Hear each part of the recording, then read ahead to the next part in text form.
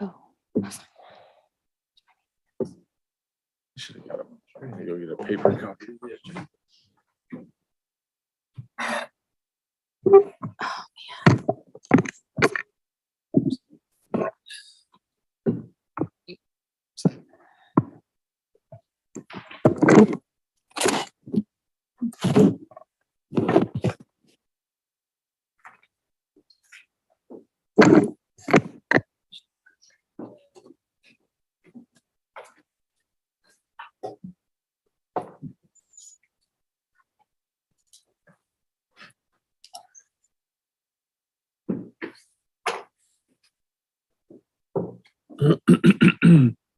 Yeah. I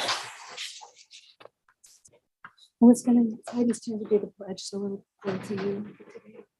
Okay. I think I remember it. All I have to remember is I, and everybody else jumps in anyway. Right? I'm gonna stop sharing and turn the video on.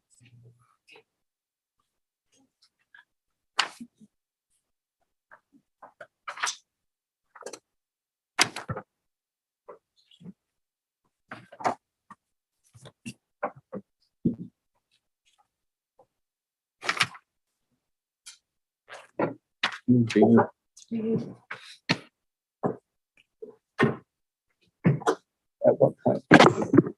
So, Your board report. We're good. 15? Yes. Thank you. All right. Good morning. It is 9:15. Welcome to the March 7, 2023 Board of Supervisors meeting. Thank you for patience as we gave an extra 15 minutes. Supervisor Carpenter Harris is trapped behind a downed tree. Her son was arriving to try to clear the way, but we thought we would give her a little bit of margin and hopefully she'll arrive shortly. So we will open our meeting with the Pledge of Allegiance and Supervisor Frazier will lead us. I pledge allegiance To the flag of the United States of America and to the republic for which it stands, one nation, under God, indivisible, with liberty and justice for all.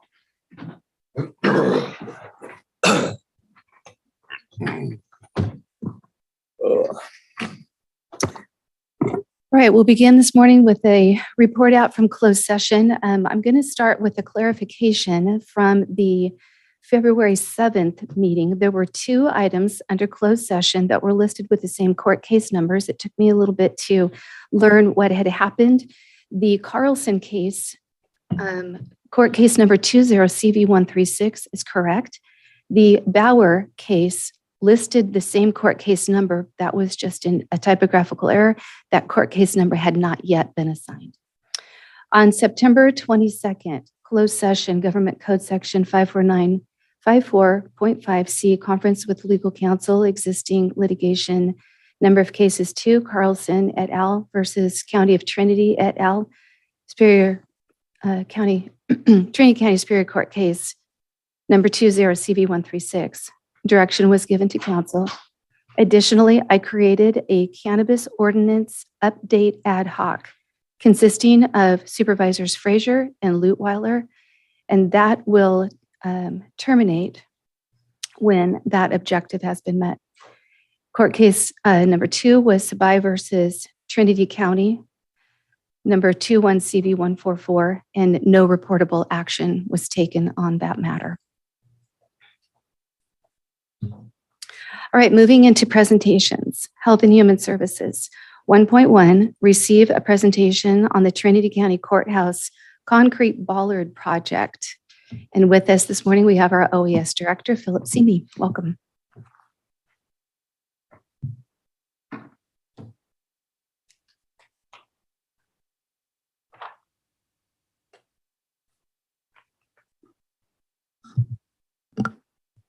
Ready?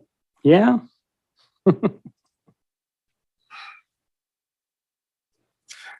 Good morning, Board Supervisors, Chairman Cox, CAO Hamilton, Philip Seamy, Emergency Operations Manager, Office of Emergency Services. The Office of Emergency Services, or OES, applies for and receives two major grants from FEMA each year. The Emergency Management Performance Grant, or EMPG, and the Homeland Security Grant Program, HSGP. These grants help to fund preparedness, mitigation, and recovery from disasters and major events by providing equipment and training for our Sheriff's Office, volunteer fire departments, and county-run departments and services to protect life and property. The Homeland Security Grant primarily focus is to protect Trinity County against terrorist acts, either by international or domestic groups or individuals. Terrorism is defined as any act intended to cause death or serious bodily harm to civilians or non-combatants with the purpose of intimidating a population or compelling a government or an international organization to do or abstain from doing any act. Next slide, please. The funds received from HSGP have what are called national priorities, and a percentage of the grant must be spent on these priorities. For this grant, 5% must be allocated to each national priority. One of the national priorities for the fiscal year 2020 grant is enhancing the protection of soft targets.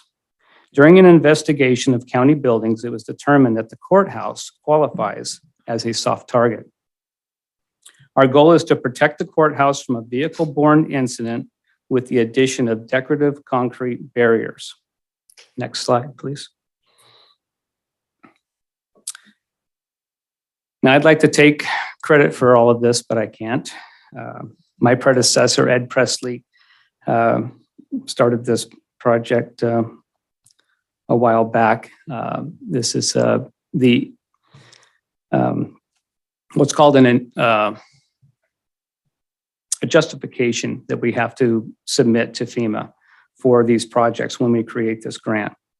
So this is the investment justification that was written for this project. The Trinity County Marshal's Office has identified the public entrance and reception area of the Trinity County Courthouse as a soft target that needs to be hardened against vehicle-borne threats.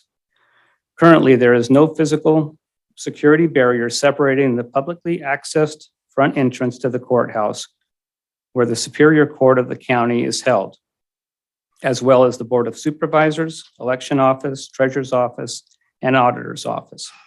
In addition to the courthouse, these offices are frequented by civilian residents.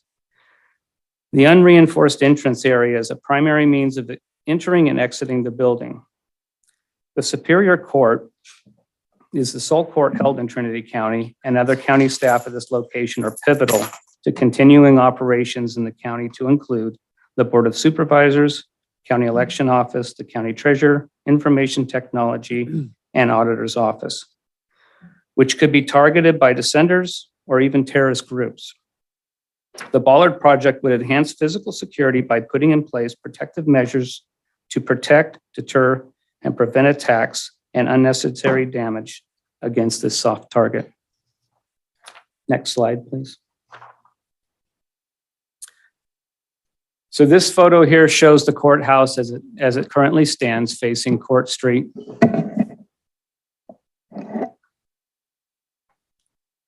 Next slide, please. This is the decorative concrete bollard that we're proposing to purchase and place along that Court Street section of the courthouse. These concrete bollards are 630 pounds apiece.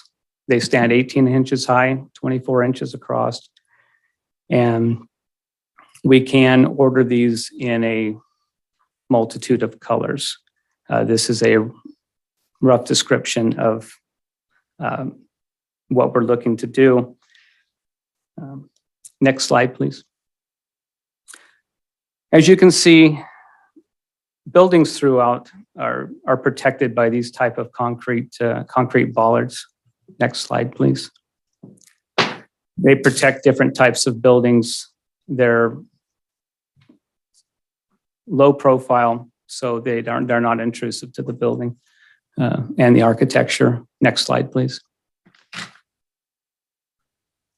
And next slide, please. So this picture here is a rendition of what it would look like with the 8 decorative concrete bollards in place along the Court Street side of the courthouse. That is my presentation. I'm open for any questions. All right. Thank you. Appreciate your efforts to put this forward and for being here today to share it with the board and the public. Are there questions from supervisors? All right. All right. Thank you very much. Thank you. Thank you, Ashley. All right. Welcome, Supervisor Carpenter-Harris. Thank you. Glad I you are apologize here. for my- We waited and you didn't miss much. So you came I in on the first apologize. item. Mhm. The hazards of Trinity County life, right? There's always going to be something. All right, item 1.2, adopt a proclamation recognizing March 2023 as Social Work Month, no fiscal impact. And we have our Deputy Director of Health and Human Services, Mike Katani, here with us today to receive this proclamation. Good morning. Good morning, Chair, Board, CEO Hamilton. Every year, we bring this resolution to the board in March to recognize Social Work Month throughout the county and to recognize the great work that our social workers in Health and Human Services do every day. This year's theme for Social Work Month is Social Work Breaks Barriers. And you'll hear in the proclamation as it's read, kind of examples of what that means. So I just thank you for the opportunity to recognize our social workers and the work that they do. Thank you. Thank you. All right, a proclamation of the Board of Supervisors of the County of Trinity, Social Work Month 2023, Social Work Breaks Barriers. Whereas social workers enter the profession because they have a strong desire to help empower individuals, families, communities, and our nation overcome issues that prevent them from reaching their full potential. And whereas social workers have worked for more than a century to improve the human well-being and enhance the basic needs of all people. And whereas social workers follow a code of ethics that call them to fight social injustice and respect the dignity and worth of all people. And whereas social workers positively touch the lives of millions of Americans each day in a variety of places, including schools, hospitals, the military, child welfare agencies, community centers, and in federal, state, and local government. And whereas the 2023 Social Work Month theme, Social Work Breaks Barriers, embodies how social workers help empower individuals, families, communities, and our society to overcome hurdles that prevent them from achieving better well-being. And whereas social workers are the largest group of mental health and mental health care providers in the United States, working daily to help thousands of Americans overcome mental illnesses such as depression and anxiety. And whereas social workers are on the front lines of the nation's opioid addiction crisis, helping people get the treatment they need and prevail over substance use disorders. And whereas social workers have helped people cope with death and grief and help people and communities recover from natural disasters that are increasingly fueled by our warming climate, including hurricanes, drought, and flooding. And whereas social workers have helped this nation live up to its values by advocating for equal rights for all, including people of color, people who are indigenous, people who LGBTQIA2S+, or people who follow various faiths. And whereas the social work profession is one of the fastest growing careers in the United States, with about 708,000 social workers today, and more than 60,000 more social workers expected to enter the profession over the next decade. And whereas social workers have continued to push for changes that have made our society a better place to live, including a livable wage, improved workplace safety, and social safety net programs that help ameliorate poverty, hunger, and homelessness. And whereas social workers endeavor to work throughout our society to meet people where they are and help empower people and our society to reach the goals they wish to attain. Now, therefore, be it proclaimed that the Board of Supervisors of the County of Trinity proclaim the month of March 2023 as National Social Work Month and call upon all citizens to join the National Association of Social Workers and Trinity County Health and Human Services in celebration and support of the social work profession. Duly passed and adopted this 7th day of March, 2023, Board of Supervisors of the County of Trinity. Could I have a motion? I'll move that we approve that. I will second. All right.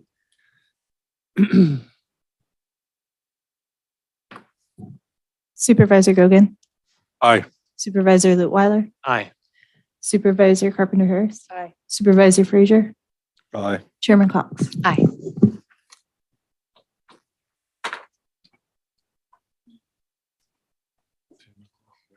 Thank you all. Thank you. Thank you.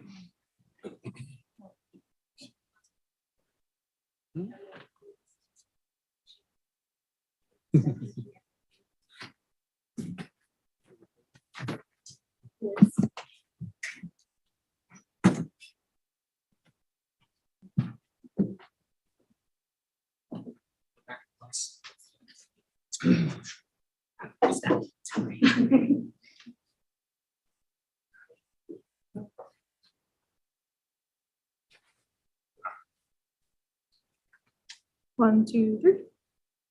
Okay.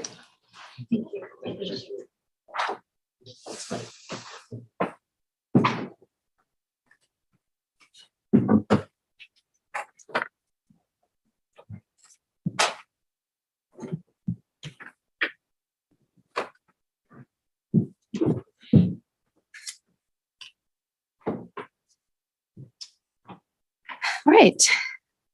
Planning and zoning, item 1.3, receive a presentation from Minter Harnish Consultant about the general plan update, no fiscal impact.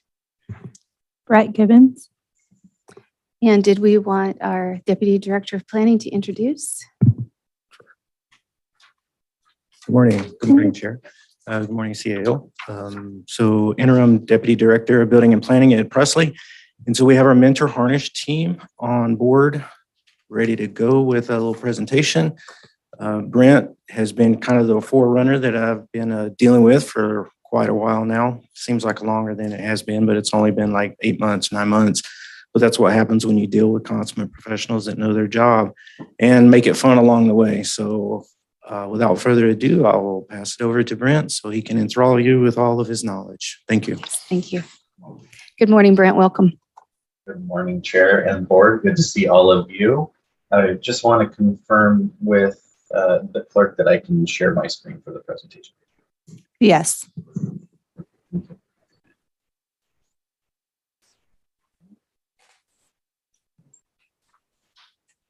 Confirm all of you can see that. Yes, thank you.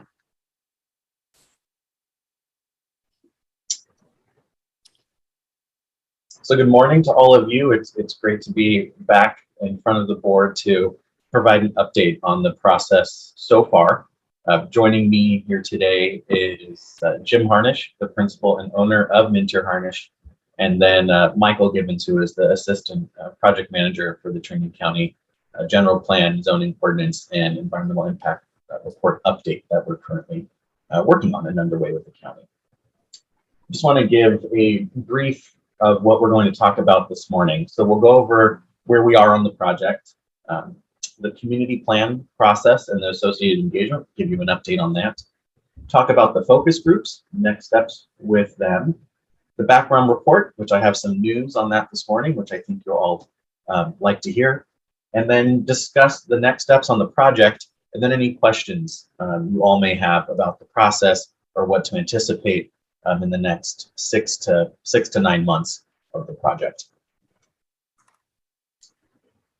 So this may look familiar to you if you've been here throughout this entire process. This is our timeline for the project moving forward. So this project for Trinity County is divided into 9 phases.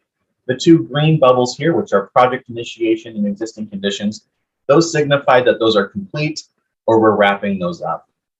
The yellow, which is the zoning ordinance, that is ongoing.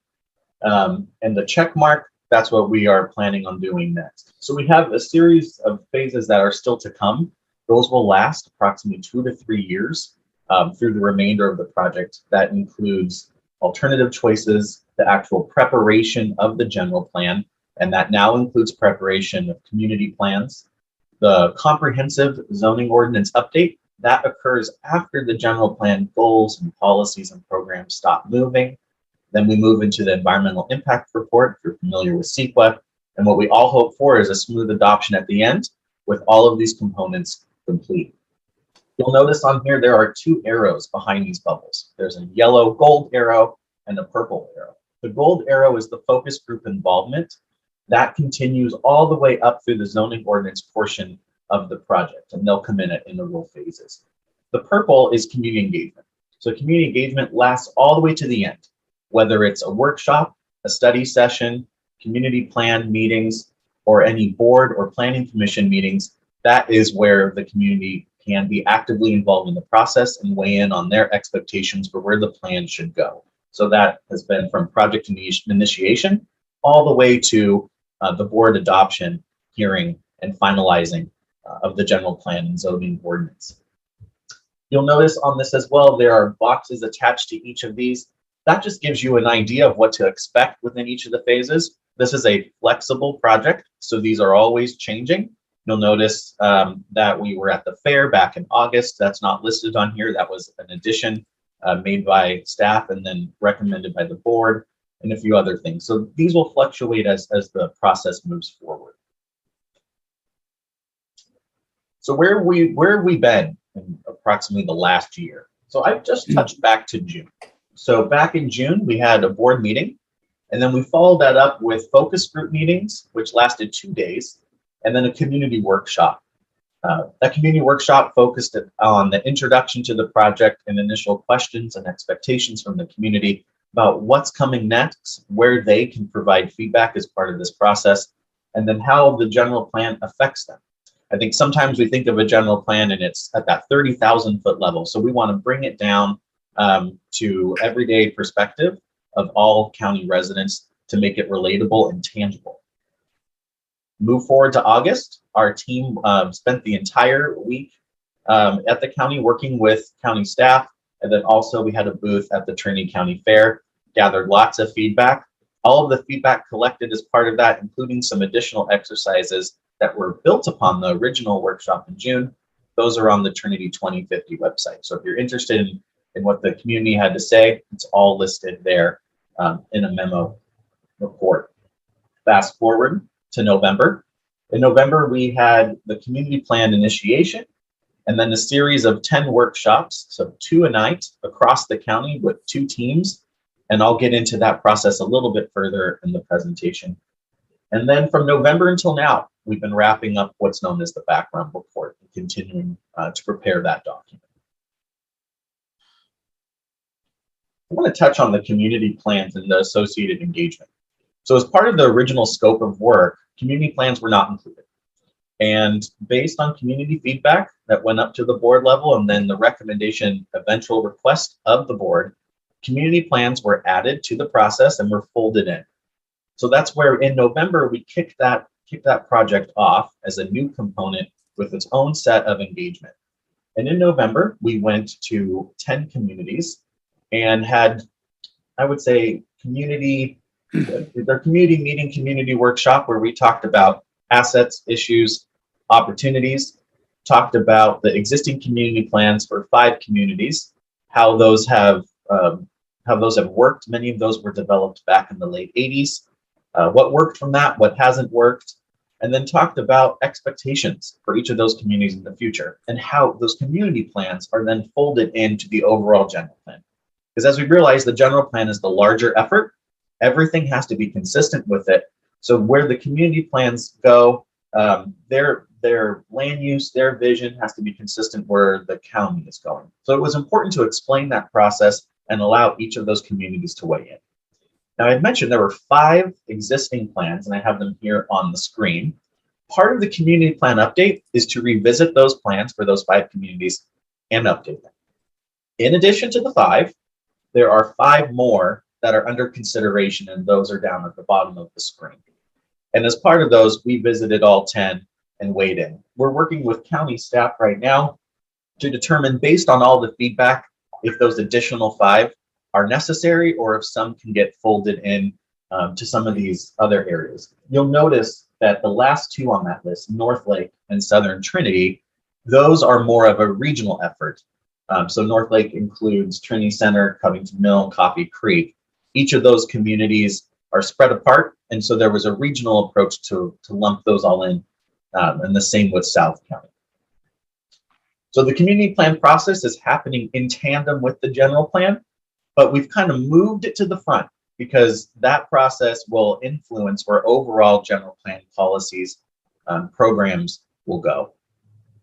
The purpose and the intent is to fold these into the general plan themselves. So there'll be a section in the general plan that will cover community plans, and the county will have the ability to pull those out as individual standalone documents, but they're not going to be separate from the general plan as their own effort. It's going to be all combined, since each of these community plans need to be consistent with the overall general plan effort. Brent, before you move on, could I just ask a question about that? Go ahead. So you refer to working with staff to determine if these additional 5 community plans are needed. What is the process by which that final decision will be made? That decision is still in process right now. Based on feedback, based on attendance, based on land use changes, we'll coordinate with staff, and then that'll work its way up to decision makers on which ones move forward or which ones are condensed. So that's still in flux. The community workshop summary is posted online, so all of the feedback there is for review for the board to look at, and there'll be a determination, I would say, within the next month or 2. Okay, I guess, Chair, I would just say that certainly I would look to staff to make recommendation on that, but I would assume that we would want the board to have input on which additional communities were covered in these plans. So Brent, I could only assume there's cost involved with that. Are we looking at this from the perspective of desire and funding availability? So the funding has already been earmarked as part of the effort. So that's already included. The funding does include the 10 areas. It's just whether there is enough change anticipated and overall community interest to have those areas include a plan of their own. This is Jim Harnish. If I could, I just augment what Brent said. I just would like to clarify the next step. What we're discovering. I'm sure you know this as well. There haven't been really hard boundaries drawn around the communities, and so the next step is to kind of decide what constitutes what's the planning area for the community, and so that will feed into this decision about, well, is a community plan appropriate for just this one area, or should be a broader area or regional in nature? And so there will be a lot of back and forth, and the board will definitely provide us the direction before we get too far down the road on that. So we'll keep coming back and reporting to you about our findings, what our recommendations are from a planning perspective. But certainly you have the best sense of what constitutes the communities that you represent. And so we'll definitely rely on your direction to kind of finalize that approach. But as Brent said, we have programmed in to do up to 10 community plans as a part of the general plan effort. And so they're funded. It's just a matter of determining the precise nature and location for those plans. Okay, that's helpful. I guess one more question, Jim, while you're there, is do you envision that this determination by the board will happen more with feedback from us individually, kind of offline, or that it would look more like a board workshop with discussion here? We hadn't, as Brent said, we hadn't gotten that far to really make that determination, but bringing the topic up, I suspect that we'll want to come back and have some discussion with you and some feedback, tell you what we've heard from the communities, give you our best between our and the staff's advice, our best judgment of how we think these ought to be approached. But in the end, I would envision it be a direction from the board before we finalize those borders and really do the specific planning. And just to reinforce what Brent said, going back to the kind of the bigger picture, our approach on this is that the general plan provides the bulk of the vision, countywide vision and policies and programs, and that the community plans will be focused on individual, unique interests and needs of each of the communities. So it will build on the general plan rather than be separate from the general plan. So that's one of the reasons why it's integrated in. It's all of the communities will be covered by the general plan policies and programs, and then we develop unique policies and programs for each of the communities as necessary. Okay, thank you. Yeah, and I would just thank you, Brent and Jim, that you answered my question, and I think the answer is appropriate, that we're looking for your input, staff's input, and then board decision, just to make sure that this is obviously a very important step, and we can't cover every single community in the county with the funds that are available. So I think having the right input to make sure that those funds are allocated in the best way is important. Thank you. Great. Supervisors, good to move on? Yes. Yes. All right. Thank you. Thanks for pausing there. Yeah, sure. And just to add to that, and I'll touch on this in the next steps. There is another series of engagement coming up, which is a continuation with each of the 10 communities on the prior slide. And as Jim had mentioned, it's starting to actually define boundaries. So in some of the county documents, and even in the current GIS, which is a mapping tool, some of these communities actually don't have defined boundaries, or there's conflicting boundaries where mapping shows one and older documents show another. So as part of this, we will work with the communities this will be more of a virtual format. Well, each community members will be able to start to help define what they think the community is, and then we compare that back to existing documents.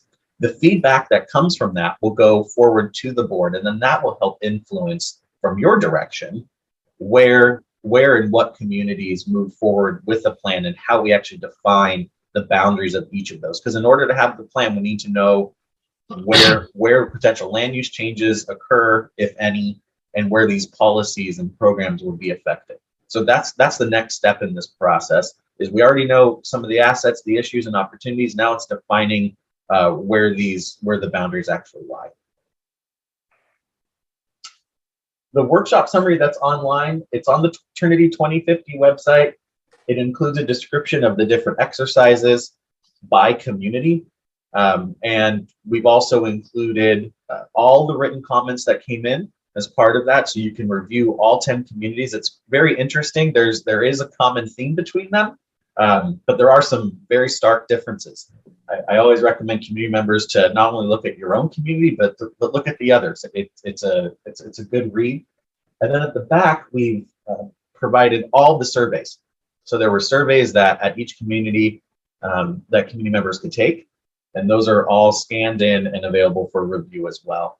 And this is on the homepage of the Trinity 2050 website. So in addition, we had focus groups, and these were back in June. They lasted about 2 days. The focus groups, think of them as specialized groups based on specific topic areas or niches. So we had groups relating to public health, groups relating to safety, wildfire, seismic, flooding, groups related to land use or economic development.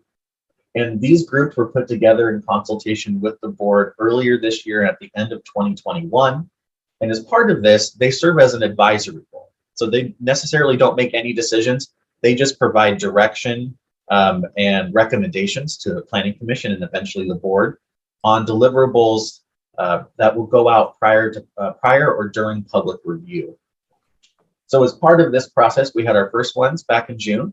We have a next set that'll come into play, and they're going to review the background report and provide comments or feedback on their specific niches that align with certain chapters in the background report. That's intended to occur in April. We're working with county staff to find the particular dates to organize those. So the focus groups will move forward, and they'll, as I mentioned during the project process, they'll be here all the way through the beginning of the zoning ordinance.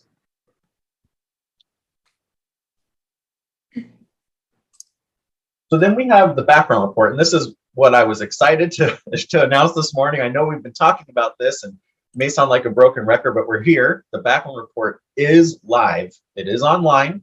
It's on Trinity 2050, so it's available for public review. The background report is a snapshot of Trinity County in 2022, 2023. It looks at a variety of topic areas that, in a way, mimic almost what the general plan covers. So there are chapters on economic development, chapters on community health, mobility, circulation, which is transportation related, land use and safety. And the reason why we do a background report is it provides not only the existing conditions of what's on the ground today, which tees up the rest of the general plan effort, but it also serves as the existing setting for the environmental impact report down the road.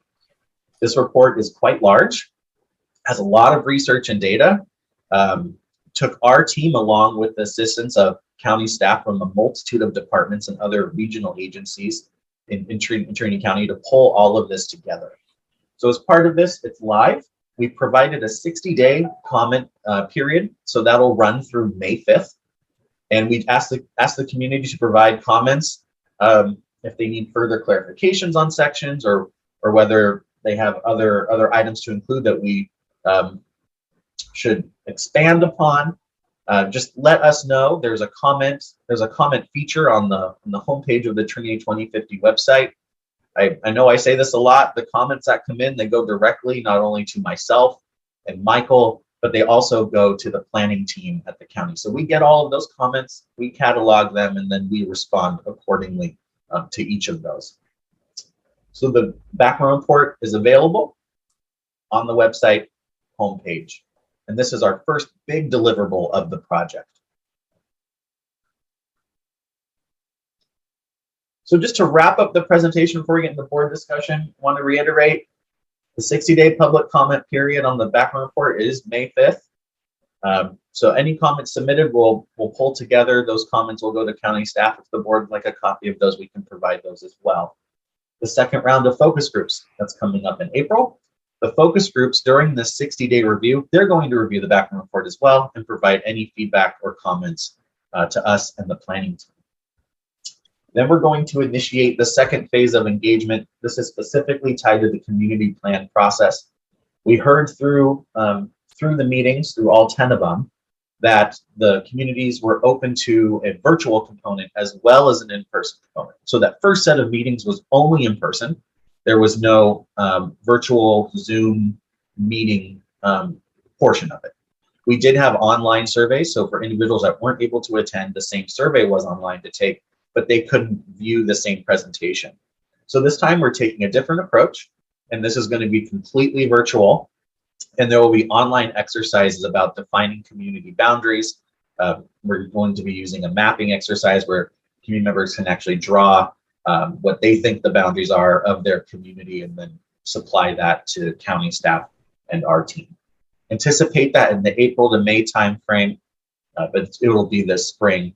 And then we'll end up coming back to the board with feedback similar to the community engagement summary from November. We'll bring that back, and then that'll kickstart the discussion of which community plans we retain, which ones potentially remove or condense, and that'll be at your discretion.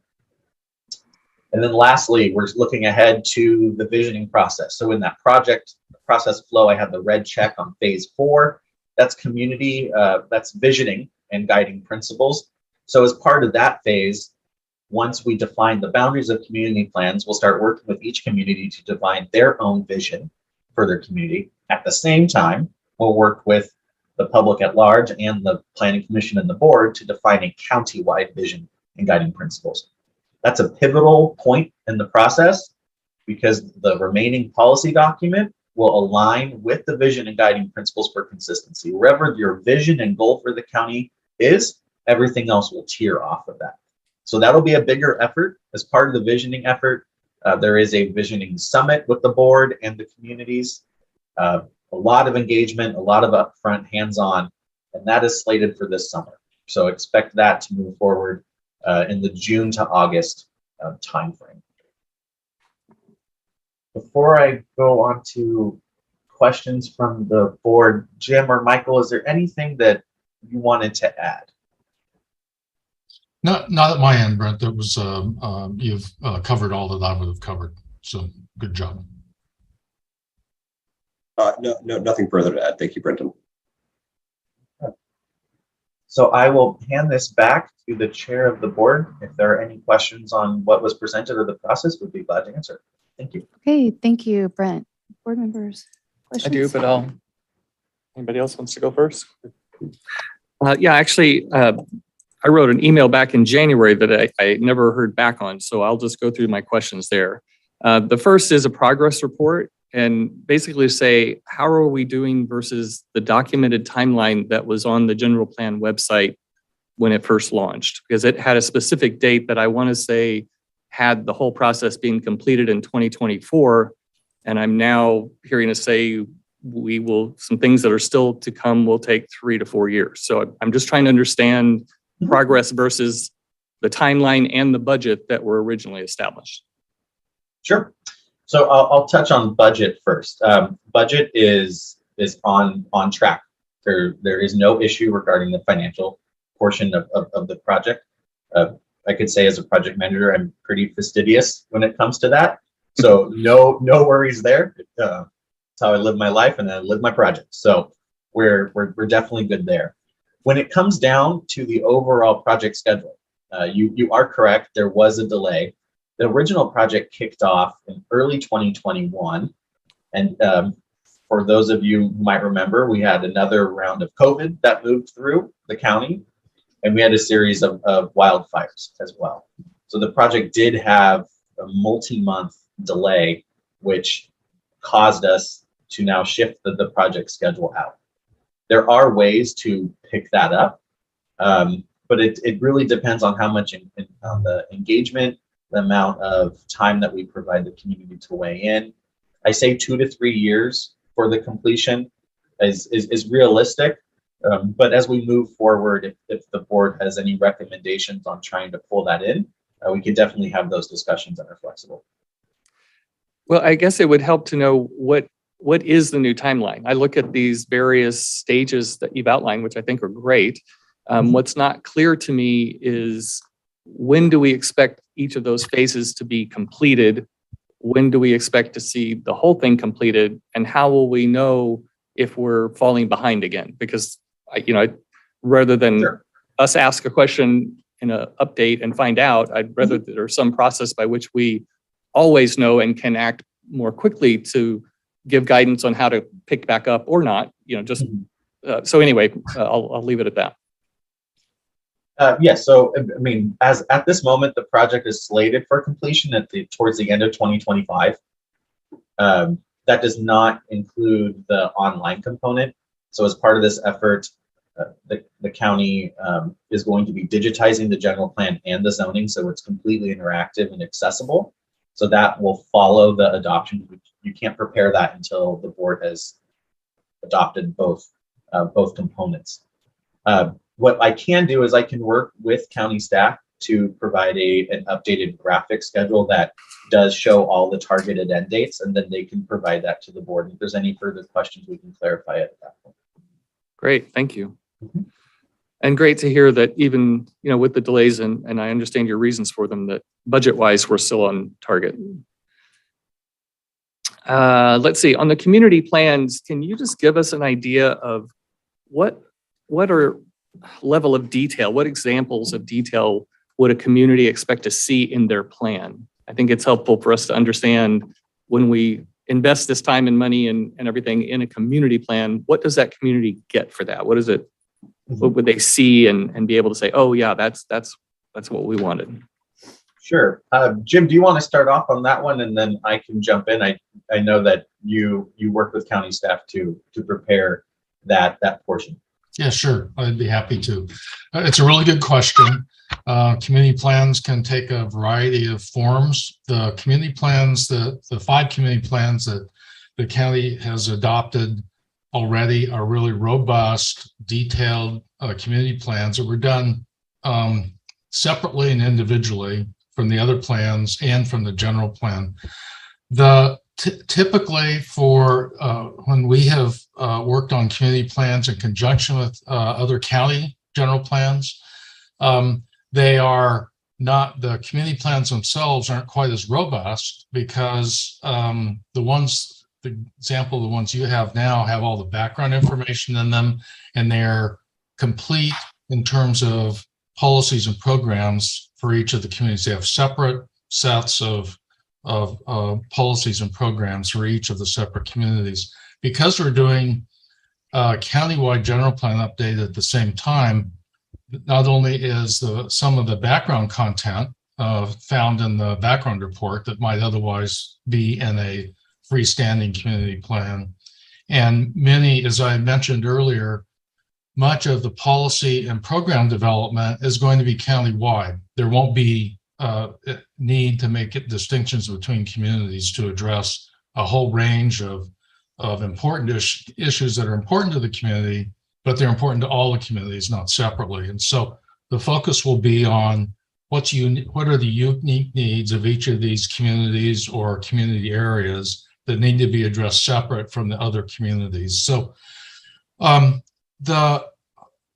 our vision right now, and this is not the other part of my response is, we're not sure exactly what they're going to look like yet, because we need to spend more time understanding the needs of the community, fulfill your expectations as the board representing those communities. And so this is an evolving process, but I anticipate each community plan would be someplace between 10 and 20 pages long. They'd be subchapters in the general plan, and they would be unique to each of the communities, but build on the broader general plan elements, which would be pretty robust. For example, dealing with wildfire safety issues, we don't need to deal with that for the most part separately for each of the communities. It's a county-wide issue. We know that from the community workshops that we went to. That was a high priority issue in all the communities. Now, there may be some geographic differences between some of the communities that would call for some unique steps in one community that another community wouldn't necessarily need, but for the most part, that's a county-wide topic. So we wouldn't necessarily spend a lot of time in the community plans on wildfire issues. On the other hand, land use and zoning are unique to each of the communities, and so there will be an emphasis on that for each of the communities. We have a land use map, possibly a zoning map. I don't know if that's the case. A circulation diagram that would describe the road system and the future road system. So I think that's as precise an answer I can give you right now. We'll tailor these to the community needs. We'll take them back. Each of the separate pieces will come back to a community workshop to get feedback from the communities, individual communities. So the community members will have a chance to weigh in specifically on their community plans, and we'll go through a refinement process based on that feedback. Okay, thank you, Jim. Sure.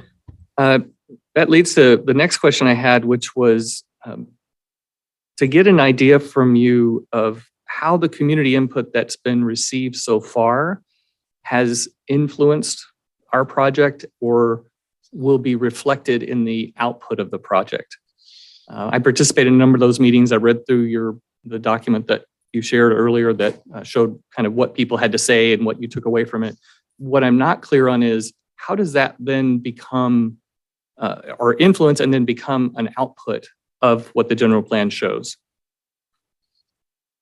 Brent, you want me to start with this and you can jump in if.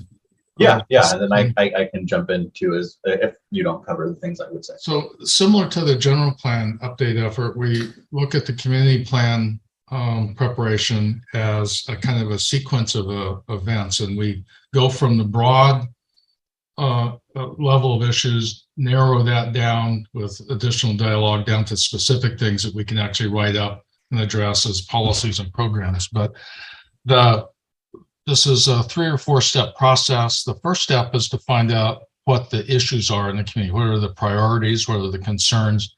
And also, what are the assets in the community that can be built on in terms of focusing on that for community change and improvement. The next step we'll go through is we'll take that information to kind of develop I don't know, for lack of a better word, a guidebook that's the vision and guiding principles. It says, based on this early feedback we've got from the communities, we think that we'll try to craft a vision statement that says, this is what we heard from you, that says what you would like the community eventually to be, what the kind of your ideals are. And here are some guiding principles that will guide any of the remaining planning to get there. And so it'll be a bigger picture of what are the key points to focus on. And then the next sequence would be to actually put the plan together, translate that vision and the guiding principles into a land use plan that describes what the future growth would be, what the policies and programs are to address some of the key community issues. And the program portion of it would be staged out over the next 10 or 20 years. We prioritize programs and say, these 3 things need to be done in the next 2 years. These 5 things should come after that. So we try to put together based on what we've heard, some big ideas for community change or community preservation. There are a lot of assets or elements to the communities that shouldn't change, that people want to see stay the same. And so that's part of our challenge as well, is to provide some plan for how you preserve what you want to keep and change what needs to be changed. And I have something, just a quick addition that I think will provide a little bit more clarity about how that works. For example, in Higham Pond, there was the concern over if there was an emergency, a fire, how does the community evacuate with the limited roadways and the current conditions of roadways to get out, lack of better words. So there's an issue that we heard, and it was prevalent through almost every survey. When we talk about visioning, we take that issue and would fold it into the vision. One way to do that is to have a vision that talks about a resilient community, resiliency on multiple levels. So there's your vision. Then when we start to talk about goals and policies that are specific to Higham Pond, we would have goals and policies that talk about road conditions, maintenance, and evacuation routes out of the community. And then lastly, that goal would then make it into an action program to help cover or mitigate that specific issue. So that's covering a whole gamut. So that shows where the issue started and how we actually get to a realistic approach of covering that in the community plan. That's great, Brent. I love that, especially a specific example, because that was actually one of the things I was having trouble understanding, how what I was reading would then translate into something in the plan. And I think that is a great example. And I also think that people, if they understand how their input will be impacting the plan, we may in fact get better engagement over time too. Which actually leads into the next question, which was, what is your report card back to us on our participation in this process? You guys do this all over. You work with communities. You see how many people show up, what percentage of population show up, what engagement there is, all those kinds of things. And I'm just kind of looking for a report card back to us. How are we doing? Sure. I would say from the November workshops. Well, actually, I'm going to backtrack. The community workshop we had in June had a very high participation rate. Board member Rick, I believe you were there. We spoke afterwards. That was very successful. For a rural county, you actually had more attendance than you do in urban areas. So that was fantastic. The November workshops, it varied by location and time of day. The workshops were all held in the early evening.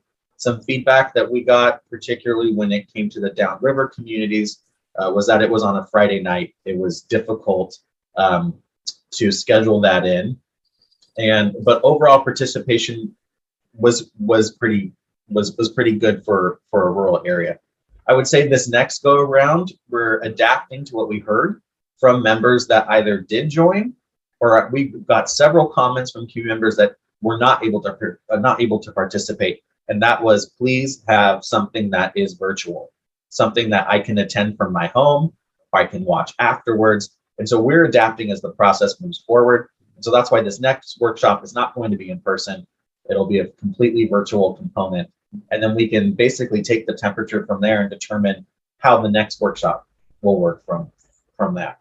I would say one thing, noticing, we always do our best. County staff was fantastic with providing flyers and posters to each of the communities, making sure that they got out. We typically like to do 30 days prior. An ultimate goal would be to go a little further than that, a 45-day period, but it all just depends on how the schedule unfolds for each of these events. Great. Well, I think it's helpful to know that and understand how we're kind of stacking up, how we're doing, and we want to make sure that we make the best advantage of it. Two things on the virtual meetings. I would suggest that we arrange for some centralized locations for people to come to, because not everyone has internet or internet that will support a video. But I love that you're doing it. I just think we need to allow for the fact that some won't have those facilities. So this room, for example, could be set up and people could come participate. I'm sure there's some other places that we could do that. And the other, in terms of notifying people, I'm happy to share it, but I provided the county staff with a list of email addresses for the administrators of the Facebook groups for the communities. And they have agreed that if they receive information that is relevant to the community, they will post it on our behalf. So a single email can go to 6 or 7 different administrators, and those groups have as many as 5,000 members in them. So that instantly then gets published out to a broad audience. And I think it's just a very useful way to help get the messages out. And I just want as much participation as we can get, since this is going to be so important to us. And we can coordinate with county staff on continuing to bolster that list. And other emails that we've received, we've added to our email list, which provides e-blasts throughout the project. So that's pretty extensive as well. Okay, thanks. And my last, finally, is there anything in particular that you would say that you need from us, whether that's us, staff or board, to help you be as successful as you can possibly be on our behalf? I would say, at least at the moment, I can't think of. Actually, the only thing I can think of is spreading the word about upcoming events. That would help in each of your districts. I mean, the county staff from the planning department has been really responsive. So from a staff perspective, I mean, I haven't, no qualms there. I think a critical piece, and we've touched on it this morning, is going to be the next iteration where we bring back the community feedback on the community plan boundaries. That's going to be critical, and having each of you weigh in on that process with your expectations and how those move forward will affect the overall effort and will affect timing as well. Great. I would just add, we really appreciate the interest and the input from the board. Some boards on county plans we've worked on are kind of detached from this effort, and we only find out what their opinions are late in the process. I think these kinds of check-ins and feedback are really important. They're really valuable to us and to your staff, And so I appreciate you taking the time to do this. And I think these will be helpful for all of us. So if we do these, we don't necessarily have to plan them out formally right now, but the key milestones, key steps, it'll be important for us to have more of these check-ins with you. Mhm. That'd be great. Thank you all for indulging me. No, I appreciate the questions. Good. Good. So Brent, I have a question for you. Would it be helpful if all the supervisors suggested an area in their district that would be Zoom accessible for their community? Obviously, this is good for some people who live around here, but for people who live in the South County, it might be difficult for them since they don't have internet access. Would you like us to provide you with a place where we will have our meetings virtually when they come up? Yes, that would be very, very beneficial. And then what we can do is coordinate with county staff on getting the noticing out of that specific location for those that do not have the proper access to internet availability. And Rick had touched on a little bit earlier about the dates for the goals and milestones, we'll call it. And they were pushed back a little bit because of COVID and wildfire. You know, COVID's a one-time thing, I hope. Wildfires are a regular thing, we know. So do we have any plans in place to mitigate for not having these plans pushed back because of wildfire, which hopefully we don't have, but we pretty much are going to have, I would think, continuously here in Trinity County. So I don't want to see these goals, milestones, or dates pushed back any further because of wildfire. COVID, understandable. Wildfire, it's part of what we do here. I think what we can do, I mean, we're an extension of county staff.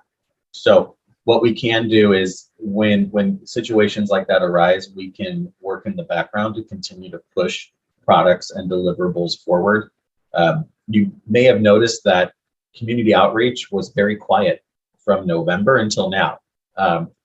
That's because of the winter season, snow season. In-person engagement does not work. And the virtual component is hit and miss. So what we've done in the background is, even though we've been quiet on the engagement front, the process has still been going. The background report was being prepared. Engagement summaries were moving forward. We had discussions with other interested agencies and groups in the county to provide more feedback, so it's a more inclusive plan. And we would do the same during the wildfire event. We would just need to coordinate with county staff since their time may be limited. Brett, thank you very much. Supervisor Carpenter-Harris, questions? I just want to say that I was really, sorry.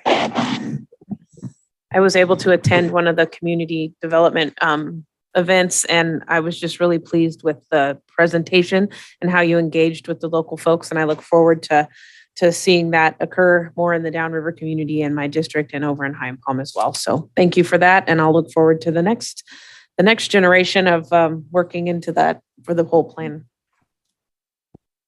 Good. Okay, I think the other thing I might ask from my perspective is, I feel like it would be nice to have pieces of this just in front of us more regularly.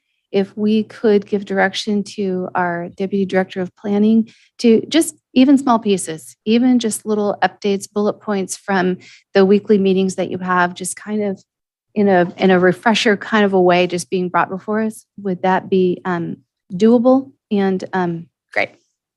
Okay. I would love that. Thank you. All right. So thank you, Brent and Jim and Michael for your efforts on our behalf and for being here this morning. Really appreciate the whole presentation and the interaction. All right, we're moving on to reports and announcements. Item 2.1, we'll start with reports from department heads. Any department heads in the room? I am sorry. Rewind. It's tiny at the bottom. Public comment. This is a time for information from the public on matters not appearing on this agenda or within the consent calendar. All comments are limited to 3 minutes and must pertain to matters within the jurisdiction of this board. When addressing the board, please state your name for the record and address the board as a whole through the chair. No action or discussion will be conducted on matters not listed on the agenda. However, the chair may refer the subject matter to the appropriate department for follow-up or schedule the matter on a subsequent board agenda. Is there any public comment first in the room?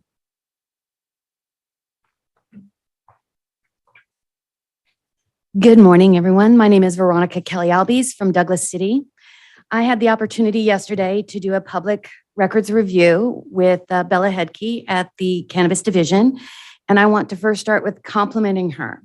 She was incredibly thoughtful, thorough, answered my questions. She had a full and clean file to review, answered the questions, and she brought sincerity to the process of listening to someone from the public who had questions regarding our first cannabis retail that will be opening in Trinity County. And I am very excited about that. But I'm also part of the process. And as all relationships, we bring baggage from previous relationships. And when the ordinance was being developed for our retail stores, there were some things that I had brought up at the time that were not addressed and are not part of our ordinance and are going to be part of this application. And the other thing I wanted to say about Ms. Bella is that she has the ability to agree politely and professionally. And I also want to compliment the applicant because in reviewing that file, they were taking their customers and the general community they kept them both in mind when creating this. And a lot of things that maybe I'd been concerned about before, it was nice to see that I don't have to be concerned about them. And so I compliment her also, or them also, on their community that they wanted to sell T-shirts and give back to the fire stations. That community engagement, I think, is so important for all business owners. The concerns I had were in the notice, it said that mobile delivery is part of the project. It's being proposed. What it didn't say, and I'll bring up, is the sale of seeds, because that's part of the live plant and seeds. I learned this yesterday as I went through all of this. But at the time I brought it up to the current board, and I had it in an email and I brought it up in public comment that I understand we want to streamline with the state, and the state has some great guidelines, and they probably should have been added to our ordinance. And it sounds like they're working on the amendments to change that. But what I'm finding is kind of a pattern is including things that we want to do in the future into these projects so that when we go and fix these things and it automatically grandfathers in, there's no more notice to anybody that now this activity is also going to be there. So that's why, like with the mobile delivery, they're putting it in there. We don't have it in the ordinance. They're going to be adding it to amendments. And then once that gets approved, then that business automatically gets it.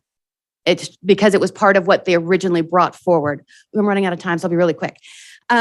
So also live plants and seeds are available to be sold at retail stores, but there are very strict state requirements. Those should probably be added to our ordinance. But my big thing is security and video.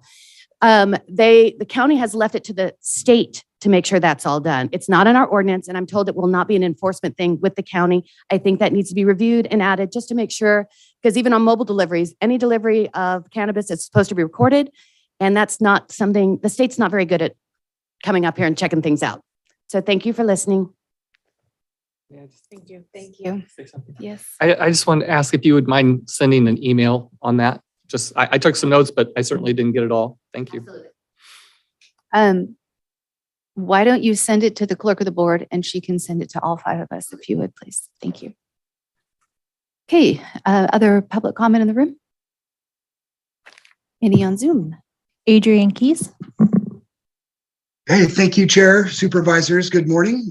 Adrian Keys from Hayfork, Trinity County Ag Alliance. I just really wanted to give a little bit of an update about where we're at as an association, as an industry, but I would like to start with a question about the cannabis ordinance ad hoc that was recently formed. If I heard correctly, that was formed in a closed session. I've never heard that happen before. I would like to hear more about its intent and so on at some point, at least. But back to my main topic here, the industry has been tumultuous. It's been rough here in the county trying to run a business. But I want to let you know that we are making strides forward to create successful businesses in Trinity County and to provide the sorts of resources and income for our citizens that we have always intended to. One of those events coming up on the 30th of this month is a California Association of Resource Conservation Districts, which I will be presenting to, along with many other cultivators. The topic is the regulatory impacts on organic and sustainable farming. There's actually many impediments built into the regulation that prevent sustainable practices. So that will be my particular topic there. And then on April 10th, I will be attending, along with several other folks from Trinity County, Cal Office of the Small Business Advocate, Small Business Development Workshop down in Eureka. Be there with Jeremy Brown from the ex-supervisor, and he's presently on the Cannabis Advisory Committee at the state level. Supervisor Rick Lutweiler, myself, and also Scott Watkins from the Trinity County Chamber of Commerce to discuss alternatives and programs and such that may enhance the success of our local small businesses. And as an association, we've teamed up with an outfit called CAN. It's the Cooperative Agricultural Network. They are involved with several successful agricultural cooperatives throughout Northern California and have produced an academy, like a crash course in cooperative development for cannabis farms. And several of our board members and members are attending this academy. It's an 8-week program. We're about halfway through, and we hope to come out the backside of that with some, significant new information and new skill sets that will also continue to help enhance our success and our economic viability. We hope to have a year where we're allowed to get back on our feet without too many new issues cropping up. We hope to see all the licenses processed and issued, and to see our industry back to where it should be and where it was previously. Thank you. That's all from me. Thank you, Adrian. I have no other raised hands, no chats. All right. With that, we will close public comment. Chair, can I answer Adrian's question about the ad hoc and why it was in discussion that was going on that we won't touch on? The cannabis division director brought it to our attention that we were supposed to have an ad hoc still working with our consultants. And that's why that was reinstituted, because in the contract with Minter Harnish on the ordinance updates, it says that they would have the cannabis ad hoc to work with. And the original cannabis ad hoc was gone. So this new one is there to work with Minter Harnish if they have questions that before it goes to the whole board that they can bring up with the ad hoc. Perfect. Thank you, Adrian. Hopefully that answers your concerns. And if not fully enough, let us know. All right, moving on to reports and announcements. Item 2.1, report from department heads. Any department heads in the room wishing to report out? Sheriff Saxon, good morning.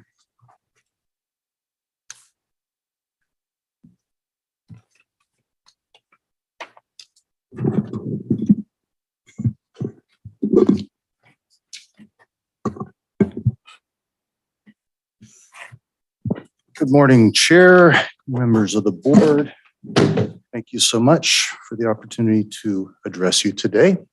A couple of things. Tim Saxon, Sheriff, Trinity County Sheriff's Office. Just got notified today from OES that the Six Rivers Complex fires was not declared an emergency.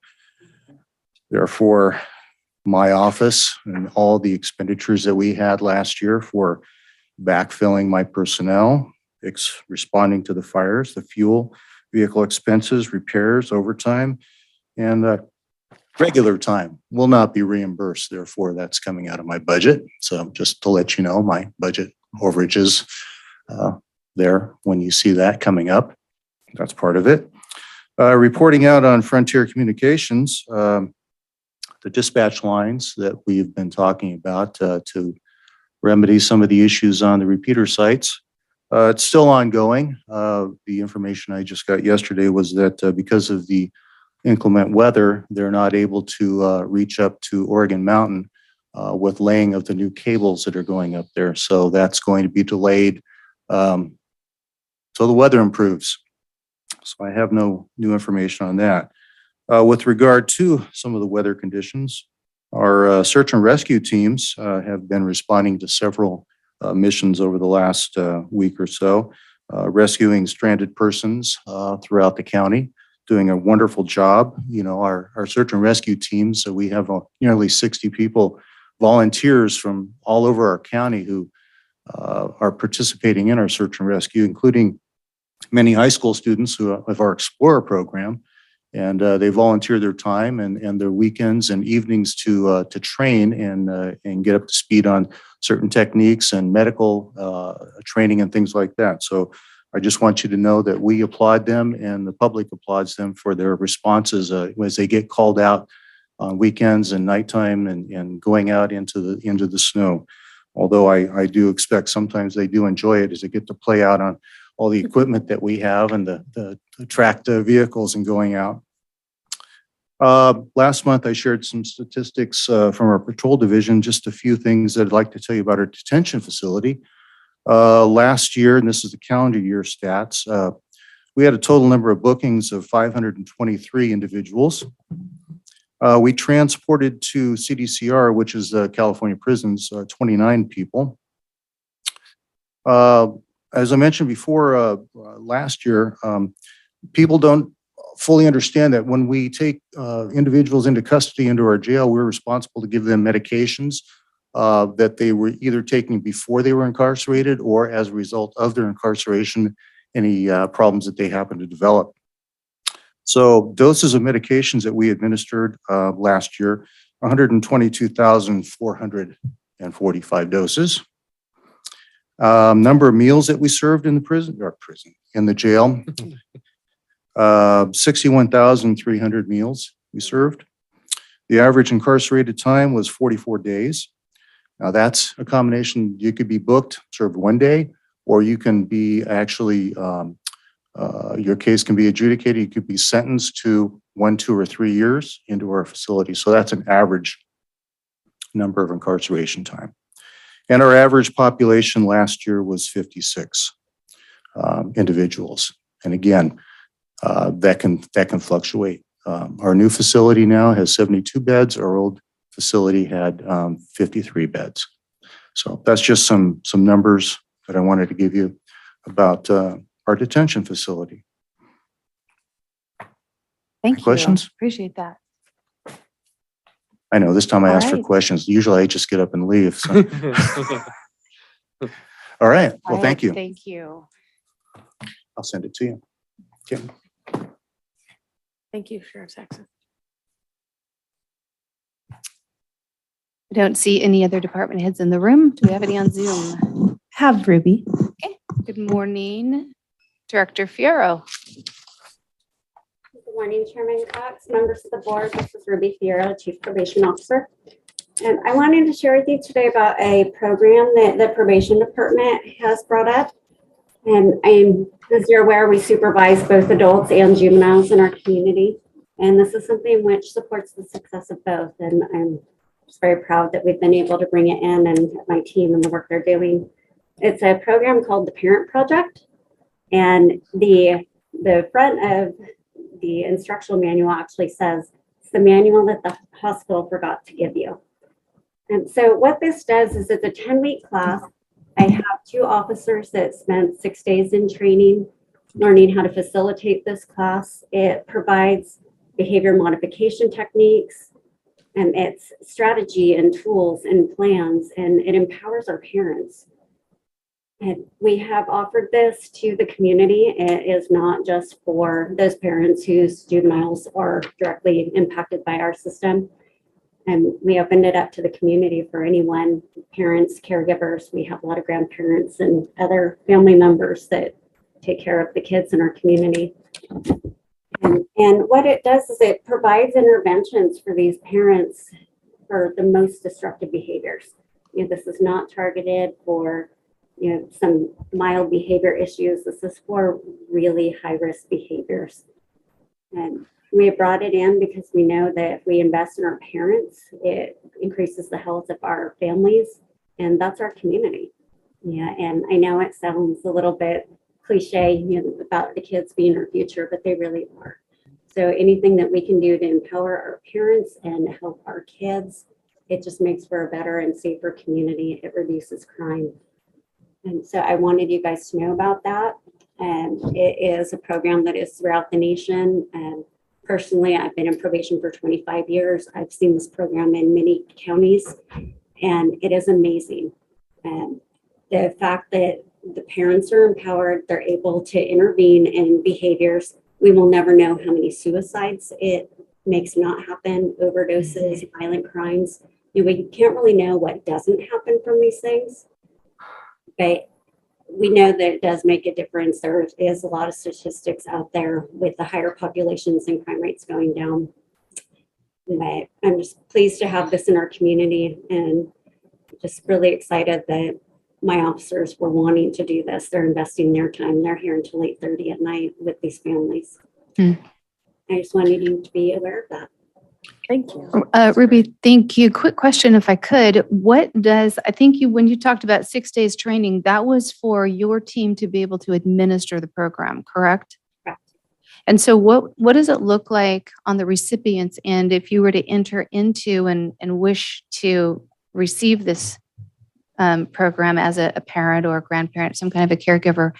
Is it, how long does the training last? Is it ongoing, or what does that look like? So it's 10 weeks. We have 10 to 12 parents in a class. It's considered a cohort. So it's the same group of parents that stay together, because part of the success of this is not just what we're doing, but what the parents are able to do to support each other. And so their relationships make a difference in how those things work. So it's one group of parents. Right now, we're only offering this twice per year, and we'll see how that goes. We did not order anybody into this program. No parents were ordered. It was just offered. We currently have 7 parents and caregivers in it.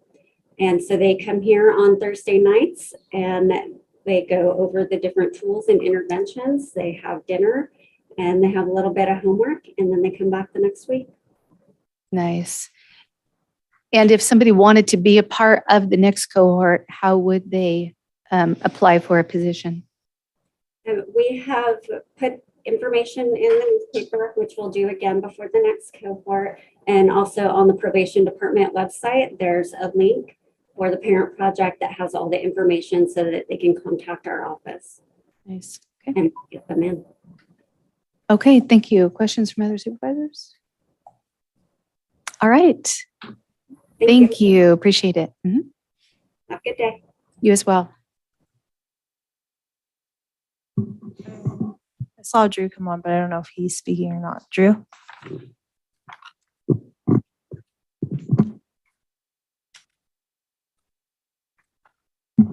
You're muted, Drew. Good day, Madam Chair, Supervisors, Drew Plavani, Trinity County Planning Department, Cannabis Division Director. Just a quick update on licensing stats. We haven't received very many more Appendix C documents, but currently we are up to 404 that we've received. Of that 404, we currently have noticed CEQA compliance for 132 of those projects. There should be 6 new projects this week, and I expect to see that trend continuing upwards.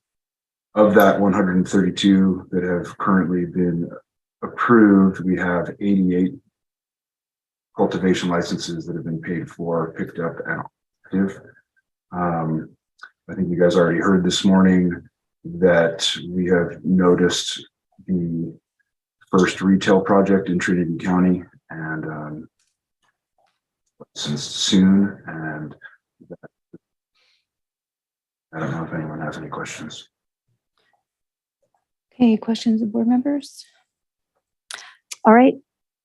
Did you start No, to? I was just going to thank Drew for his leadership in getting the momentum moving, whether they're approved or denied, the process is working. We're actually getting things done. And I know we're getting it done with a lot less dollars being spent with the consultants. So thank you for your leadership, Drew. Nice. All right. Thank you. Anybody else? I have no other raised hands. All right. Just one comment. I just wanted to make notice of the fact that Director Kokas from DOT shared a written update and put that on the website. So I love that we're moving in that direction where we're starting to see those things made readily available to the public. And so there is a link on the DOT website for the update that he submits to the board as well. Great. All right. Report from our county administrative officer. Good morning, Chair and members of the board. And no report today. However, I do have an invitation from PG&E to schedule time for an overview. And my question to the board is, would you like a presentation from PG&E, or would members of the board with PG&E customers in their district like to have a meeting with them as scheduled? So the option is to either have one here or to have individual ones in our districts. The request is for individual, just to meeting with staff to review kind of projects that PG&E is working on or plans for the year. Okay. But I realize that they don't serve the entire county. So. I would be happy if you scheduled that meeting.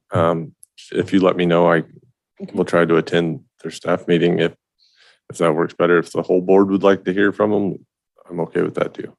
Why don't we start with supervisors with PG&E customers in their districts attending the staff meeting, and if the information that you receive there you feel needs to be elevated to the entire board level, you could let us know. Right. Sounds great. So I will we'll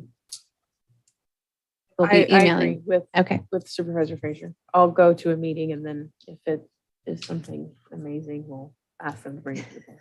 All right. Thank you. All right.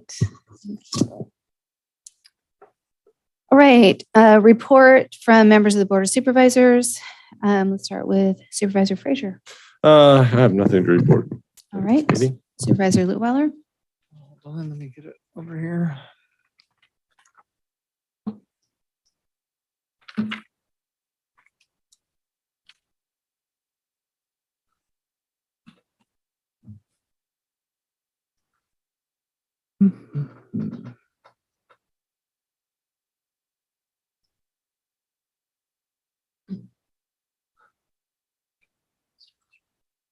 Oh my.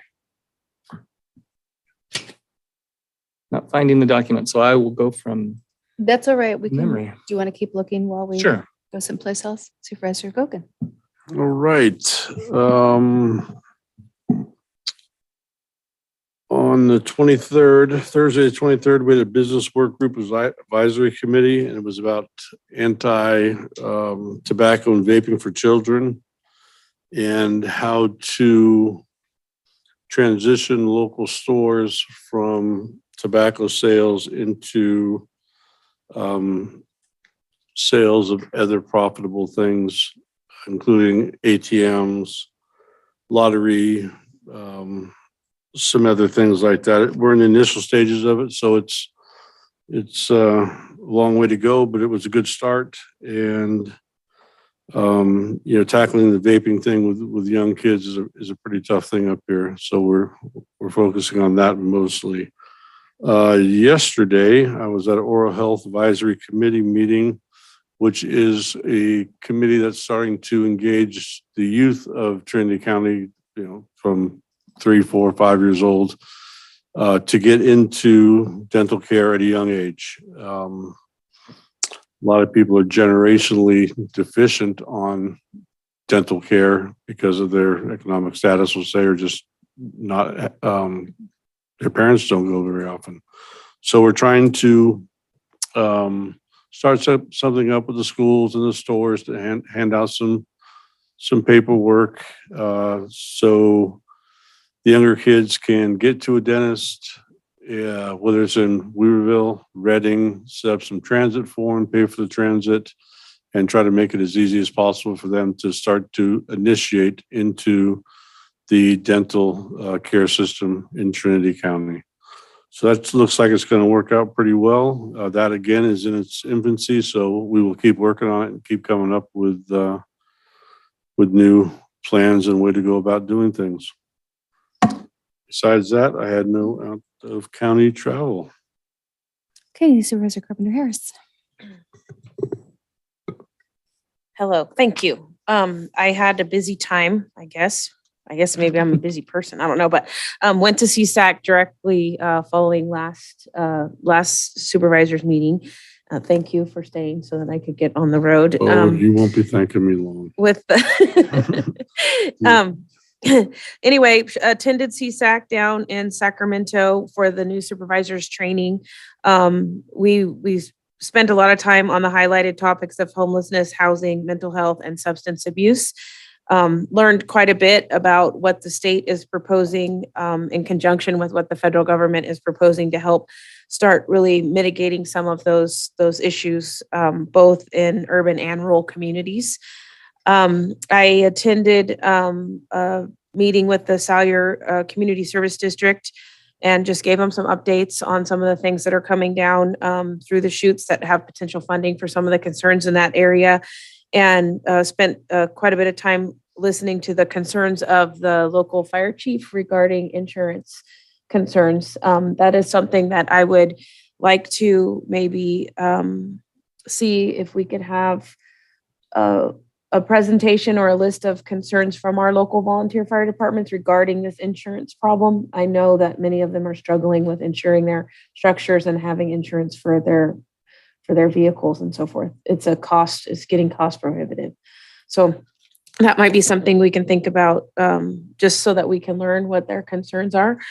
And then I did also attend a CSAC meeting via Zoom as the second person for Supervisor Lettweiler. And again, that entire meeting was focused significantly on issues surrounding homelessness and the accountability of both the state and federal and local governments regarding housing.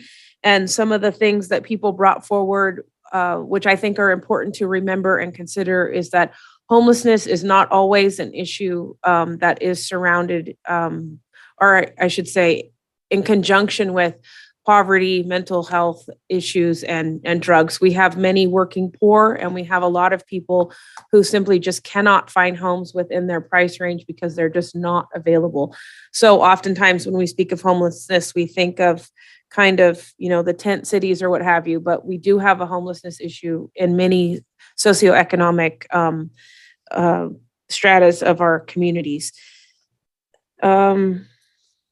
Also, in that conversation with dealing with mental health, CSAC is opening up conversations and taking just comments and statements by a lot of different people. And one of the ones that sort of rises to the top each time is that when we're dealing with mental illness and we're also dealing with drug addiction, not to forget the communities that have been impacted by the person who has the overarching issues.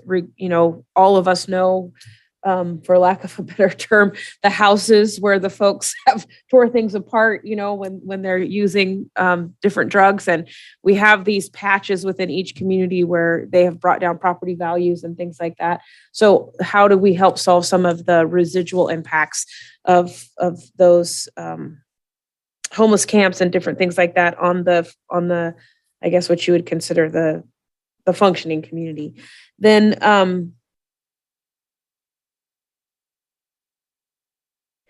I've also been in continual conversation with folks who live on Canyon Creek Road and the South Fork Road issue down in High and Palm, where the road has been completely taken out because of a slide and creek, and then also the folks on Garrett Road.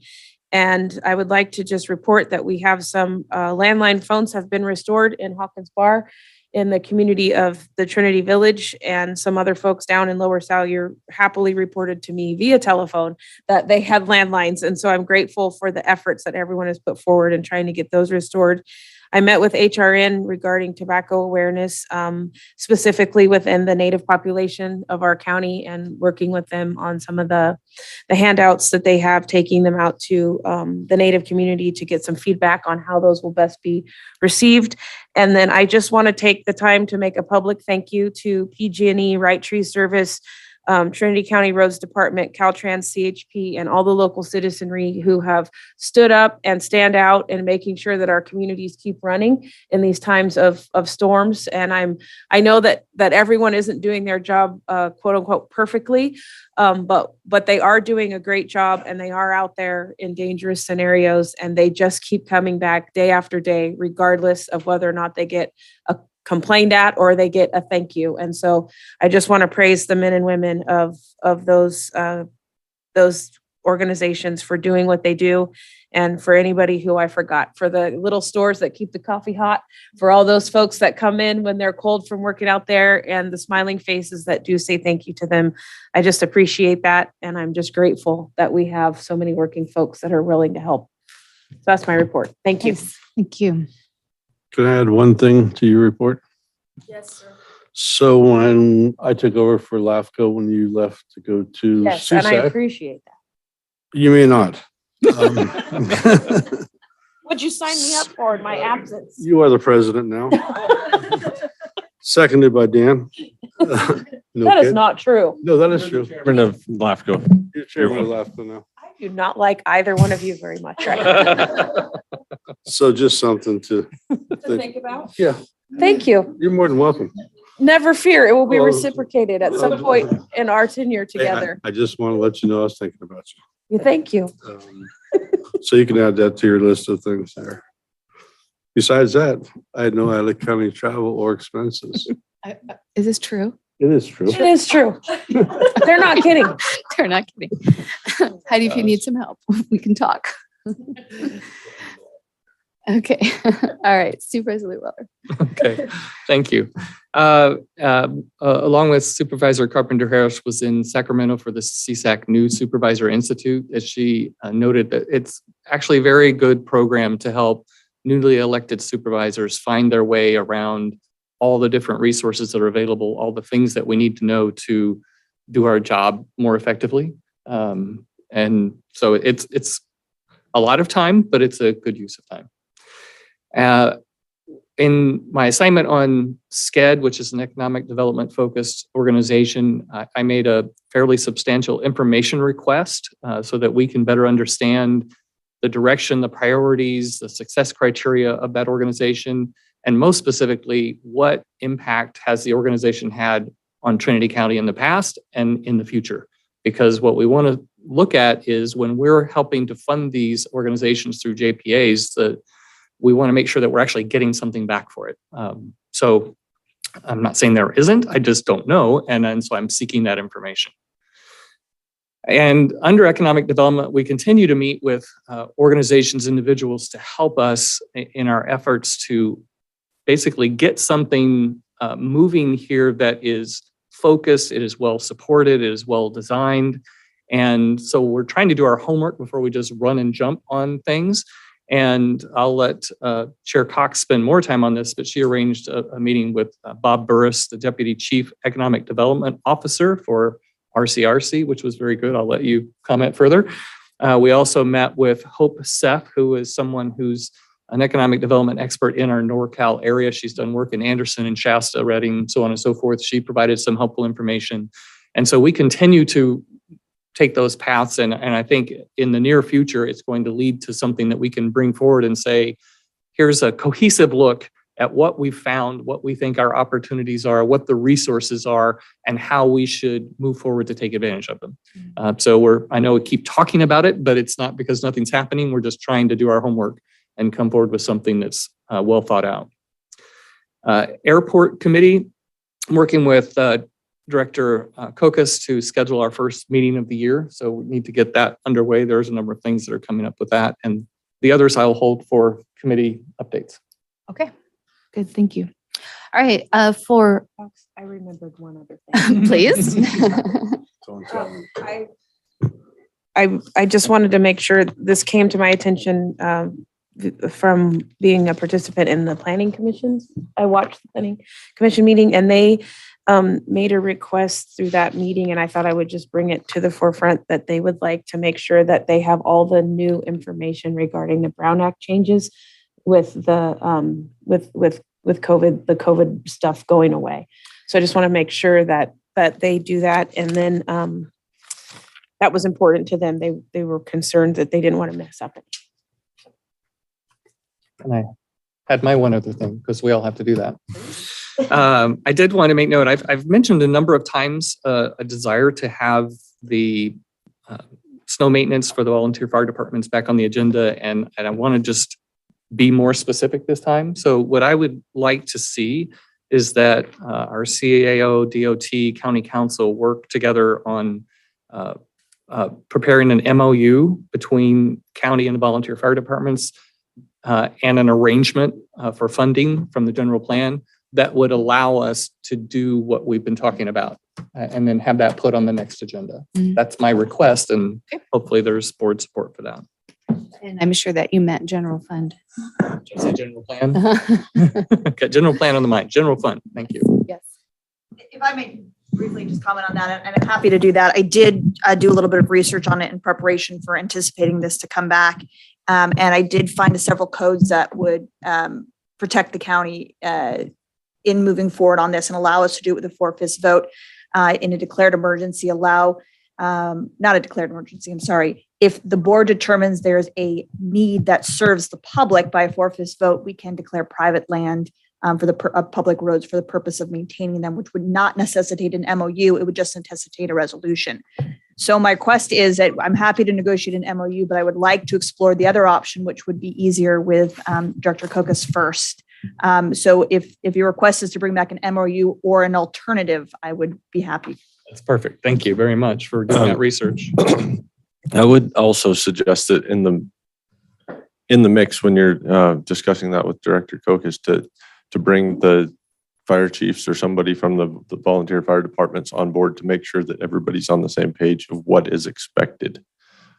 Because that was, I met with Director Kokas and Ron Hanover earlier, and that was one of the questions they had, is they weren't sure of what was being asked. And there is a big difference between opening up a road so that a fire engine can get out and clearing in front of the fire stations. There's a big difference. So that needs to have fire department input, and I think it'll be a lot easier if everybody's in the same room at the same time and have a discussion. And then I just would ask council, with your capacity, do you think that that can be something we could see in 2 weeks? I think it's a good idea. Let's agendize it for 2 weeks and we can at least give you an update. I would anticipate if we're able to use, in its Street and Highways Code 969.5 and 969.6, if we're able to utilize those, absolutely. If not, and we're doing an MOU, it will take a little longer for routing. Okay, great. Thank you. Thank you. Okay. All right, my board report. I did attend the general plan update session that was online between Minter Harnish and planning and the interim CAO, and I enjoyed my update of that. And so a suggestion was, we can't have 3 board members on that, but perhaps we could rotate the opportunity to sit in on those update meetings between ourselves. So if you want to be included in that, maybe we just let Director Presley know that we would like to, and then you could let us know which week we're kind of up to bat for that. Okay.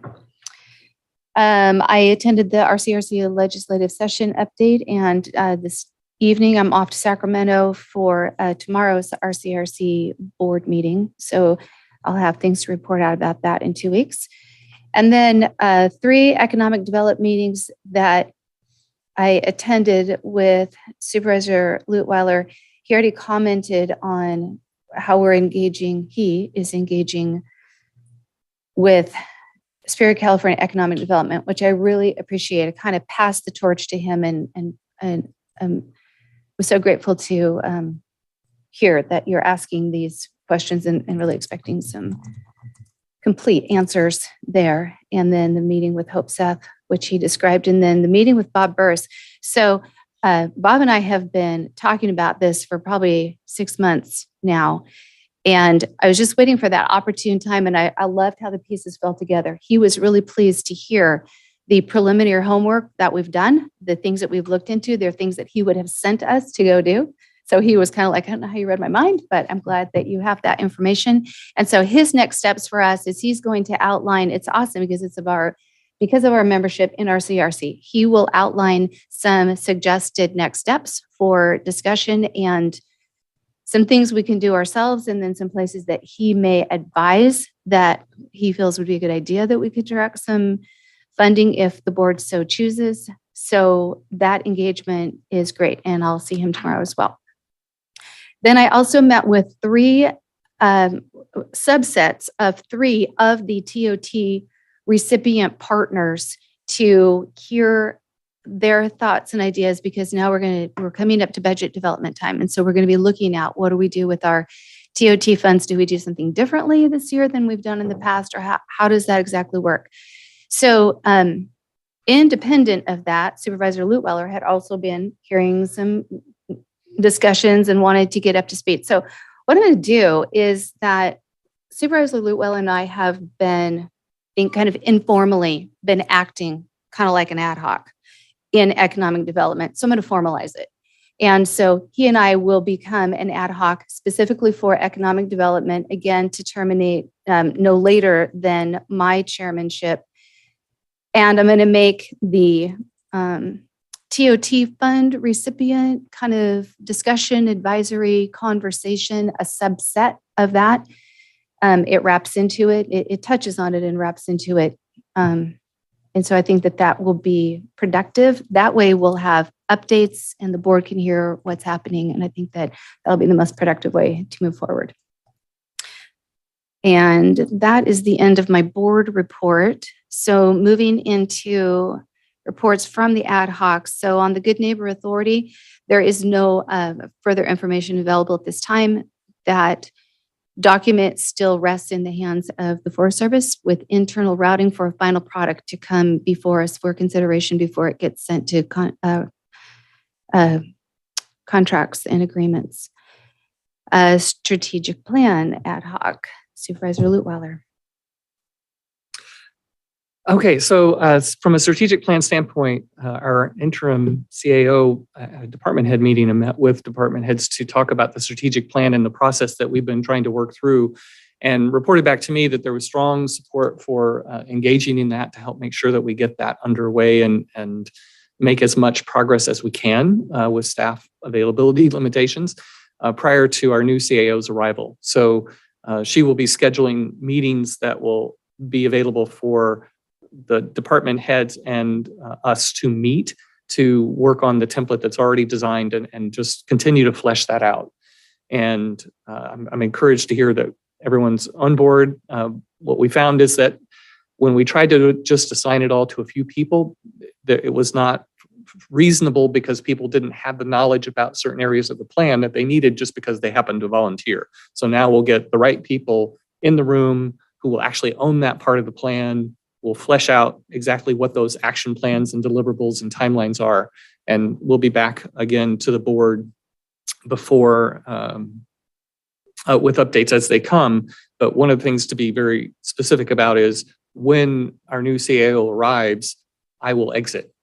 This is just trying to help get things going while Liz doesn't have the time to do everything that chair role requires or the CAO role requires, and he's not here yet. So we'll just try to keep it moving until he arrives, and then he can take it and run with it from there.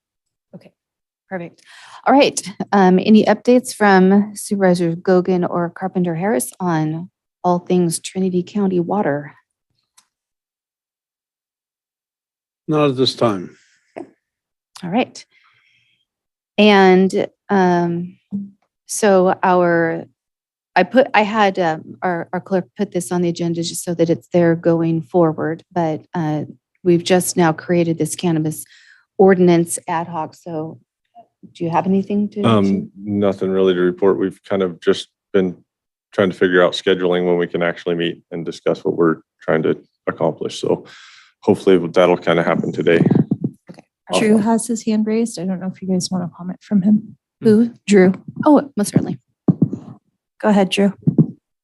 I just wanted to let you know that I just sent an email to Supervisors Lutweiler and Frazier about potential meeting times for next.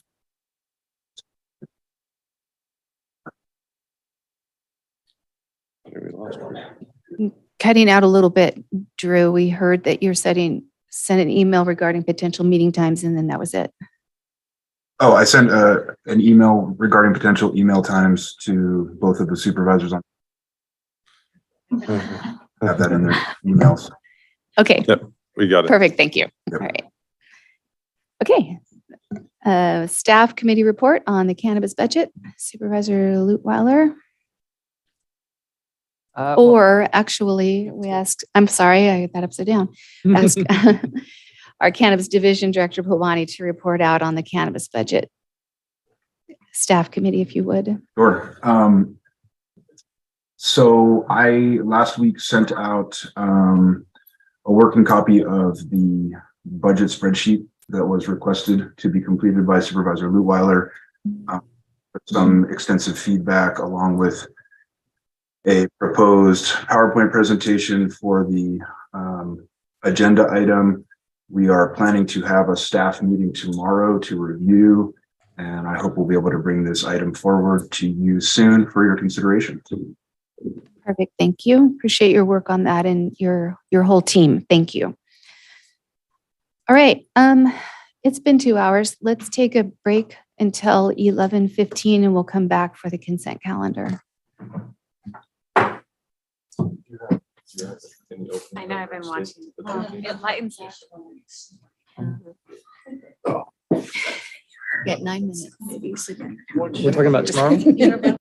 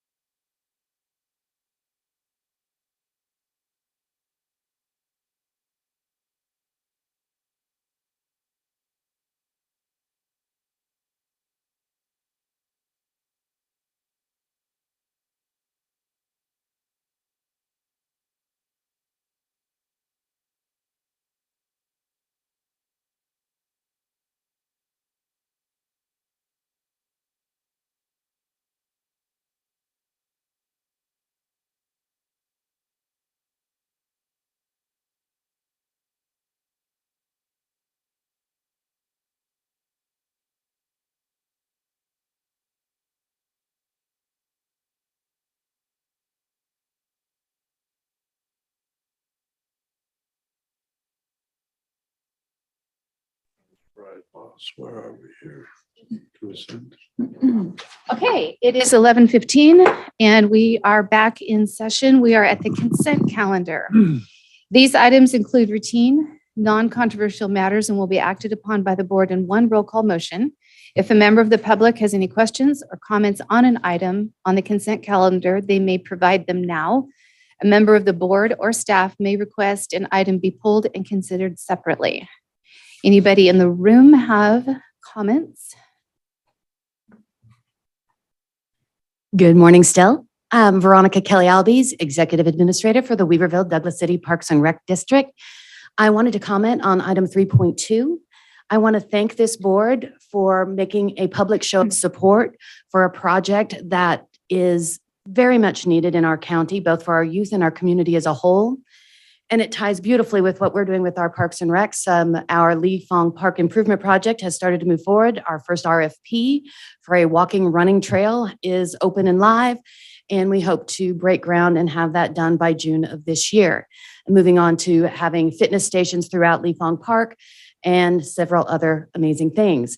But to speak directly to this all-weather track at the high school, the Parks and Rec, the county, and the school district are three important partners in this particular project, and my board has authorized me to author a letter of support for the project and joined in on the team efforts of both Supervisor Gogan and the lovely Joanne Harper. Her passion for our youth, both for their athletics, but more importantly for their physical and mental health, I think is the heart behind this project, but it plays into what we as a Parks and Rec district try to build throughout our district, not just our particular lines that are drawn in the sand, so to speak. And so I look forward to hopefully going with both of those entities to Senator McGuire. I was able to lobby on behalf of all of California special districts for COVID money during a time where we were all hurting for that, and we were very successful. But I want to thank all of you for publicly supporting this and becoming a partner in the future of not just our youth, but our community in their physical health as well as their mental health. We all know that exercise and the ability to be outdoors in our beautiful county can bring you up in immeasurable ways.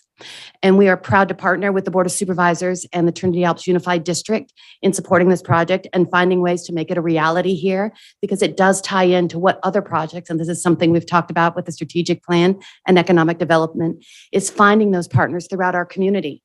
And it's very Trinity style. We live in a small rural community. We rely on each other for all of this to happen. And in a conversation I had with Joanne, the equity of larger areas, that get more. We do this together and we can have these things for our community. So I'm very proud to partner on behalf of the district with all of you and everyone involved in this project. And I thank you for your commitment.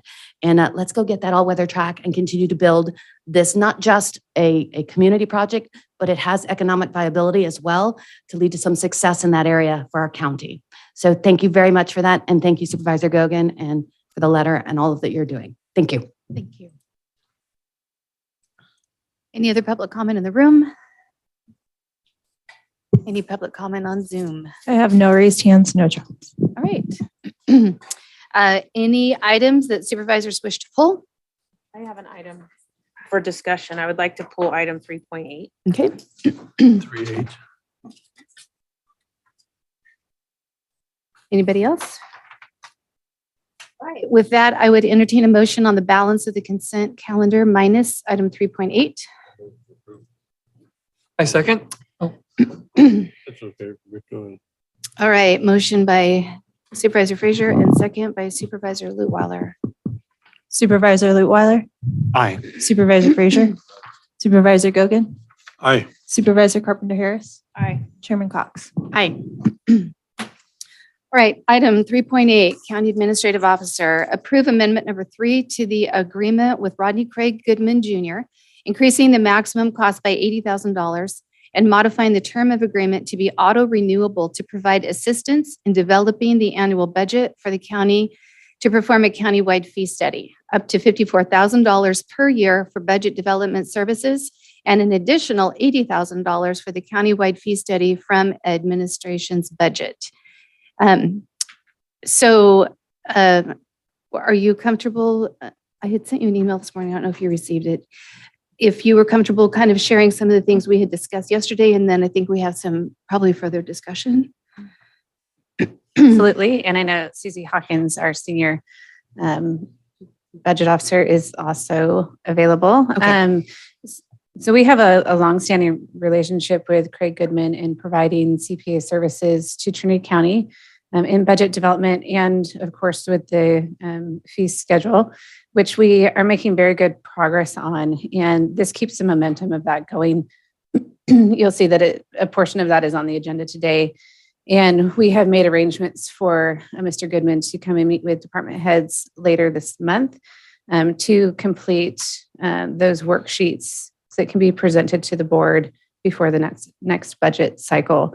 And continuing that is important to just to the good work of the county. So. Okay. Supervisor Carpenter Harris, did you have some thoughts? Yes, I just, the reason I bring this up is because it has been brought up to me by several. I have to pause you for 1 second. I'm sorry, because I'm not following protocol right now. First of all, we would have questions and then we would open it up for public comment, correct? Questions from the board to staff, and then it would open up to public comment and then discussion. So if you have questions, that would be for now. I think this is a question, I'm pretty sure. Phrase it as such.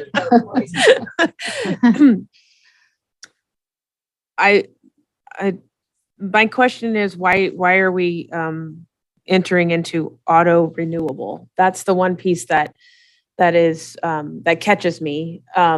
As we get our new CAO on board, I look at that job description and I see a lot of it has to do with the budgeting and the management and working with the auditor directly with the county. So my biggest catch is, why does it have to be auto renewable? Can we continue this for where we are right now and then revisit it each time rather than it just being auto renewable?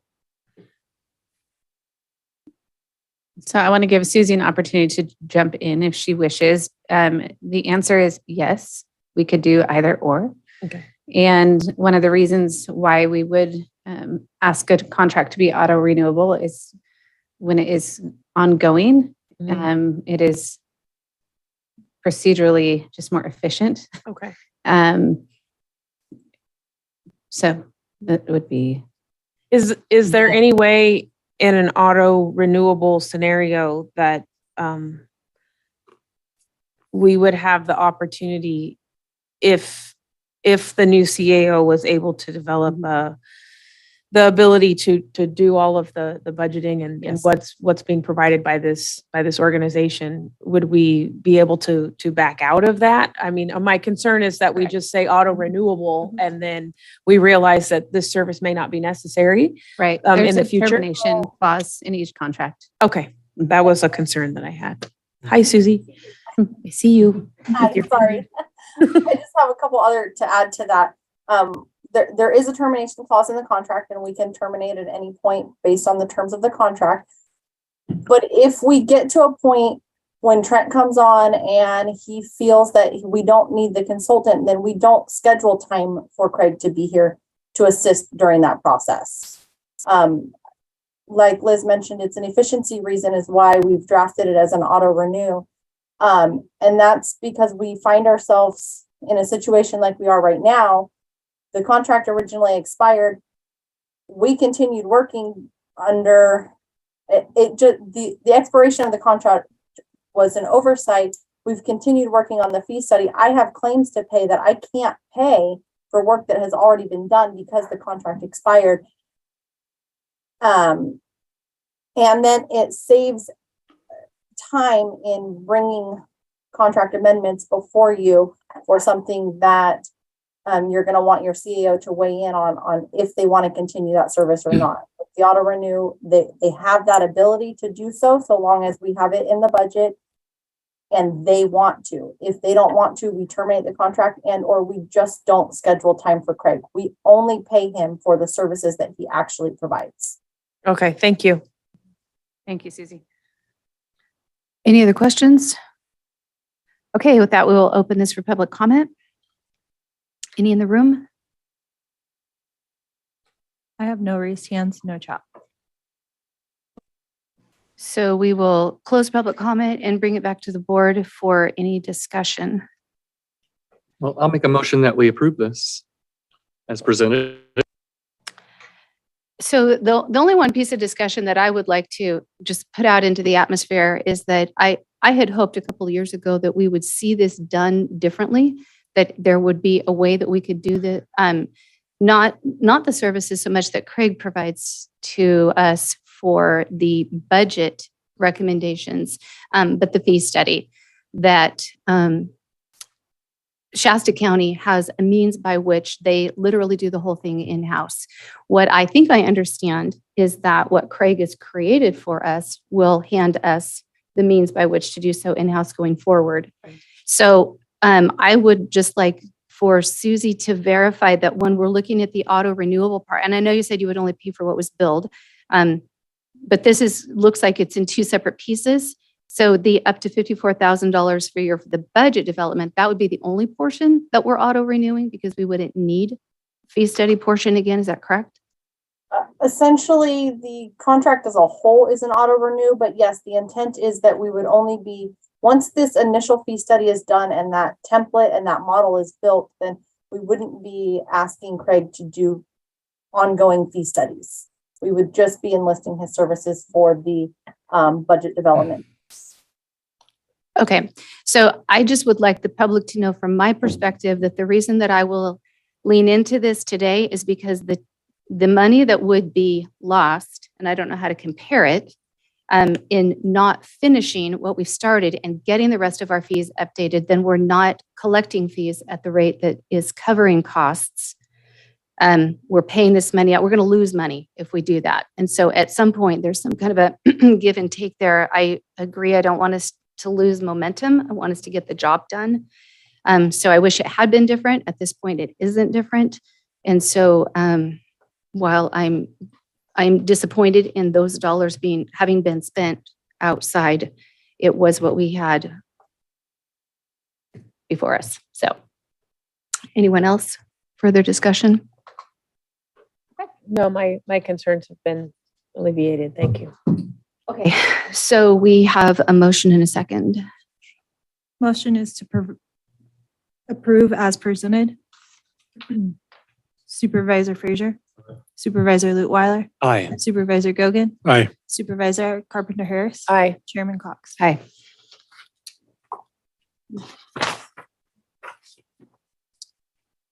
All right, public hearings. Board of Supervisors, item 4.1. Number 1, waive the provisions of the governance manual requiring a motion of reconsideration be made during the same meeting as the item that passed. Number 2, discuss and/or approve a motion to reconsider item 6.7 from the January 3rd, 2023 meeting regarding a Planning Commission decision appeal on planning file P2219. And number 3, if the motion to reconsider is approved, reconsider the board's approval on the appeal hearing to uphold, modify, or overturn the Planning Commission's determination that application P2219 was complete with the submittal of vesting deeds and proof of legal access to parcel C for the submitted exhibit. So we will take these items separately. We need to discuss whether or not we're going to waive the provision of the governance manual to even move forward with this. This requires a motion, a second, and 4/5 vote to do so. Do we take public comment on each item separately? Yes, Okay, please do so. all right. And I'm happy to present a little additional information on item number 1. Okay, please. Item number 1 is the board has approved a governance manual. As in the governance manual, it follows what's called Rosenberg's Rules of Order. It also has some additional provisions. When the board makes a decision, they have the right to reconsider it. The individuals who are in the majority have the right to bring it back. In this case, it was a 5-0 vote, so any of the board members could have brought it back for the purposes of reconsidering it and making it a different determination.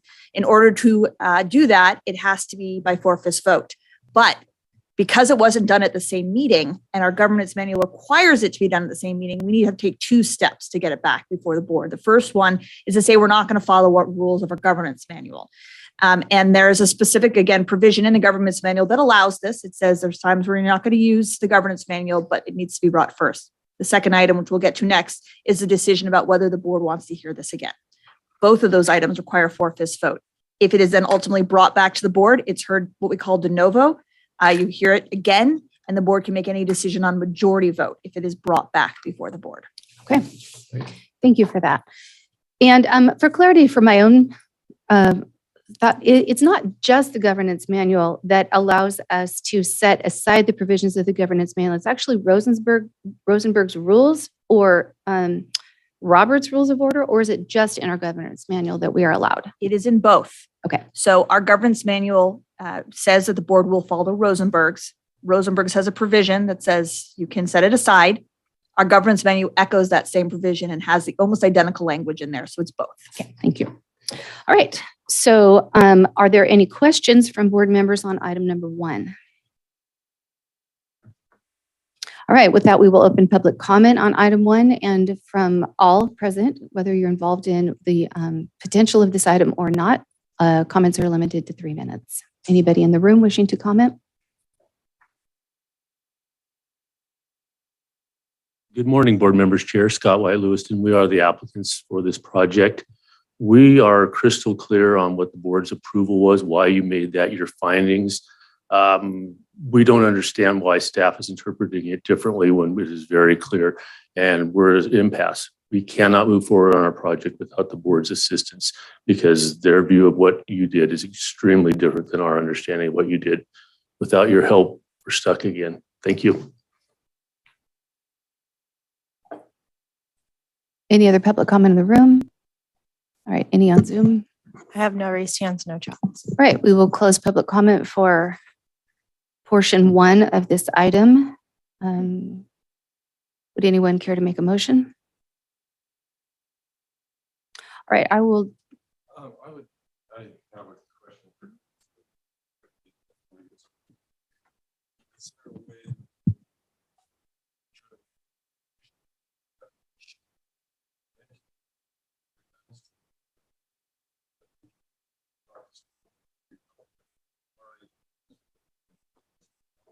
this section.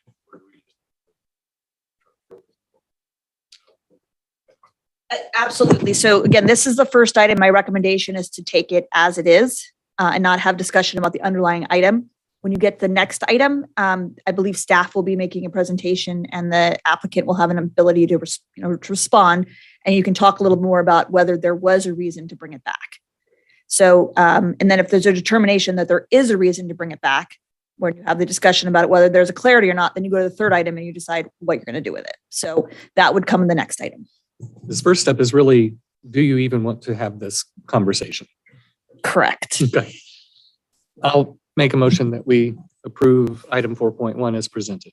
So it wouldn't be just 4.1. Yes, item 1 of 4.1. Okay. At this point, we are only waiving the provisions of the governance manual. I will second. All right.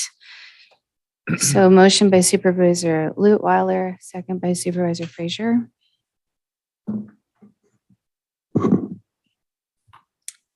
Supervisor Frazier, Supervisor Lutweiler, Aye. Supervisor Gogan, Aye. Supervisor Carpenter Harris, Aye. Chairman Cox. Aye. All right.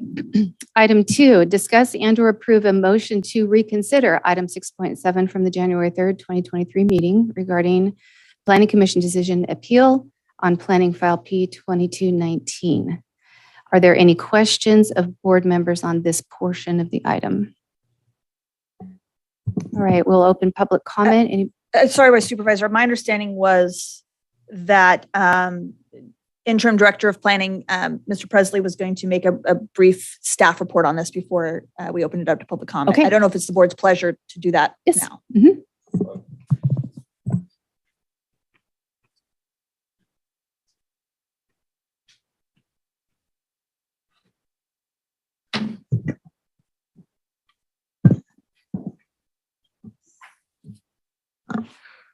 Morning, Madam Chair, board members, CAO Hamilton. There are a lot of implications that were not heard previously. There were a lot of information that simply never came to your ears, never came to light. And so from our side of the story that had not been told except to a staff report that had been narrowed in scope that Ms. Fisher gave on January 3rd, I believe that there was not just reason to bring this back and hopefully for your reconsideration and for it to be corrected, but also I just wanted to give you the other side of the story. So there's no way I could memorize 4 pages worth of text, but I do believe that this is very important information for you to consider, and it's the whole story. These notes are from the county surveyor. Reference to P2219.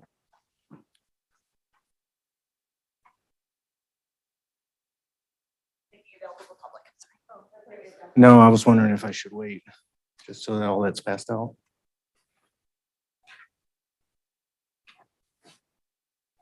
Okay, I'll go ahead and continue.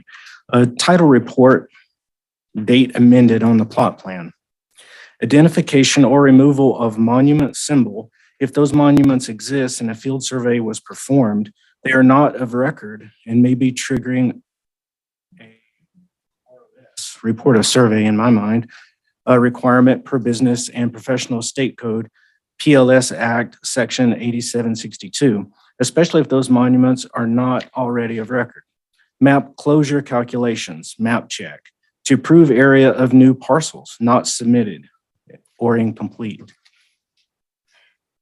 Dr. Brisley, I'm going to interrupt you for 1 second. I'm just having trouble following what you're saying because I'm looking, are you reading from something we've been handed? Are you reading something Yes, have not been handed? Yes, ma'am, the very first page. Okay, I'm sorry. All right.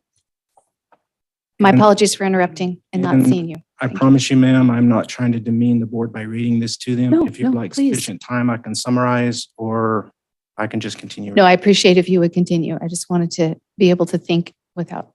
Okay, Thank you. sorry about that. Go ahead. Yep.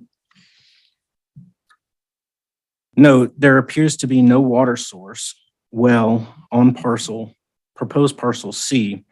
At a minimum, an easement should be required to one of the existing wells or a will serve letter from Lewiston CSD.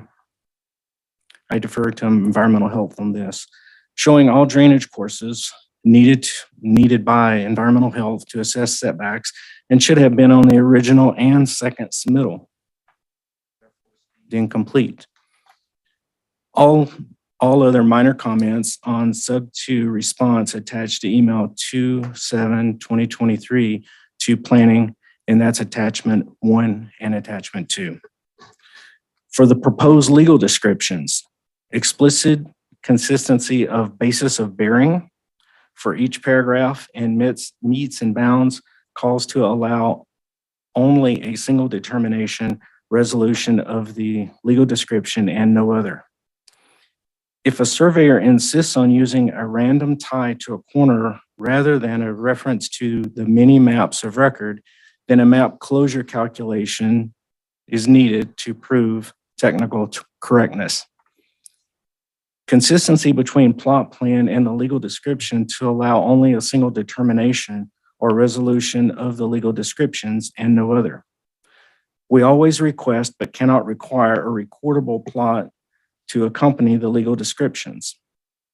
All other minor comments on the sub 2 response attached to the 2/7 email or 2/7/2023 to Trinity County Planning. Per Trinity County Code Section 16.32.061, deeds shall be reviewed and approved by the county surveyor prior to recordation. I cannot approve the legal descriptions submitted in their current form. To clarify, proof of access applied only to the third lot on the original sub 1 submittal. On the amended submittal sub 2, both lots have Lewiston frontage road. Moving to environmental health concerns. Map submitted to Trinity County Board of Supervisors was inconsistent with map previously reviewed by Trinity County Environmental Health for comments. New configurations exist. Map does not mention waterway, which is headwater of tributary to the Trinity River. Number 2, Trinity County Environmental Health at this time has insufficient evidence that proposed lot line adjustment would produce a usable parcel on the smaller parcel being proposed. Sewage disposal capabilities have not been verified by staff after a site visit on 2/9/2023 reported issues with setbacks to creek on parcel, which was a particular concern. Historically, the Lewiston area has had sandy, unstable soils, cloddy soils, clay soils, historical high water issues, and fractured rock formations, which have made new applicants for OWTS outside of the newly improved sewer district difficult to approve without additional investigation. Number 3, Scott White was advised of the conditions that would need to be met on 8/9/2022 prior to submittal of the original lot line application and multiple times after, including in conditions of approval from 1/3/2023 meeting. A request for an 8-foot hole was asked of Scott White to assist him in obtaining condition approval, but to date, the environmental health condition has not been met.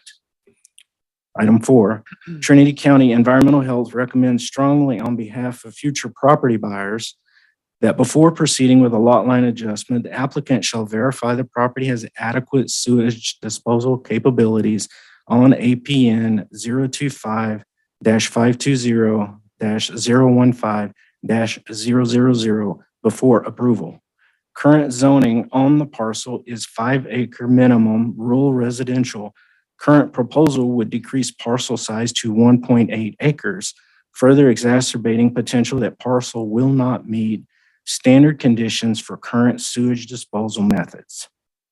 Item 5, additionally, detailed in the requirements of a tentative parcel map in Trinity County Code 16.12.020, conditions are outlined for sewage disposal capabilities per the Subdivision Map Act. I'm not going to read the application requirements, but I will read the authority to approve. The planning director shall have the authority to approve mergers and minor lot line adjustments, and the advisory agency shall have the authority to approve major lot line adjustments, each following review and comment by the health department, county surveyor, Department of Transportation, fire chief or representative, planning commissioner representing the area affected by the lot line adjustment, and other agencies which the planning director determines may be affected by the action. After the application is deemed complete, each agency shall have a maximum of 15 days to submit their comments. In Trinity County Building Code, County Code Title 15 and Construction, listed as Exhibit A by Scott White, this definition is given. 15.04.040 definitions. A, building department, electrical department, or plumbing department means the office of the chief building inspector of the County of Trinity. B, building official, plumbing official, chief electrical inspector, administrative authority, and similar references to a chief administrative position mean the chief building inspector of Trinity County or such assistants, deputies, or employees authorized by the chief building inspector, provided, however, that where such terms are used in connection with those duties imposed upon the health officer, said terms shall mean health officer. Building department. Jim Santiago, acting building permit plan checker, had been in contact with the applicant in regards to pulling a permit for his proposed metal building on the subject property. That the lot line adjustment would affect the applicant, or that the lot line adjustment would affect. The applicant wanted to submit and have the permit issued before the lot line could be approved, but Jim Santiago stated that the building department could not issue the permit until the lot line adjustment could be approved by planning. Building staff then became aware that the foundation for the proposed metal building had been poured illegally without inspections, therefore triggering the requirement for the applicant to submit as-built engineering plans for the foundation. It was also made aware to building staff that the applicant had constructed an illegal retaining wall without permits. The applicant's contractor had then requested that building staff come and take a look at the work that was completed for the retaining wall to determine a way forward for the applicant. The applicant's contractor was then instructed that, again, as-built engineered plans would be required due to the fact that there was never a permit submitted and issued, and that inspections were never performed. At this time, the applicant has submitted the required engineered documents on the middle building. However, the building department cannot issue the permit until the planning department has approved the submittal. As for the retaining wall, at this time has not received any as-built engineered plans for this illegal structure. The applicant has stated that at this time he cannot move forward on the as-built retaining wall due to funds. I want to go next through the planning department timeline of the things that we've done. I wish I had someone else that I could invoice all the time that has been spent on this, but I cannot. So we're just going to start on June 29th, 2022. Letter was received from Underwood Law Offices, subject line RE, Scott and Sherry White property, 1401 and 1531 Lewiston Road, Lewiston, APN 025-520-015 and 022. Request for pre-application meeting for the lot line adjustment application and to discuss a potentially unapproved septic on site. Please see attachment 3 for that. August 9th, pre-application LLA, lot line adjustment, application meeting occurred with building, planning, environmental health applicant and the applicant at that time, legal representation. And I would add here that this is when all the initial conditions were actually set forth and what was needed. And I think we've already read through what's actually been submitted and completed. August 18th, 2022, additional meeting request email and request from environmental health for inspection to confirm adequate sewage disposal capabilities. Attachment 4. September 8th, 2022, lot line adjustment application submitted. Attachment 5. September 26th, major lot line adjustment determination made. Attachment 6. On October 6th, county surveyor emailed request for additional information to surveyor who provide lot line adjustment exhibit. Attachment 7. October 13th, 2022. After back and forth between staff and applicant regarding the county surveyor's request for additional information and interpretation on county code, the project is referred to the Planning Commission as advisory agency for a major lot line adjustment. Attachment 8. November 17th, 2022. Lot line adjustment went to the Planning Commission where the Planning Commission voted that P22-19 is complete with proof of legal access to parcel C and with submission of vesting deeds. Attachment 9. December 5th, meeting with Deputy County Counsel to verify staff is accurately following county and state code. December 5th, 2022, meeting with applicant to discuss new lot line adjustment proposal to modify lot line adjustment to be 2 parcels instead of 3 parcels. During the meeting, after staff said the application would not be approved until a review was performed, staff were informed the Planning Commission decision would be appealed. December 5th, 2022, Board of Supervisor appeal application submitted. Attachment 10. December 13th, 2022, applicant requesting application be scheduled for Planning Commission prior to the submission of the amended lot line adjustment exhibit. Attachment 11. December 28th, 2022, revised lot line adjustment exhibit submitted. Attachment 12 and attachment 13. January 2nd, 2023, P22-19 went before the board where the Board of Supervisors voted to approve the lot line application and the applicant's conditions of approval that individual parcels A and B resulting from the lot line adjustment shall have financing which has the same legal description of the redesignated lots. Item 2, all real property taxes which are a lien on the property shall be paid as provided by law prior to recordation of the deeds. A certificate from the tax collector's office valid for a maximum of 60 days shall be provided to the planning director prior to recording the notice of lot line adjustment. Item 3, environmental health shall verify the adequate space for wastewater disposal, considering potential setbacks is available on parcel B prior to recording the notice of lot line adjustment. The Board of Supervisors added an additional condition that the revised lot line adjustment exhibit and legal descriptions be reviewed and approved by the county surveyor. February 9th, planning and environmental health site visit. Attachment 14. February 9th, 2022, county surveyor's comments and requests for information sent to applicant.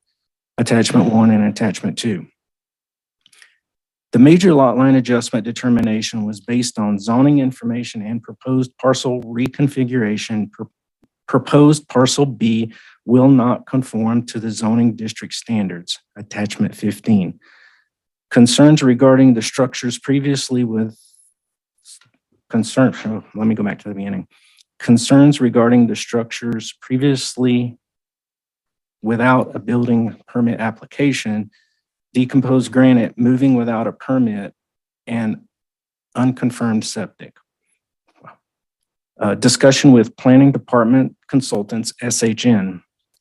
Interpretation of Trinity County Code 16.08.101, lot line adjustment major. A major lot line adjustment means a lot line adjustment which represents a substantial rearrangement of existing parcels, requires a certificate of compliance for one or more of the affected parcels, requires a relocation of a utility or roadway, or which, in the judgment of the planning director, a subdivision review committee member or planning commissioner, should be discussed in a public hearing. Therefore, we get to the recommendations. Staff recommendations to the Board of Supervisors. Rescind approval of P-22-19 and find the application incomplete as there was a new submission deemed approved by the Board of Supervisors within a week of submission to the Planning Department. Allow staff to request information necessary for processing a lot line adjustment application from the applicant, such as the request by the county surveyor for revisions to the submitted exhibit and legal descriptions and supporting documents, and the request by the environmental health for proof that proposed parcel B will be able to support its own working septic system. If there is not adequate space for sewage disposal capabilities, the lot line exhibit and legal descriptions are not approved by the county surveyor, or the lot line adjustment application is in some other way inconsistent with local or state law, including the health and safety requirements for a lot line adjustment, the lot line adjustment applications should not be approved. I know this is a lot of information in a very short time. I even had difficulty reading it, and just because I went to school in Alabama doesn't mean I should be discounted for my ability to read. So what we've experienced over a course of several months is complete. Just a moment. It's okay. Thank you. Staff has repeatedly been commented in a negative manner. They've been emailed in a negative manner. The email that Ashley received last week to the tune of "the Scott you get is the Scott that you earn." I don't think comments like that should be allowed in a civilized world where we're all trying to work together. Me and my staff are your staff. We only want to follow the direction that's given by the law, whether it be local or state. We're open to whatever decision you may make in this regard. But I would also like to state that there are several people here that would like to speak in addition to what I've already summarized. So my question would be, are the things that these folks need to say needed for us to do our item 2? So again, right now, it's anything that staff wants to provide to advise you or to recommend to you whether this item should go forward for reconsideration or not. So the information you provided was on point. If the staff has additional items they want to add to that, I'd recommend allowing that. Got it. Thank you. Yes. Time.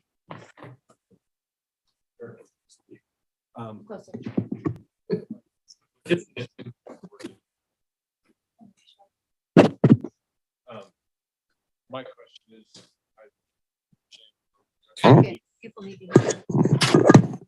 are you recommending that we do bring this back for approval or that we don't?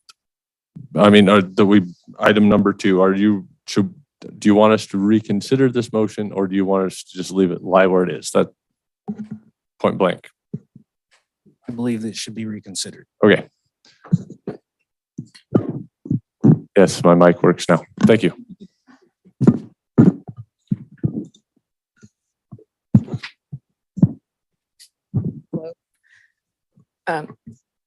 Chairman Cox and supervisors.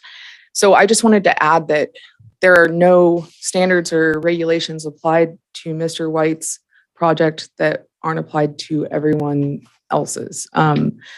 Lewiston in particular is very hard to find adequate sewage disposal area. And this resubmittal of a map that we didn't even get to look at before bringing to the Board of Supervisors obviously didn't follow typical protocol for hearing and review and comment, public noticing. So that I have a little bit of heartache with, just because it's good to get those comments out there and accurately and presented accurately.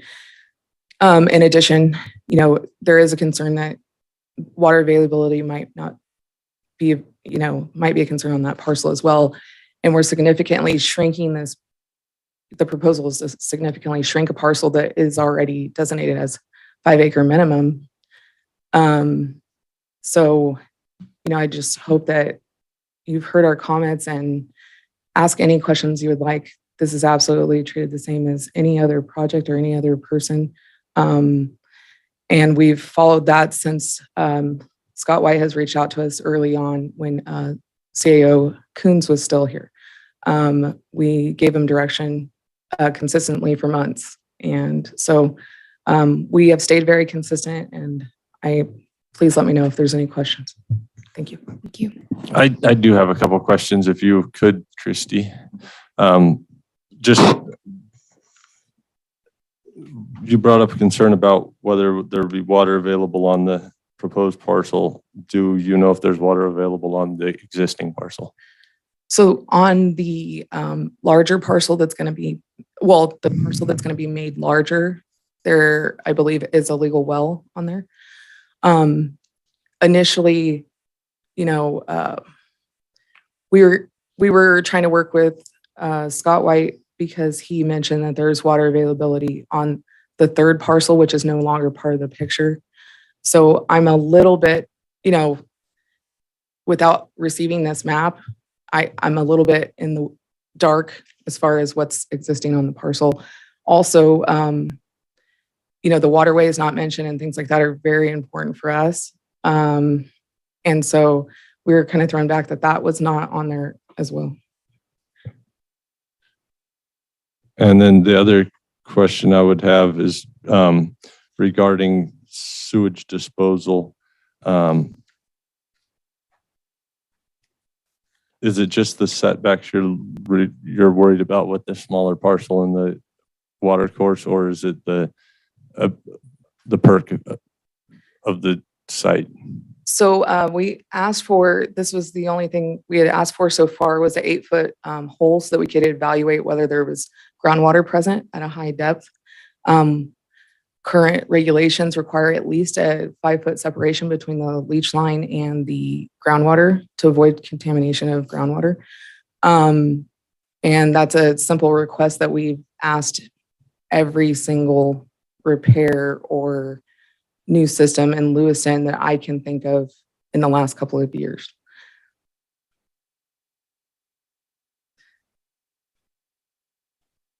Okay. I don't have any. Okay. I All right, thank you. Are there other staff to speak at this time? Okay.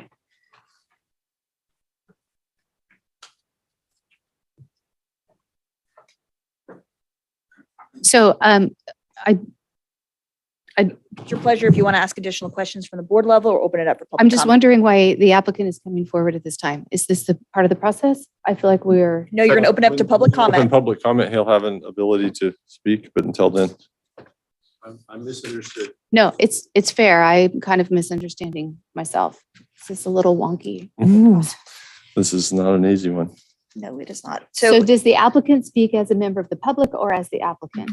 on this This item, item, he's a member of the he's public. a member of the public. If the board does bring it back, he will be given the same amount of time he was given the first. Right. Okay. So, are there no other questions from supervisors at this time? All right, now we open it up for public comment and you'll have 3 minutes like everyone. And Okay. thank you for this. This is a new process for me as well. So I'm not trying to do anything but follow the rules. In fact, that's what I have stated from the very beginning. I haven't heard any of this information before right now that staff is bringing forward. There is a tremendous amount of inaccuracy in there, a lot of which I discussed on January 3rd.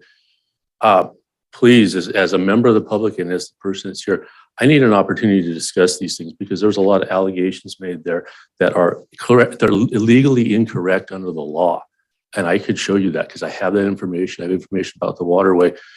This is really, I would appreciate the opportunity to bring this to you because you don't have it. That information appeared to give it like I've done nothing or staff is correct, but you've already had a lot of information anyway. I was really with Mr. Frazier saying, all we need to do is reconsider finding C. Everything else has been done and been done correctly. That's where I had anticipated going. They want to reopen the whole thing, but I need the opportunity to be able to address you then. Thank you. Okay, thank you. Any other public comment in the room? And any public comment on Zoom? I have no raised hands, no chats. All right, with that, we'll close public comment and bring it back to the board. Would anyone care to make a motion on item 2 of 4.1? Madam Chair, if I may make just a point of clarification, and I'm not, again, encouraging either way, just want to make sure the board knows all their options. If the board does approve it at your pleasure, the item is scheduled to come back today, but it also can be brought back another day. Typically, that is decided when the motion is made. Okay, good to know. Thank you. Motion. You ready? I would like a motion to reconsider item 6.7 and bring it back at a further date. So Mr. White can have his paperwork in order. And I highly regard what our staff has to say about these things. So I take that into strong consideration as I make this motion right now. May I clarify? I'm ready. One moment, we're in a motion. We need a second. I'll second for discussion. I'll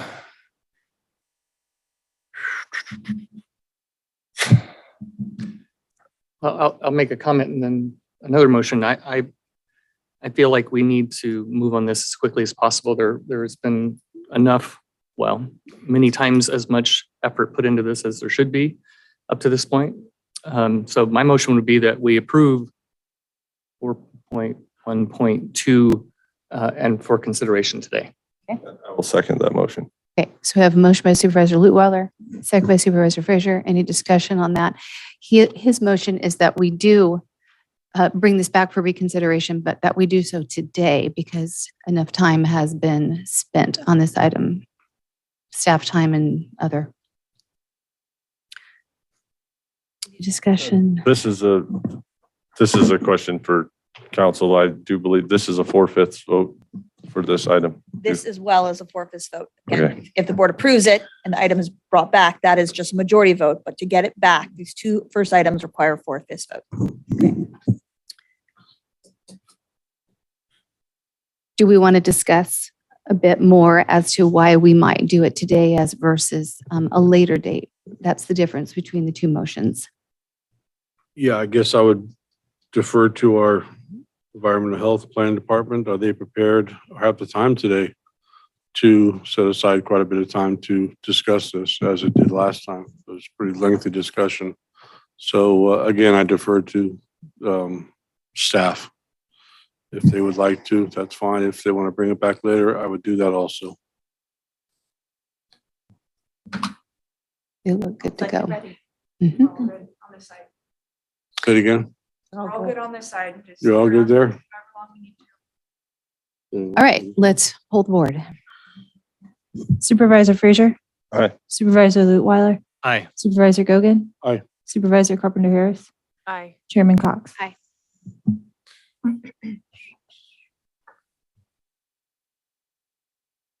All right.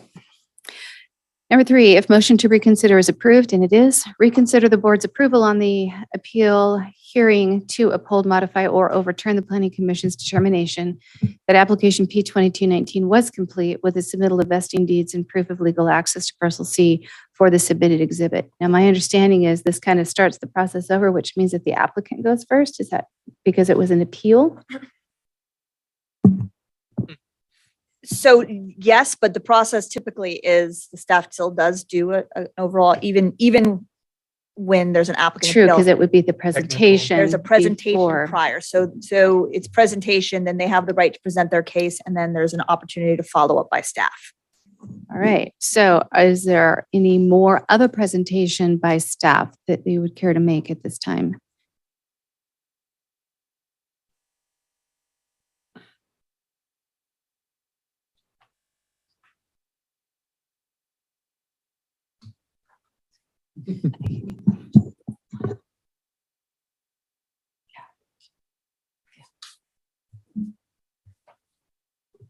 The only thing that I would like to add, ma'am, is that the application just be deemed incomplete because it does not meet the requirements. Okay. All right. All right. So now we will have a presentation by the applicant, and I believe we gave 10 minutes. I had about 20 at the initial. I would allow further time, but my recollection from the initial meeting was that some of what was spent on those 20 minutes wasn't necessary. And so if we would guard repetition, then we would consider, we want you to have your full due and say what you need to say, but if we could be succinct. And there is no repetition. I'm not talking about other than referring to that was an approval. I have no intention of going over that material today. If I may, to your clerk, there's 10 copies of material here that are associated specifically with the issues raised. There's 10 copies of that material, some of which you already have in your work package. And then I'll take that for a moment. Scott White, the applicant, Lewiston. I'm going to go through my presentation for today. I want you to know, and I'm going to stop at certain points. Staff is actually blended up. They raised up and they talked about the requirements for a tentative map in regard to our project. That is an entirely different code section. There is no legal, you cannot legally require a tentative map for a lot line adjustment. By them mentioning those requirements in regard to our proposal, and I'm going to address that, it shows you that staff is blending and not following the law. I'm going to have you pause for 1 second because I can't concentrate. Just 1 second.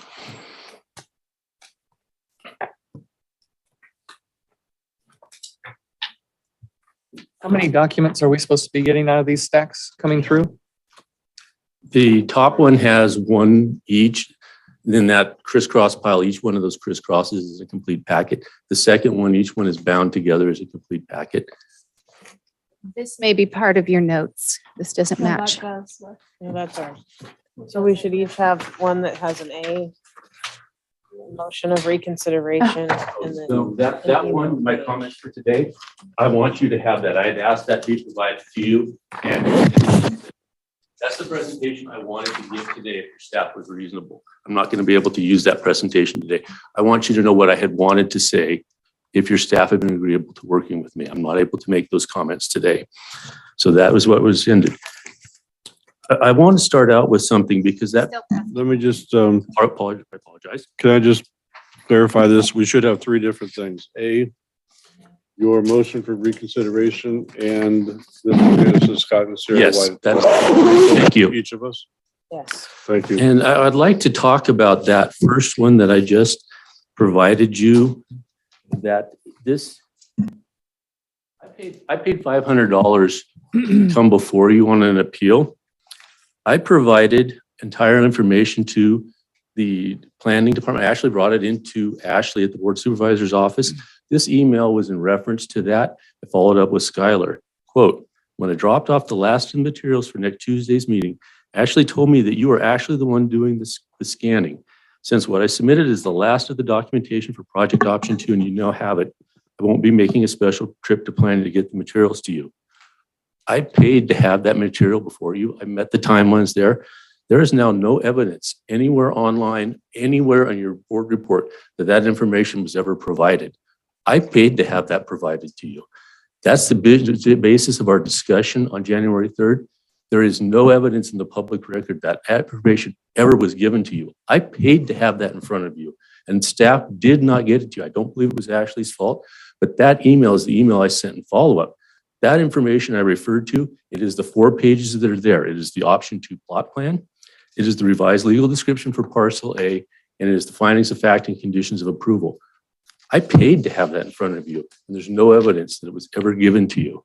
That was a huge part of my appeal. That's what I talked to you about. So I can't say why. All I can say is I followed the rules. I had it here. I paid the fee. Staff, for however reason, I don't understand, did not provide it to you because there's no evidence they ever did, and I paid for that to be in front of you. So I just want to make that a statement at the beginning. I'm really disappointed in being here today because if you had a qualified planning director, I wouldn't have to be here. I paid another $300 to have copies brought for you today, to bring this item to you, to talk to you about it. Out of my pocket, your staff's not out any money for doing this, but I have to. So I want to start with a question. Why would we voluntarily bring forward an issue, that being the whole issue of the setbacks for septic, or the septic issue, when we had no obligation to do so because our project was deemed complete by matter of code? So all the stuff that was brought up today by the planning director said, this is all the stuff you didn't do, the application's incomplete. You found by code that our application was complete. That's not negotiable. You made that determination based on the code that you as the board adopted. That's not Scott's opinion. You made that finding. That information, therefore, can't be brought forward. It was not part of our application. So why would we do that? The 3-word answer is going to be pretty clear, but I want to point this out because there's a lot of stuff being said. I had this folder with me in January. This is what we talked about. It listed with supporting documents the many times county staff had not followed county code. If you remember correctly, the director of transportation, independent of me, no knowledge before me, got up and talked to you about what the requirements for a lot line adjustment were in regard to access. They are onto the parcel, they're on the parcel, and within the parcel if you're changing that. I had brought that up months and months with staff saying, that's the requirement. You have to screen that out by county surveyor. It's not relevant by law. They didn't screen it out. I had to drop the Boger parcel from the lot line adjustment to get rid of that issue because they wouldn't listen to me. I wanted to help the Bogers out. I couldn't. That's a publicly established fact. I'm not making anything up. That happened on January 3rd in public session. Staff has failed to follow county code regarding complete. Commissioner Fall did an excellent job in the meeting and talking about, she says, I know staff didn't follow the rules. She said that, and I have that in one of my letters, the exact time and the exact quote from that meeting comments. So that's now established fact. It's not a question. 8 times in the presentation that I made to you, I showed you where staff has not followed county code and or state law. That's all what happened in January.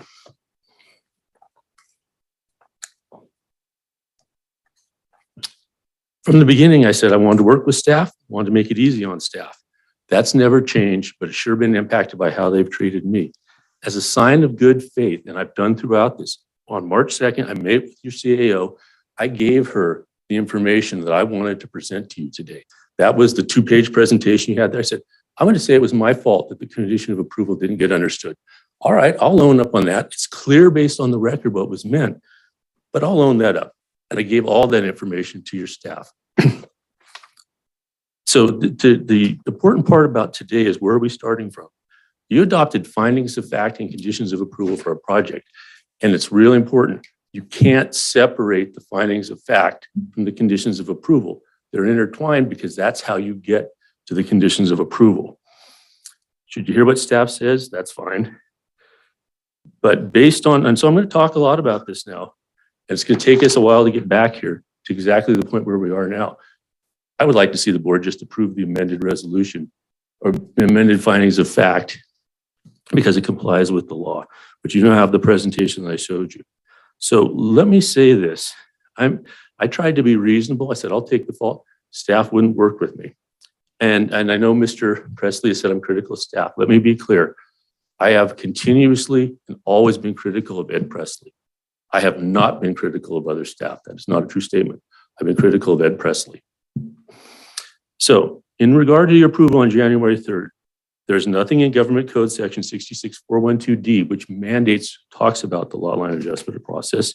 Nothing in County Code, nothing in our application, nothing in our presentation to you at the board, and nothing in the findings of fact and conditions of approval you adopted that in any way supports the interpretation of condition C that environmental health is applying.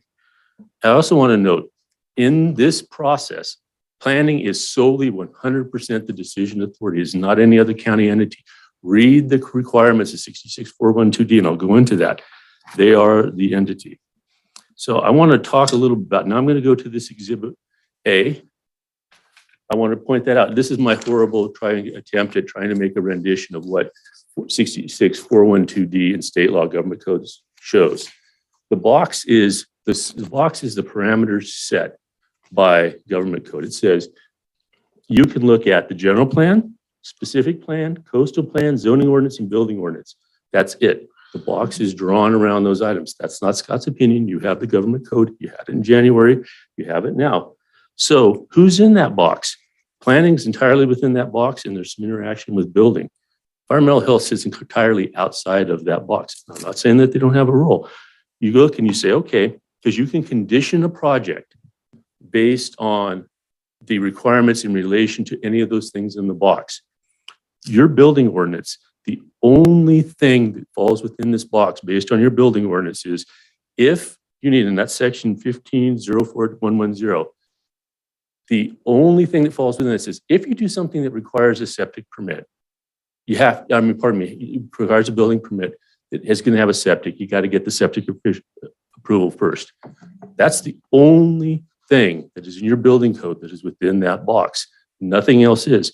Now, I wanted to voluntarily, because I heard environmental health question, I thought it was reasonable. You're making a parcel smaller. So I said, I'm going to walk over to the edge of the box and I'm going to voluntarily grab that. It wasn't part of the, because it was outside of the complete, wasn't provided within the 30 days. We talked about the law and the rules.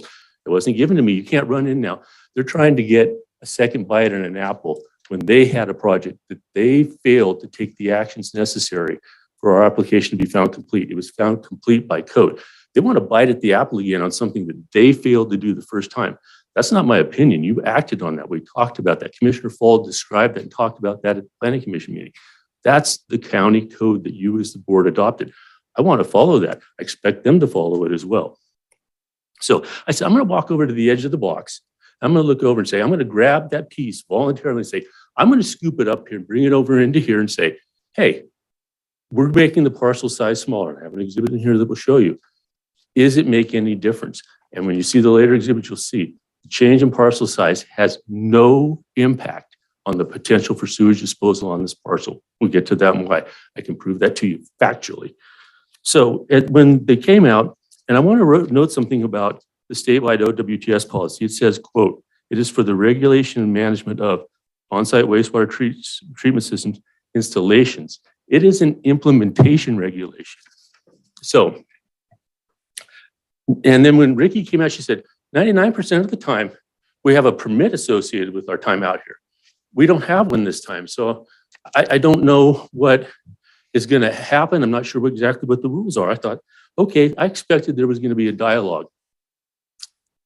And then all of a sudden, out of the blue, we got that hey, all of a sudden, if you condition, with the way they're interpreting condition C, that says you have to comply with the OWTS regulations, that's where they admitted, that's where those regulations come from with the 8-foot hole.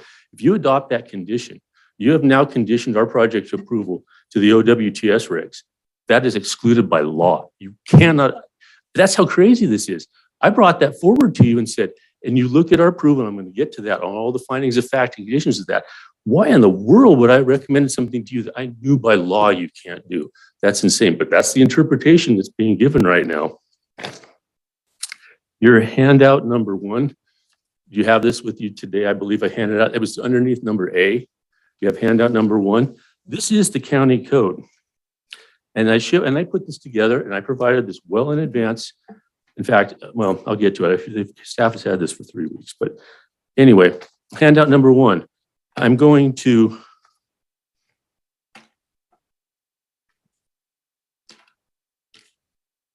pardon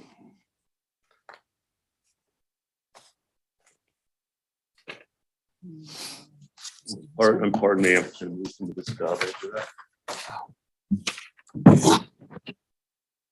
Yes.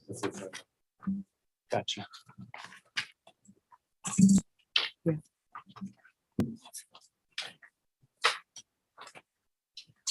So, pardon me. So we just went through the Exhibit A that I provided you, and I apologize. I'm trying to make this very concise for you. So the handout 1 I gave you, that is excerpts from the county code. So I want to dig into, what does your county code, this is the procedures that you as the Board of Supervisors, your predecessor board, adopted and said, this is how we're going to implement somebody complying with the lot line adjustment. And remember, this box is really constricted over by state law, and it's actually grown more restrictive over time, not less. That is the history of lot line adjustments in California. So I'm going to read, though, here's the application requirements. You adopted this. An application for a minor or major lot line adjustment, including a merger, shall be in writing and shall be filed in the planning department office upon forms provided by the planning director. Each application shall include a preliminary title report, agent's authorization on the county survey, approved by the county surveyor, names and addresses of the affected owners, north arrow and scale, location and boundaries of the existing lots, the boundaries and dimensions of the proposed new lot configurations, and a legal description of the redesigned lots, which shall be prepared by a licensed land surveyor. The application shall also include sufficient information to adequately describe the property, including existing buildings, structures, sewage disposal systems, utilities and roads, the present use and zoning of the property, locations, tenant improvements, and other information necessary to evaluate the proposal. So in your application requirements, you make one single mention to septic, and it's in regard to anything that's existing. There is not a single reference in the code you adopted as the board that says anything about designating anything for else on the property. That's the code. I just read that to you.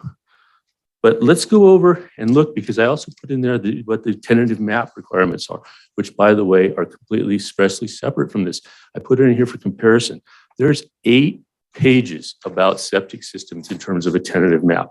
So the board clearly understood, hey, there's a lot of stuff we need to look at for septics for a tentative map. And then right over here in the same subdivision ordinance, they said, all we want you to do for a lot line adjustment is, where's any existing septic system? You want to make sure you don't put the lot line through the middle of an existing septic system and get rid of the leach field or whatever. That's not my opinion. This is here. And what you adopted is consistent with 66412D, which is very narrow in what you're allowed to approve. That's not Scott's opinion. That's the law. So what can we conclude from this? You knew when you adopted it. Tons for one, not for the other. And that's why I'm saying all that stuff in regards to the tentative map, that's your planning staff, an interim deputy director that you have not authorized to do planning, sitting up here telling you the application requirements for a tentative map to our lot line adjustment, which excludes by law. It says there shall be no record of survey. Well, where is it? Somewhere here. It says you cannot require a tentative map. Remember I talked to you about, we called it a plot plan, because there's no legal, you cannot legally have anything to do with a map and a lot line adjustment. Not Scott's opinion, the law. So what about this little catch-all, 1632020? It says such additional information necessary to describe and evaluate the proposal. Well, the board clearly knows the narrow limits of 66412D. You adopted the ordinance that way. And so if you thought this septic stuff was necessary for every single lot line adjustment, why didn't you say that? You didn't even talk about it when you adopted it. So it's pretty hard to stretch all the way over to this. But I want to point something else out that's extremely important. I'm going to show you, I'm going to reference now to handout 2 that you have today. It's a checklist from the Trinity County Planning Department. It says requirements for complete lot line adjustments, certificates of merger, and certificate of compliance. The very top one is the checklist that was in place at the time we applied for our project. The bottom page is the checklist that was in place at the time it's online now. There is one and only one difference between these two. There's the lot line adjustment requirements that are online now. There's no mention of perk tests. If we'd have waited 2 months, we'd had to do less than what we agreed to back in that August meeting when we went through all that problem about the online septic, all that stuff. I've done everything that I agreed to. Everything that we stated we would do back in August, all of it has been done. I'm being accused of a lot of stuff. I did everything. I'm not the one who didn't follow the rules. I followed all the rules, but I'm being accused of not following them. And then Exhibit C, this is the findings of fact and conditions of approval that I would be asking you to adopt today. But I want to emphasize, you can't take a single condition or something and run off with it without the context of the entire action. They become meaningless without understanding what was done. That's why you do them at the same time. So, finding of fact 1, this is what you adopted in January 3rd. The project application was deemed complete by action of county ordinance with no action by the planning commission necessary for this determination. List the county code section. That's what I talked to you about and you approved. What does complete mean? It means that within 30 days, I received nothing. We talked about the agent, never had an agent. We talked about the county surveyor sending something. We never authorized ever. Our surveyor was an agent for us. He had no legal authority to receive that communication. Talk to you about the things that they had, their own internal processes. Send all the comments back to planning. We'll decide what to do because that's what the code says. And then we'll go forth and do them. So the surveyor sent something and they're saying, well, she sent it to your surveyor. So what? He's not an agent on our part. Has no legal basis to have done that. So we settled that comment. Section, and then the next finding of fact 3, no further information is necessary or relevant to the decision be made. County code section again. And it talks about the commission may relieve an applicant from providing information requested by the director if it determines that the information is not necessary or relevant to the decision to be made and the issues to be considered by the county with respect to the project. I never even got to talk to the planning commission about that. They could have waived anything. That's legal within the requirements you adopted. You're the legislative body. You sure can waive anything you want to do. So by adopting this, you said, hey, even if the planning director had got to you in time, which he didn't, you still don't need to provide additional information. And I talked to you about that in January. Finding of fact 4, and this is critical.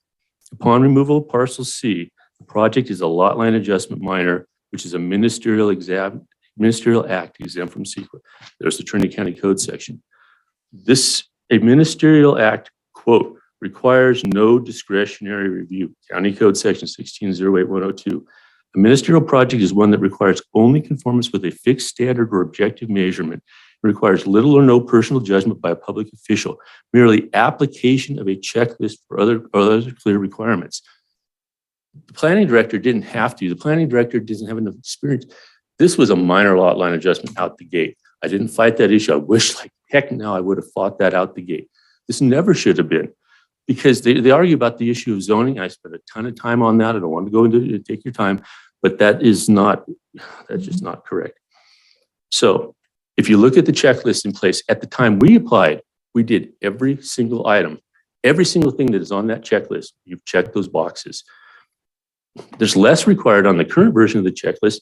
And I would argue the checklist, and when we get there, as I showed you, there's nothing in the county code that you adopt that says anything about new septic.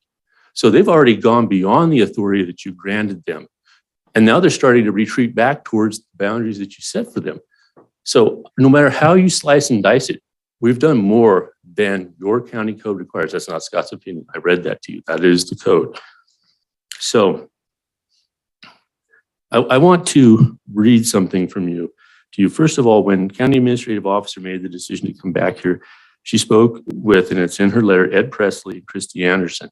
So she spoke to somebody who has no authority to act on planning. And she spoke to somebody who's outside the box of authority on 66412D. But anyway, we're back here and that's what happened. In her letter, she says, importantly, in your attachment J, and that's information I provided, under the condition of approval it states that environmental health shall verify the adequate space for wastewater disposal, considering potential setbacks, is available on parcel B prior to the notice of lot line adjustment. Per Director Anderson, this has not been satisfied, and if completed, we'll move this project forward. Please see the responses, etc.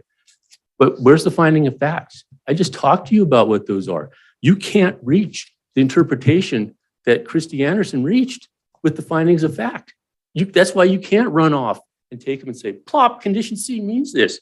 It can't mean that. The conditions of approval, everything I presented to you, it can't mean that because they're starting from what they think ought to be rather than what was. And again, it's because of complete. It's because of what the requirements are. And I've shown you multiple times how we're not following county code. So that was, and so why? I said, let's do this. Let's do finding of facts, revise them, and let's do amended conditions of approval. Let's put finding 6, and I'm going to talk about that in just a second, and then get rid of condition C. And I want you to hear this because it doesn't avoid the issue. It addresses it. I'm not running from the issue. I'm addressing it. So, and I want you to hear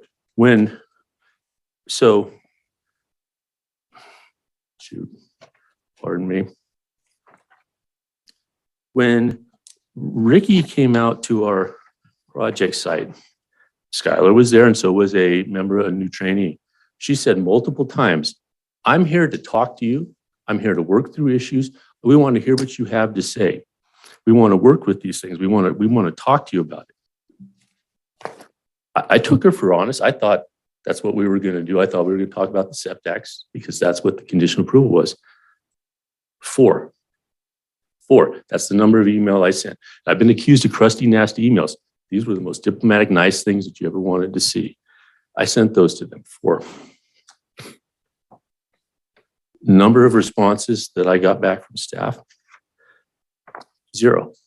They asked me to do that. I did what they asked me to do. 3 weeks before we got to today, they had this. So here's my email to Christy, the last one I sent, because I'm trying to be an open, honest guy, and there's a lot of stuff getting said here. I'm quoting. This is before the complaint I submitted. This went to Christy, Ricky, and Skylar, who is the representative of the lead agency. To avoid starting an argument, I'm going to propose an alternative. First, let me explain why.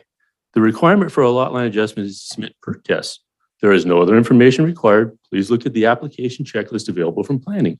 In our meeting back in August, we agreed to use perk tests exactly as required in the application checklist, which is beyond what even county code requires.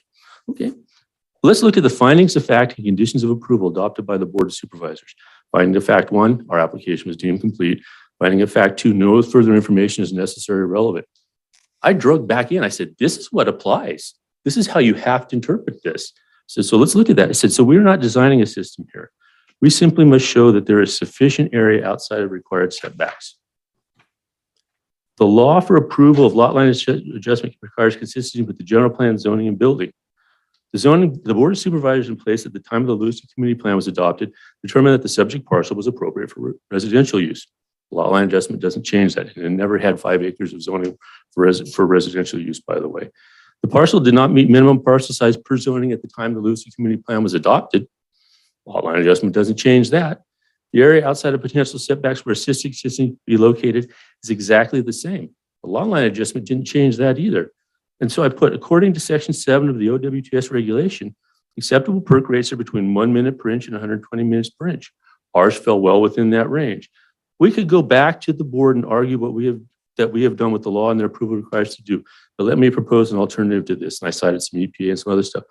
And then I said, given site conditions, the lot line adjustment didn't change the area potential for OWTS. The perk tests fall within the range. And the type of system, conventional or alternative, will need to be determined at the time of building permit anyway. The lot line adjustment makes no difference on that. I had that in their hands 3 weeks. They asked me to engage with them. I had that in their hands 3 weeks. And they did nothing. That's how it is. And here's Another thing, here's where I wrote it up and I submitted it. And again, I had this in the hands of everybody to what this is going to say. So I want to, now I really want to get to Exhibit B, because this thing is the heart of everything. Exhibit B is the plot plan that you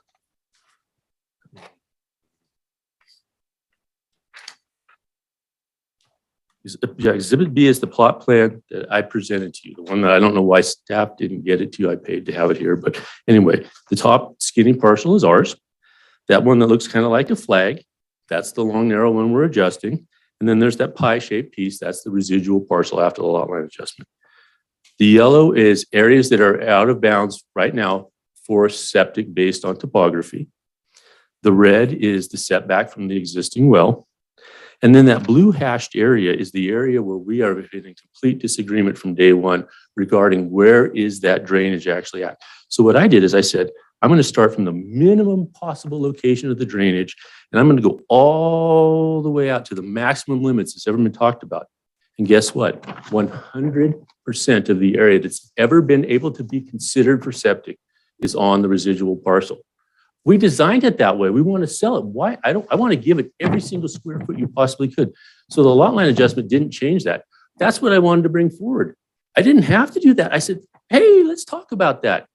I wasn't trying to hide anything from anybody. I wanted to talk about that graphic. It was a goal of our project, what that graphic shows. So I already talked to you about, my email to Christy and trying to talk to them and all. And we got back, the response we got back was go dig a hole. That, after all of this, all of these attempts, after they said they wanted to talk to me, did I get a little bit wild when I submitted the citizen's complaint? Yes, but I did what your county council told me to do. As upset as I was instructed to do that. So the difference, the lot line adjustment makes no difference, none on the issue of sewage disposal. Is it going to be easy with lots of places? It's that way today, it's that way after the lot line adjustment. Is it make no difference in this? It's, could it be really, really hard? Sure. The lot line adjustment didn't change that. That's not, so it's not relevant. That's not a 66412D item. It's neutral. It doesn't matter.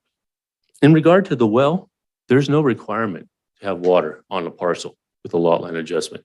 And if you read and the thing is, all this stuff, I gave you my original application analysis. I told staff, I had that when I met with Lisa Lozier last spring. I said, here's all our project goals. I'm analyzing all the issues, all the things associated with it. I've got tanks with a 2-inch water line all the way down to the property line. A well agreement will be entered into and that parcel has water. I did that. There's no legal requirement for me to do that, to do a lot line adjustment, because I wanted to provide a parcel that had value. That was And I want to talk about the building permits. Jim Santiago, when we met in August, he said, why am I here? Because if the building permits, they're a legally separate issue. No matter what they require, bringing them up into this, that happened, but it's independent of this. The lot line adjustment, and that's how all that problem got started. We have to, because the one location straddles the existing property line, I had to get the lot line adjustment done first. But the issue of building permits, it has nothing to do with the approval of the lot line adjustment. That's not Scott's opinion, that's the law. Now, I saved this for last because they brought up the drainage. And we need to talk about this because this blew this whole project up from the start. This is what, from like the second day, Christy Anderson said, you've got a creek, you've got a tributary of the Trinity River on your parcel. So, that's going to be a major problem. We can't, we're going to have not the ability to approve that. So, and when Ricky came out, she said, you've got that parcel. So anyway, I've got my not nice, but true list. This is the list I didn't want to talk about with the board today. So staff is continually trying to expand their roles when the law is narrowing of their roles. I provided lots of information about how they're not following the rules. Staff said, the CEO said they want to get this over too. If they wanted to get it over, why would they never talk to me? And I've got tons. I reached out over and over again. Here's the rules. Here's the law. Here's what it applies. Your director of transportation, months I had been trying to get them to talk to me about that when he stood up of his own accord and said, gee, you're right. That was their job by ordinance to screen out that comment. They failed to do so. I paid a lot of money, fees to planning to do all this analysis, and all they've done, they didn't even make complete. Remember when they came to the thing and they were still saying in December, well, you didn't, you can't use the existing septic for proof of your lot line adjustment. I submitted the application. They're still talking about something in December. That's a fact that was resolved in August. What? So remember, so the planning commission, the planner for the project said, we rely on the county surveyor to do a lot of the lifting on lot line adjustments. That doesn't get them out of the responsibilities of lead agency. Now they're doing environmental health, doing a lot of their heavy lifting. That doesn't get them out of their responsibility. They're the lead agency. The authority for this project never leaves planning. That's not Scott's opinion. That's the law. So the issue of partial size is not any small. So here's the issue that I said. The issue of parcel size, as we have shown, it's not an issue from setback. The location I chose may not be suitable. So what are we supposed to do? Hundreds of locations chasing after actual design level information for septic? I've showed that we didn't change the area. Even if it requires a non-conventional system, which is allowed under the law, it doesn't change because of the lot line adjustment. Whatever that system is, the lot line adjustment doesn't change it. From the creek and the exhibit you have now, where we're going to drive this puppy home, because this is what I've been dealing with from the second day I was dealing with Christy Anderson.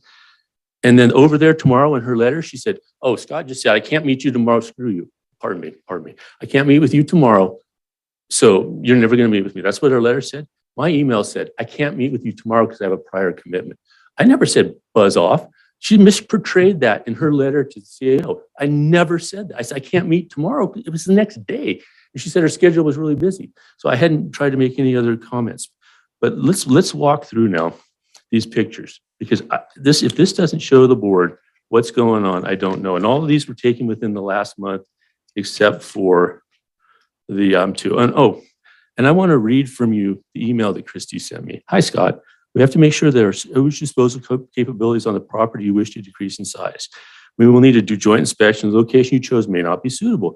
Be prepared to have an 8-foot hole dug near the furthest spot you took a percolation test from the creek. We're going to hit that one. Our availability is limited for joint inspection, but I may be able to make it over there tomorrow if you're prepared. I responded to that. And she, in the letter to the CAO, she said, you can't meet and never meet. I'm not making that up. Read Christy's letter to the CAO. This was her letter to me, her email to me. What she told the CAO is not consistent with what I said. I said, I can't meet tomorrow. That's what was right there. So the pictures, that's me. That's our older guy. He's no longer with us. But the pictures here, this is the project next door. I'm standing just to the side of the well. That's the trailer where the dope grow that was next to was part of our project objective. You can see all the plumbing and stuff. You want to talk about the septic problem and connected to the power pole when you can still do it. But I'm looking down. In the distance, you see that black dog down this pole. That's where the supposed creek is. I took this picture about a month ago. So the creek is behind me. That's where it physically is now. Excuse me. That's not where the maps show it. And I'm going to show you at the end of this where the maps show it, why this whole issue has blown my mind. So that's the project site. And this is the issue that blew this up. That's why I had to get an attorney, because we were all out of control of this. Picture 2 is me looking back up towards, you can see the top of the trailer where it was, the pole where the well house is. To the left, you can see the grow. You can see that little bit of a ditch there. That's where the drainage is. Picture 3. You're going to see a funny looking retired guy with a big old beard stand up on the side of the hill. My wife is standing where the drainage is. The mapping that they relied on, the state water board mapping and Forest Service mapping, where I'm standing, that is where they show the drainage to be. That is where the mapping shows the drainage to be. I've said from the beginning it was wrong. I said, you can't do that. You can't rely on that. When we get to the end, I'm going to show you why I hate GIS, because it leads to this kind of stuff if you don't read the metadata and understand what it is. Picture 4, and this is really important. Oh, and by the way, this is on the section line. I am within feet of confident that this is exact. This is on a section line. It is near a located survey monument, a record of survey. This data, I can tell you right now, based on where the Forest Service and the water board mapping shows that creek. I'm within feet of the exact location. I can guarantee you, because I have all the data surrounds that. Picture 4, that's where to the left would be the barn. That's the existing drainage right now, taken a couple of weeks ago. So there's the creek. whatever you call that. And I put some stuff there so there wouldn't be, raising. That stake in the middle, I am standing on the section line. If I'm wrong where this is, and by the way, the survey confirmed this, everything in the California, we're based off the cadastral surveying system. If this section line is wrong, nothing can be right. It can't be right. That's how everything starts from this section line, from the forest, from the US, the GS, the mapping system. That's how it works. It's not my opinion. That's a fact. Okay, condition 5. And please, I just want you to understand, I'm now standing about 15, 20 feet away from where I was standing in that creek. I'm now looking up the side of the hill. Where that big first black dot is, if you look closely, you can kind of see a little bit of it. There's a T-post with some ribbon on there.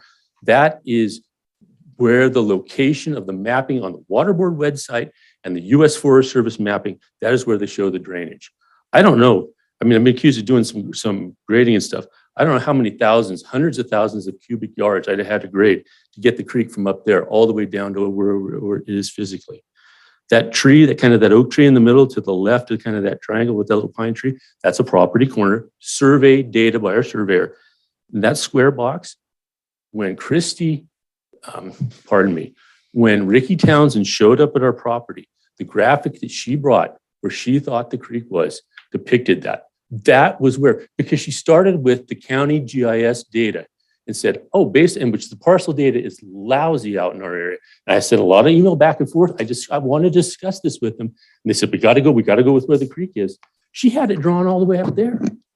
On my little figure A, that's the maximum extent limit I used in that little graphic to show you usable area.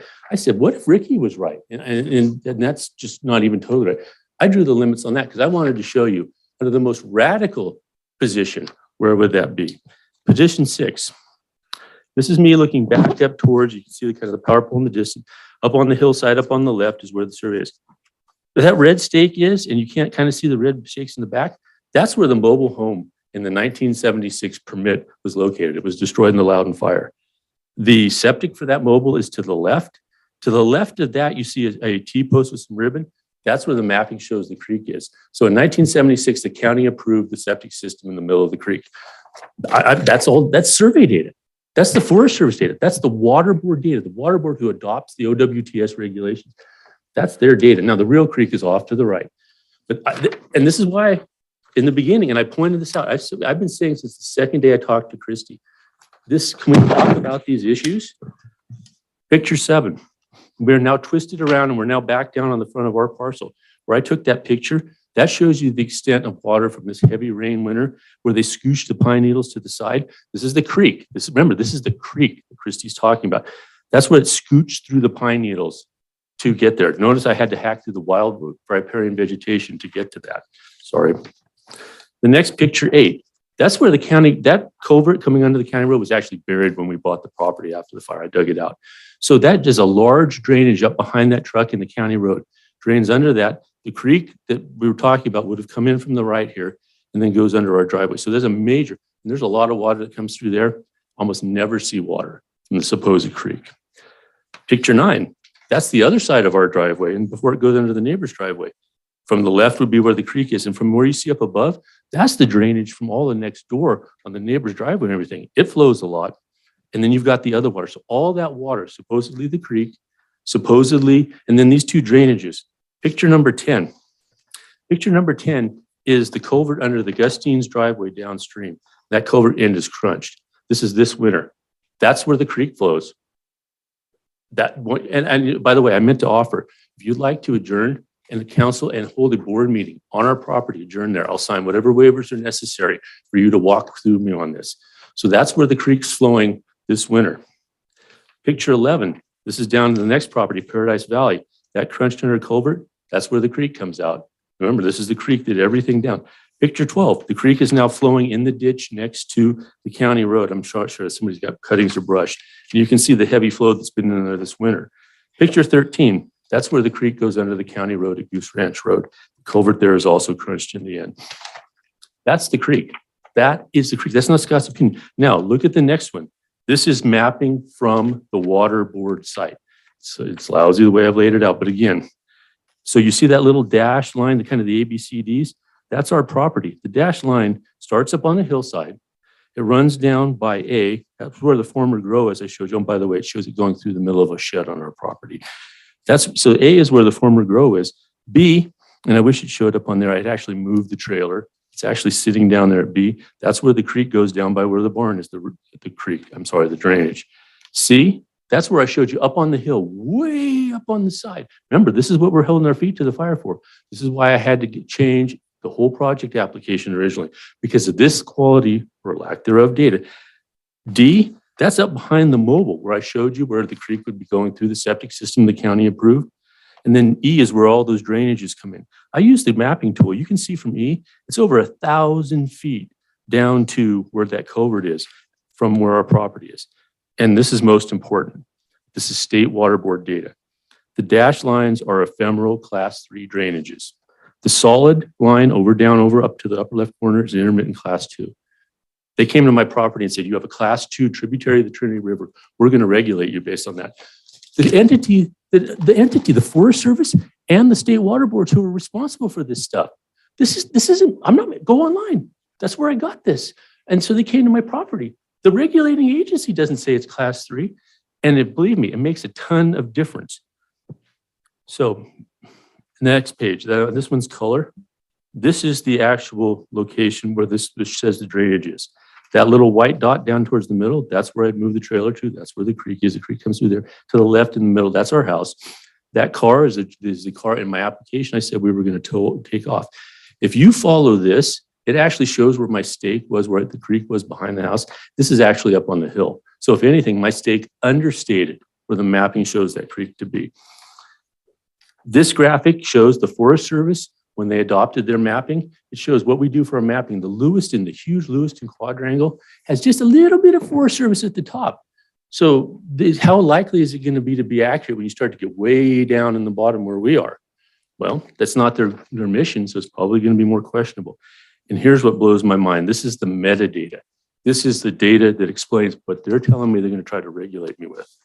It says 1 to 24,000 squares, and it covers the Forest Service lands. And this is the same. If you look at the water board data, they're exactly the same. It says, over time, the legacy CFF data is being replaced. And that's the legacy that may or may not have ever been GPSed. But I want to go to this. This is in the metadata. Quote, features were constructed to meet national map accuracy standards, which require that 90% of all well-defined features. So we're not near the Forest Service. We don't have any well-defined features, but 90% of all stuff within well-defined features shown on the map are within 0.02 inches. At this scale, 0.02 inches equals 40 feet on the ground.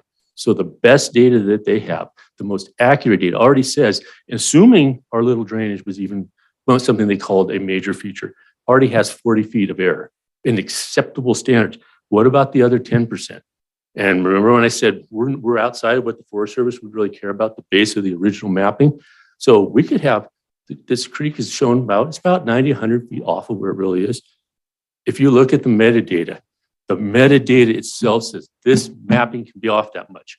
They told me they had to regulate from the creek. What I ought to do is go down and try to pull a septic permit in the middle of where the creek really is now, because it's 100 feet away. Supposedly, if we regulate by this data that we have to follow, that's what I'm dealing with. Board, that's what I dealt with. I had to hire an attorney. This is what I'm dealing with throughout this. You know what I want to do? I want to go with Dan said, just find, hey, you know what? You've shown that drainage, all the complete stuff is already there. So all that stuff they brought up, and a lot of that stuff, if you had allowed me to, I could bring back all the approvals. A lot of that stuff's been added since the time of nearly the stuff from the county surveyor. So I have all the stuff from that time. They've added a ton of stuff since then. I could show you what was originally brought forward that actually wasn't allowed to come in because of the issue of complete. They brought up requirements from a tentative map that by law have nothing to do, by your county code, have nothing to do with this project. They brought up the well. There is no requirement to prove water under a lot line adjustment. None. They want now you want to see why I'm leery about, we're going to use the design level standards for your property. They're basing everything off of a creek location that I can prove to you is wrong. I can prove to you within the bounds of the data that they're using, the mapping, the GIS they're relying on is wrong. And they're telling me they want to regulate now based on that. I showed you. I provided it to them. 3 weeks ago, I've talked to them about this. I emailed them like they asked me to and said, here's the information. They never responded. They're the one that encouraged. I read you what I tried to do and said, here's what I'm willing to agree to. We didn't change the potentially usable area. I don't know what that means for a septic system on this parcel, but we didn't change it. It's a non-issue. I'm now being held hostage on a non-issue. I showed you the quality of the data that's underlying. They can't, the complete is gone. Your approval, you can't get to the condition that their interpretation. The law wouldn't even allow you to do that condition the way it is, because it says you can't condition outside the box. I'm just a guy. They talk about staff time and all the time and all the things that they've done. I'm one guy. Our whole future is wrapped up in this. And this is what I'm fighting. And my wife told me, she said, when you go in there today, you tell them it's not just us. Because I came to you, remember, I've come to you several times, say, go talk to surveyors. Go talk to the developers. Go talk to the title company. It's not just us, it's everybody. It's not just us. I happen to have the knowledge that I can stand here and try to defend our rights. There's people out there getting plowed by these people. Lord, please help us. You can approve this today. You don't have to do all that stuff. What they're saying is not valid. They've now put their thing. This is the law. I'm not saying some of that stuff, but here, they brought up the building permits. Not relevant, it's completely separate law. Brought up the well, not legal. This isn't the stuff that they had at the beginning. And so now they're trying to backtrack in and backdoor and say, we screwed up and didn't get complete. We've all known that now. We want you to go back and do all this again. All you have to do is say, you didn't change the potential for the septic.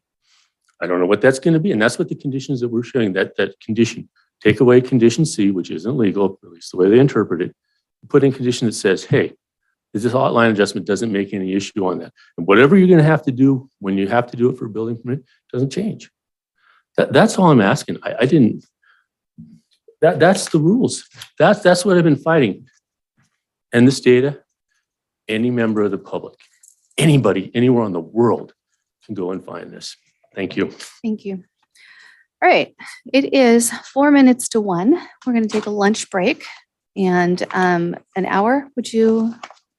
I'm going to ask staff what, because we need to give staff what is it requirement for an hour lunch? We typically 30-minute lunches. 30-minute lunch is required by law, but we're going to take 45 minutes. We're going to come back at 1. It's a little bit more. We're going to come back at 1:45.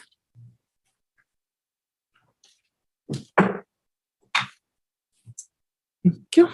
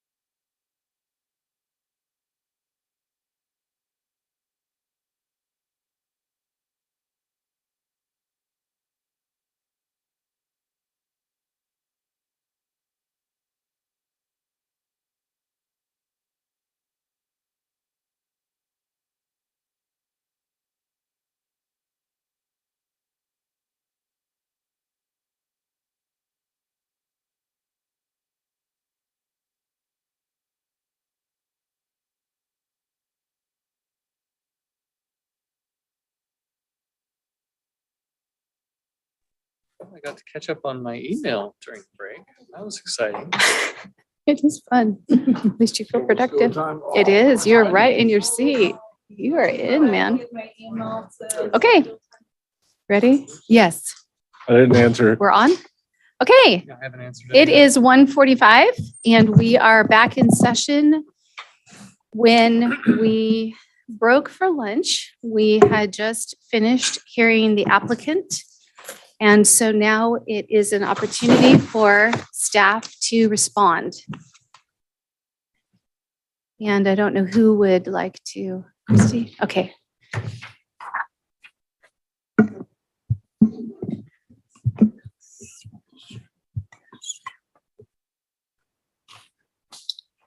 Hello again.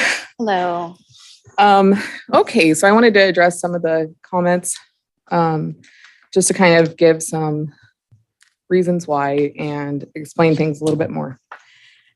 So I'm going to go ahead and open up the scope a little bit because Mr. White has been really telling his story through one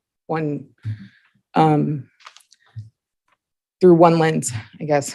So the big deal with land use and lot line adjustments, and the reason why we're concerned for adequate sewage disposal is we don't want to see a parcel that is unusable, especially in a rural residential area. And it's very important to us as an agency that is taken into consideration, especially before making something significantly smaller. I wanted to kind of go through because there was comments made about the site inspection that I never was on a site inspection there. But I will introduce Ricky Townsend, environmental health specialist, and the inspector that was on site. Now, mind you, environmental health has the authority through the health officer, but given by the water board to enforce certain regulations and rules. All things septic system, that's what we've been designated with. Ricky, as required by her job description, has a bachelor's degree in a biology-related field with certain specified classes required, including microbiology, organic chemistry, physics, calculus, high-level courses that she has to apply to the state of California Department of Public Health for them to accept her transcripts and say that she's qualified to come work for us and train 12 to 18 months of focused training. And then to one day hope to apply to the state of California Department of Public Health and take an 8-hour proctored exam to become a registered environmental health specialist, which makes her qualified to do this job. Now, Scott White mentioned several things. He is not qualified to do the job that we do. He does not understand our regulations clearly. I'm going to explain some of those. And also, he's misquoting a lot of code. So we're going to go ahead and show the whole code because I do have a flash drive here with the entirety, not just interest to Scott White. So Ricky, while on site, and I want to mention the perk test is on the application requirements for a lot line adjustment. When you viewed Mr. White's perk test, was it in a location you could approve a septic system in? Possibly. And what were the restrictions that you were worried about? Setbacks for the waterway. And as I had seen the parcel for the very first time, I noticed that there was a lot of grading on the parcel. A leach field can only go in native land. So that's narrowing down the area that this leach field is approved for. So the area that took you to was graded? It was next to a graded area, but the area that the perk holes were in was ungraded. It could potentially be a spot for a septic system to go, but I had more questions. Okay, thank you. I appreciate that. Oh, and in regards to the waterway, and Mr. White actually admitted this himself, there was rearrangement of the actual waterway very much so. That waterway has been diverted to the west. And I believe when I had been there, there was a very harsh rain, maybe a week. I can't exactly tell you the date that it had been, but you could see water running through that property, moving topsoil where I believe that the waterway should be. So Fish and Game 1602 requires a lake and stream bed alteration agreement before waterways can be rerouted, new culverts placed, damaged ones fixed. And I did contact Fish and Wildlife regarding that. So on to mapping requirements. So this Exhibit A that was presented by Mr. White, you will see in here, even though for some reason he doesn't point to this, building permits, environmental health officer, and septic permits are included in building permits. On handout 1, not only does it say that the major lot line adjustment has to or considers what the health department requires or their comments, but on his own highlighted section 16.32.020 application requirements, he mentions that no requirements to provide perk tests or address sewage disposal systems except if such already exists. Now, he admitted that there was an existing septic on this parcel that had burned. His house had burned, or the previous owner's house had burned in 1999 in the Loudon fire. We had went over many times with him how to legalize that system, and he did not want to follow those rules. And this is not mentioned in his map. So there's no talk of the existing system. And I wasn't going to split hairs and bring this up, but he brought this up. So there's no mention of that. Okay. So as you know, on the January 3rd meeting of 2023, his condition was approved, saying that he had to meet, he had to prove that he had enough area to build on for a septic system. We do have standards required by the water board, and we do have to meet those standards. We weren't telling him to build a system. We were telling him, hey, you have to meet these standards. So he was unable to provide, and we tried to give him options to do exploratory digging. Dig us a hole. That's always our first step before we tell you, go get an engineer, do a soil profile, get soil testing, tell us that it's going to work. The big consideration in Lewiston and in that particular area is granular soils like decomposed granite. So meaning that the water could go right through it, or the sewage disposal water. So at this time, we're unable to say that it's usable or adequate in the 1.8 acres that he wants to keep. We also have to have 100% replacement area. So from this, he suggested alternative system, which we've explained to him several times we cannot approve in Trinity County. So that is not part of what we could accept. Although, you know, he only showed us the area where he did perk testing, not the entire parcel. Maybe there's a place that can be pumped up to, maybe there's reserve area, but further information has to be gathered by an inspection, by a hole. We're just asking to protect the public. There's a reason why, you know, septic systems are placed under the health officer's authority, and that's because we're here to protect public health, human health held at the highest regard. So I just wanted to mention those items and open it up. Like, if you guys have specific questions for me, please let me know. I'm willing to provide all emails exchanged as well. I have quite a few of them, but I did not bring them with me today because I didn't think we were going to itemize every email, but there's a lot. So please let me know if you have any questions or concerns or you need additional information. My question would be, when he was speaking, he mentioned a good bit of code. And my assumption is that staff was taking notes on which codes were being said to not be followed. I didn't get them all down. I'm hoping that you all did. So just to make sure that we are fully informed on each allegation. Yeah, and in my flash drive, I do have the LLA, several codes there. So if you guys want to review something in its entirety, it is there. Okay. We're more than willing to provide that.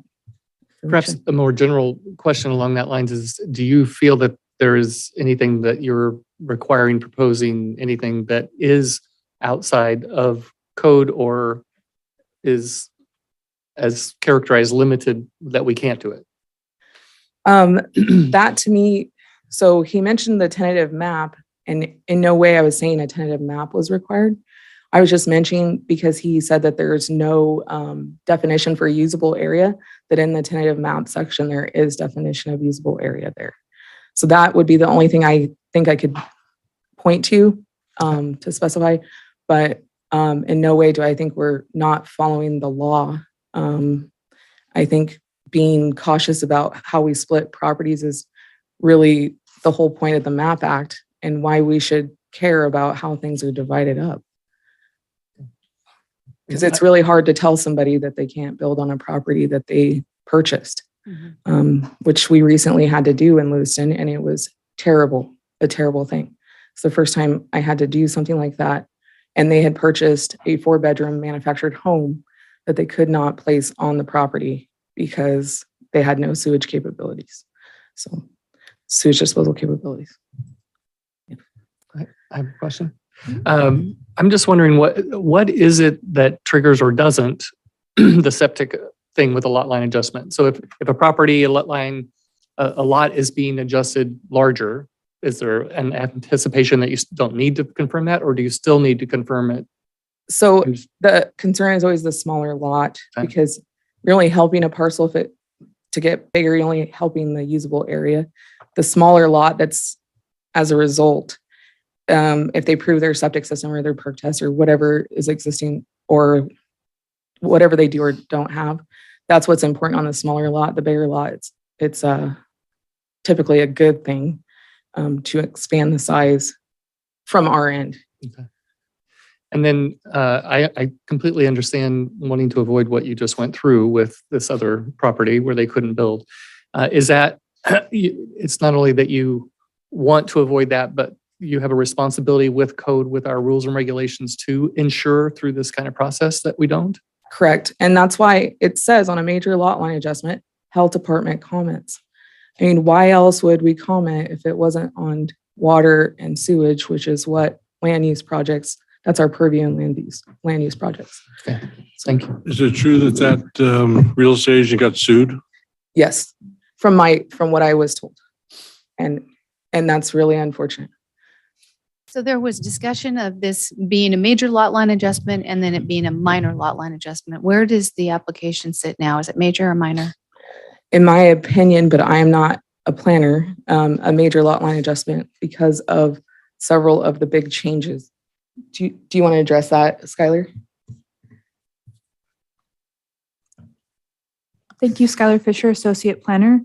So there hasn't been like a formal change from major to minor, just because the last motion made by the board was for approval. So typically for a major lot line adjustment, the only difference is it's brought for planning commission approval rather than planning director approval. So we haven't really been discussing that since we've been we've been operating within the parameters of the previous board's motion. Which was major. Which was that it was approved.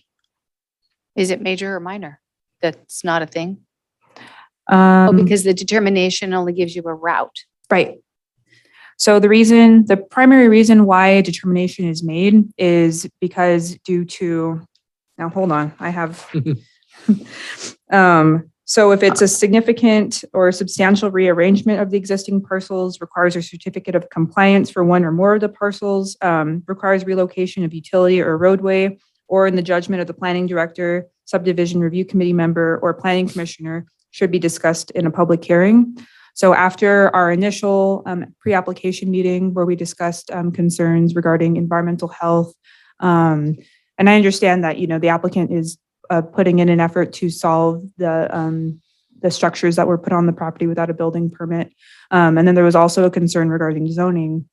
So all of that considered, after discussion with our land use consultants, SHN, we found that this is the type of project that would probably benefit from public hearing. We weren't anticipating it would be this public hearing, but at the same time, it seemed, I still stand by that determination by our interim deputy director. And so because major versus minor only determines route, and we are here in a very public meeting, the indication that any kind of a minor lot line adjustment is simply a ministerial act really isn't a point of, how does that play in? You don't understand the question? Okay. I'm thinking does it change the requirements of what staff needs to look at if it's minor or major? No. And I can jump there as well. So the county treated this like a major, which gives it the applicant additional rights. So it's essentially has been afforded additional ability to have these types of hearings. Otherwise, it's done at a staff level and not done in this mechanism. So, but the what is being looked at is the same. The law is the law is the law. It just gives them additional due process. Got it. And then you mentioned the building permits earlier and about some structures that needed to be kind of like retro permitted, I guess is my layman's term. Is that supposed to be addressed if a lot line adjustment is being approved, or is that a separate issue?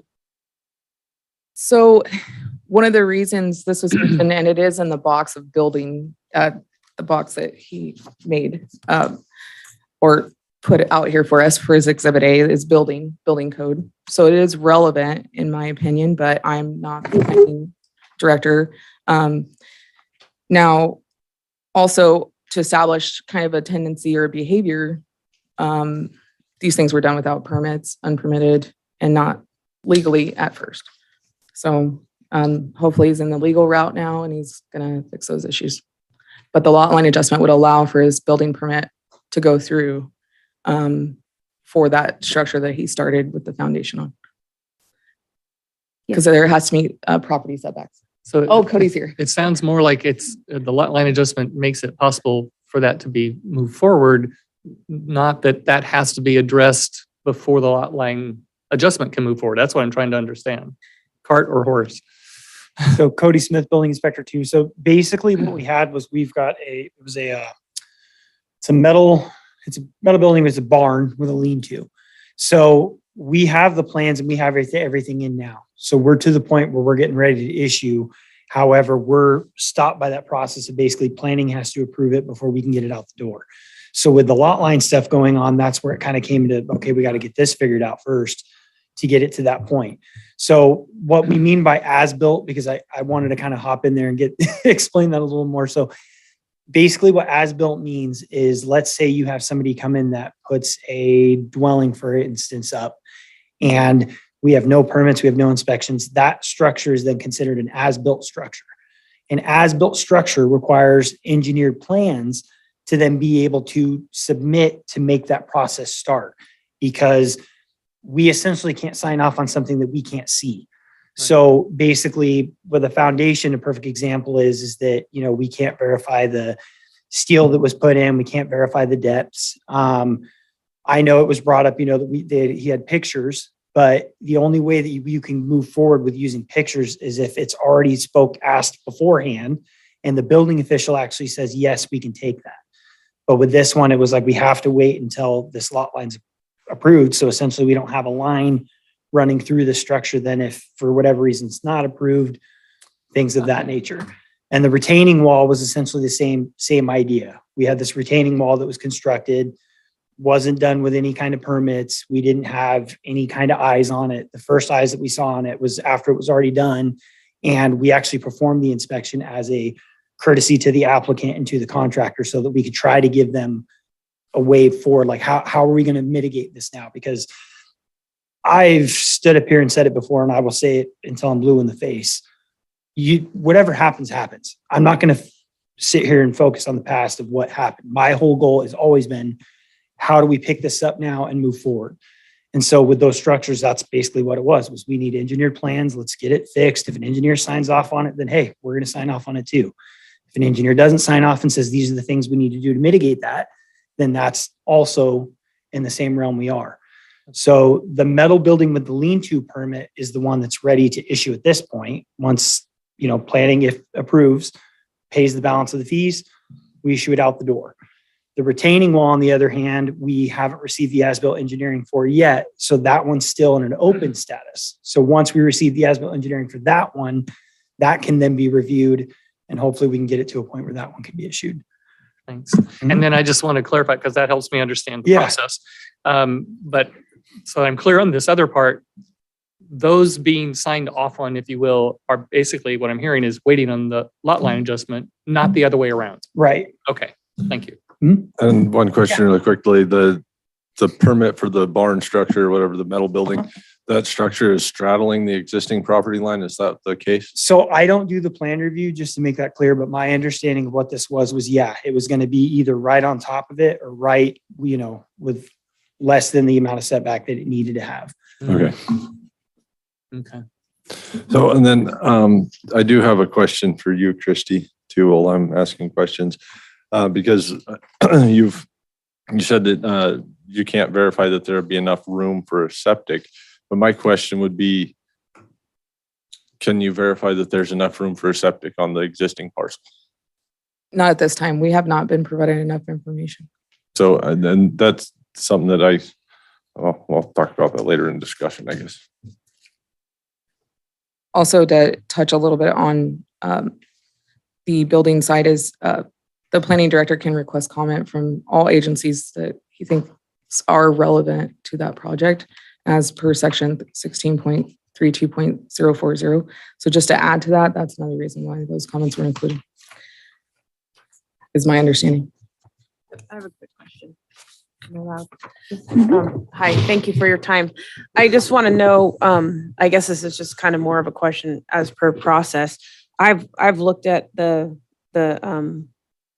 property line overlays that the county has, and my house is in the middle of the field next door. And then having gone out to many properties with those maps in hand, it doesn't take a lot to realize that they're off pretty significantly.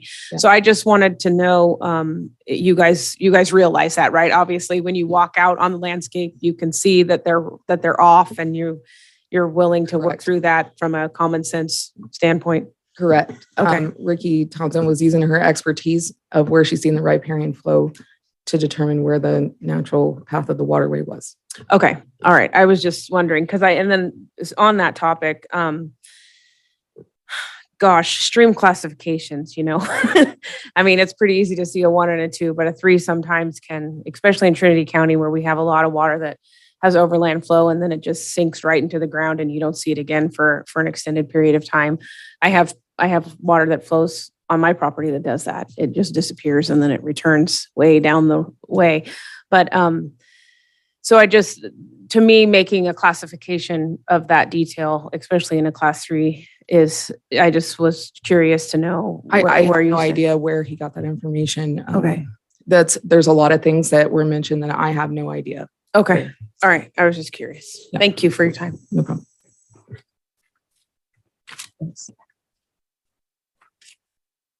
So I'm wondering if our county surveyor has some comments, perhaps.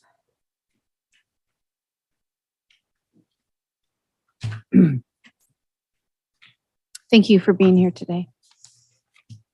No problem. My name is Joan Carr. I'm a professional land surveyor. I'm also a registered civil engineer, and I function as your county surveyor. So if you had any questions about the either subdivision map act or Trinity code related to lot line adjustments, I can probably answer those. From my perspective, I would prefer if you took the allegations that were made and helped us to understand them from your perspective. Are you able to, I don't know if you took notes well enough to be able to even do that, or if that's a reasonable ask. Perhaps not specifics, but in general. Certainly. So basically, when you're doing a lot line adjustment, you want to end up with a developable lot.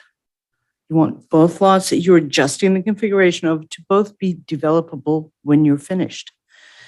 As part of that, you need to consider public health and safety. The basics on public health and safety are access, power, water, sewer. You want to make sure that both lots have those things. Otherwise, they're not usable, right? So one of the ways that we check for especially sewer is the plot plan that's submitted at the start of the application process will usually show a water course. They're often done by professional land surveyors who know how to map, who aren't trying to put together 3 different GISs because we go out there and measure it.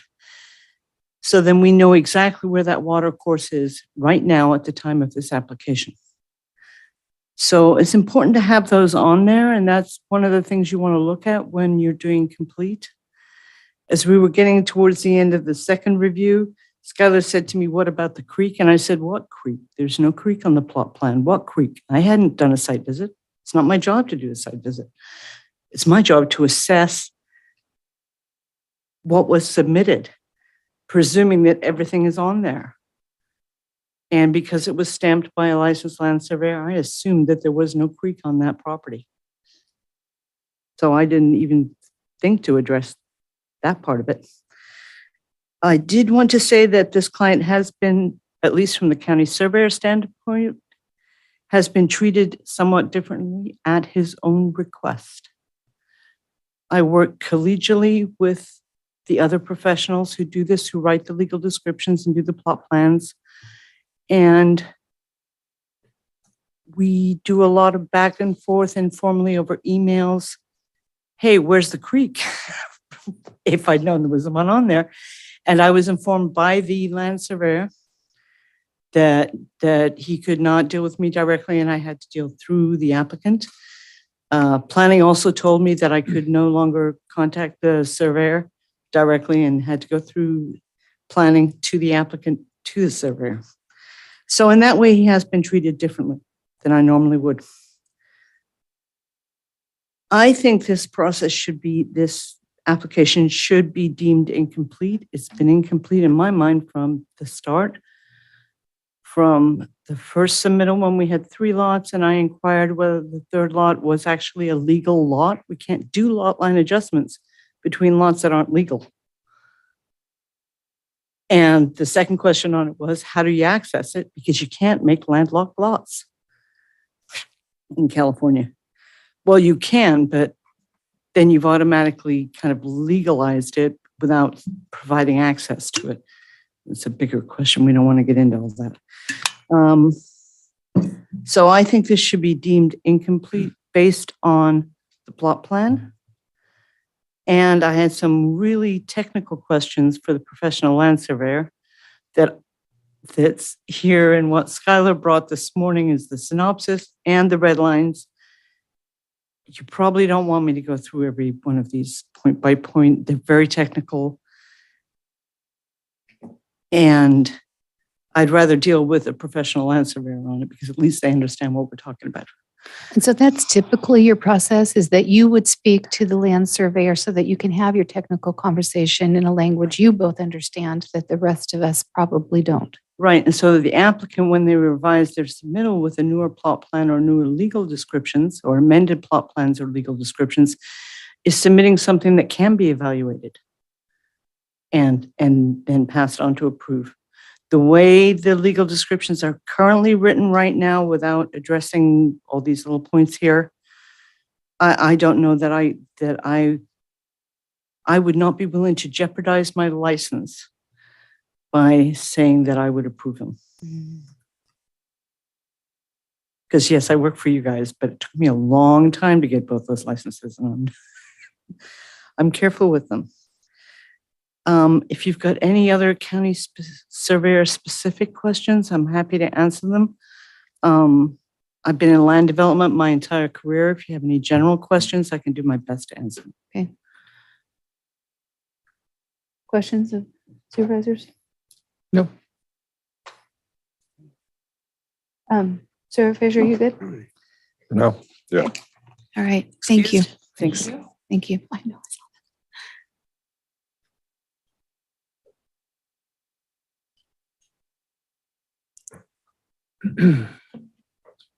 Thank you. I think I'm going to keep mine a little more brief. Director Anderson and Joan, our surveyor, did a great job pointing out most of the concerns on this project. And I know we spoke a little bit about why the interim deputy director made the decision for a major lot line adjustment. To speak to the zoning concern, as attachment 15 on that little packet I handed out earlier this morning, it shows what the zoning district is per RGIS information. And before this meeting, I was tooling around in the Lewiston community plan to make sure there wasn't anything glaring to show otherwise. Also in our GIS, there's nothing marked that there's a split. So that's why that's the main reason I think initially we made the decision for the major lot line adjustment, because if there's a 5-acre minimum and it's not adhering to the minimum acre size requirement for the existing zoning district, then it's a non-conforming parcel.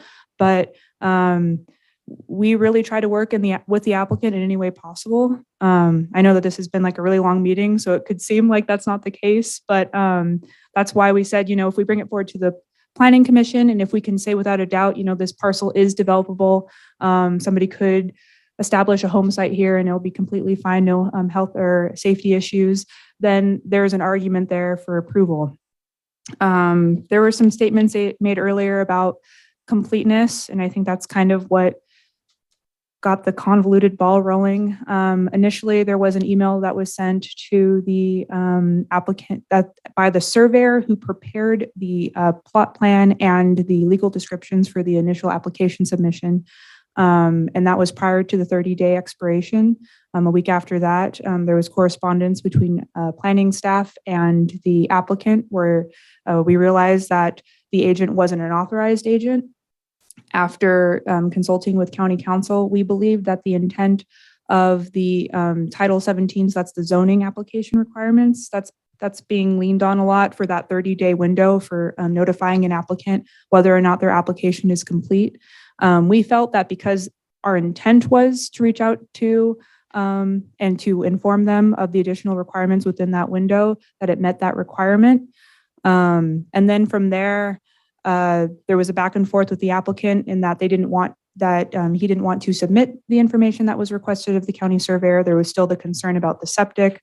And we felt like we were a bit at a stalemate. And since we had previously already made the decision that the Planning Commission was going to be the approval agency for this project, we figured that we could bring it to them rather than a less desirable outcome, I think, on the application. So that's why it went to Planning Commission. And that's where Planning Commission made the determination that it was complete with some additional submittals. And the minutes from that Planning Commission are attached as well in that same booklet as attachment 9. And they made the determination that it was complete with the submittal of the vesting deeds and with proof of legal access. After that, I had a meeting with the applicant where he requested there be a modification to the existing project in that the Boger parcel, which is the parcel C with the concern regarding access and legal creation, be removed. So then we don't have to worry about that anymore. And he said, well, if we don't have to worry about it anymore, then that's it. That's all. And it's like, well, if you're resubmitting a new plot plan and new legal descriptions, then we need a new review of the application. And so since that conversation was within the 10 business day appeal period from the Planning Commission, the applicant decided to exercise his right to use that appeal period, and it went to the board. And then that's when at the board level, the application was approved with additional conditions prior to the lot line adjustment being recorded. So that's why, even though it feels like that completeness argument, like when you hear, oh, well, that 30-day window was all the way back, was all the way back in October. Like, why are we still talking about it? Well, it's been something that's been like falling further and further down the road up until this point where we're still discussing it. And I think it's important to kind of have that context for the conversation. In addition, there was some comments made about our current lot line adjustment application on the website. At the planning department, we're trying to modernize some of our applications. Some of them look like they've been scanned over about 50 times and can be a little bit more legible. So we've been trying to convert them into Word documents so they're easier to read.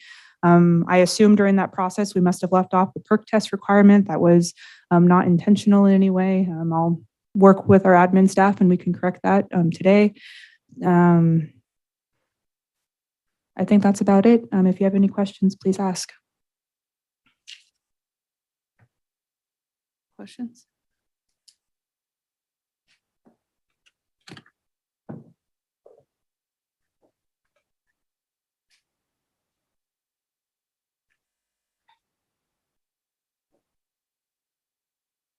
I may have one question later. So no other questions of board members right now?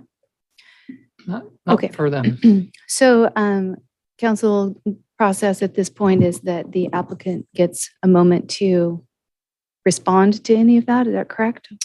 Typically, we don't allow that, but it's the chair's pleasure. Typically, each party gets one chance to present their case, and then it's back to the board for deliberation. But if you have anything further you'd like to hear from the applicant, you are always welcome to reopen and to allow that. Okay.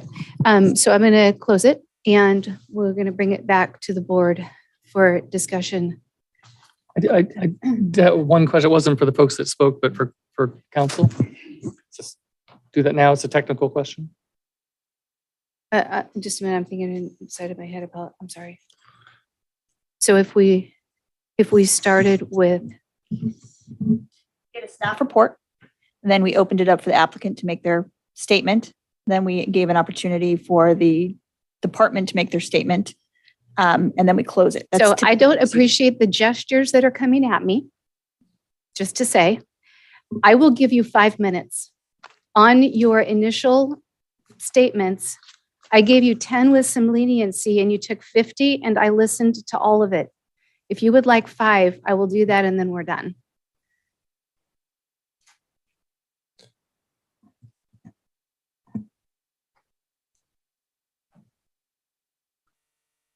Thank you, board members, Chair Scott White applicant. I'm sorry for that. When you said that they only got one and I only got one, they got to comment twice. That was just the concern that I heard. Thank you very much for the 5 minutes. It's a staff report and then it's both sides as explained. I want to address, I'm just going to address, they said a couple of things. They said, felt, I want to brighten this up. I want to, it's informal. That's not the process. The process is what's the law? What's an informal business practice? My surveyor was never a legal agent. So an informal process, they said the fact that they says it's different if their informal process is irrelevant. What is the legal process adopted by the Board of Supervisors for the determination of complete? I followed that. The county did not. That's not my opinion. That is fact. The fact that an informal process, I want to point a couple of things out. On our project evaluation that was submitted, there was all these comments about that. On project objectives, transferred unusable areas to our property. That was a project objective.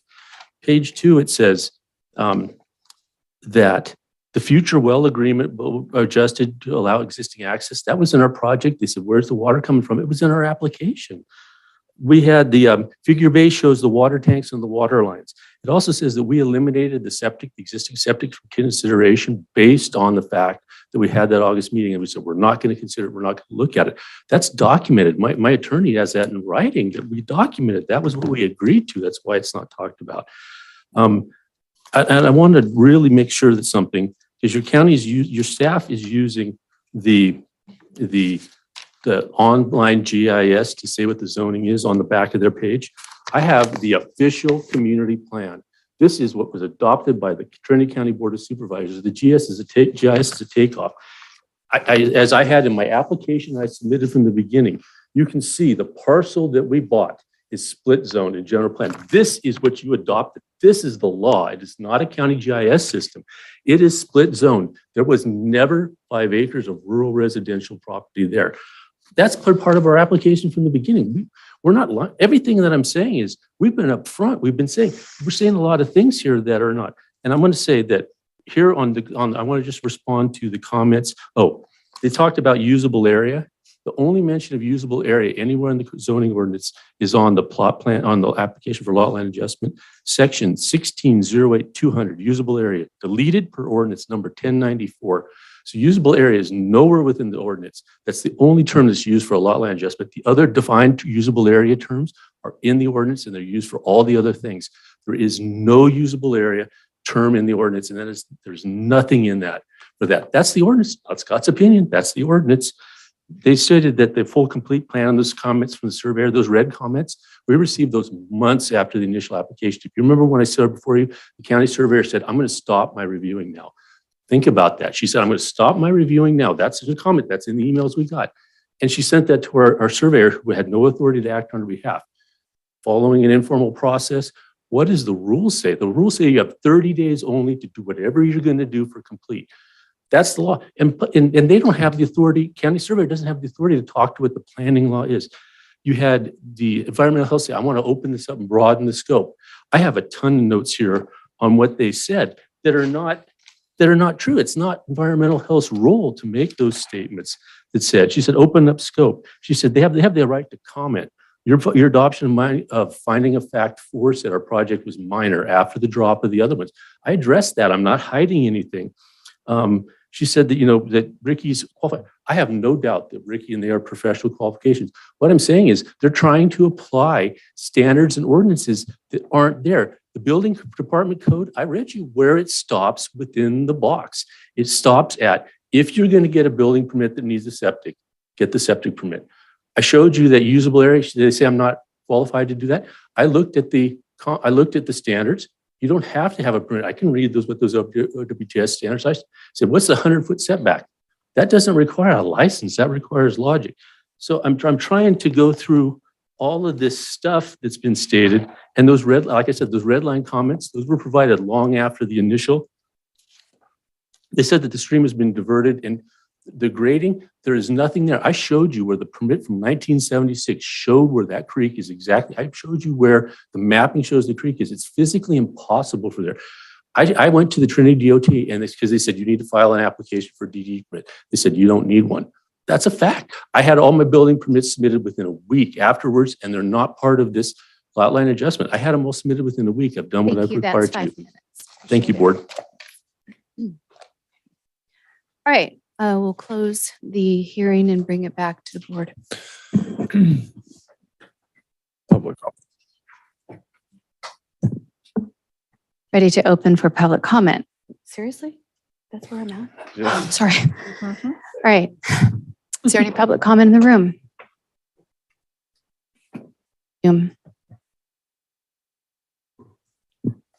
I have no public comments on Zoom.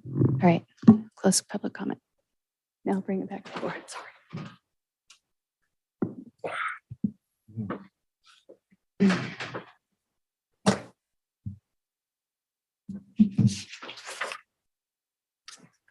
So I'll start off.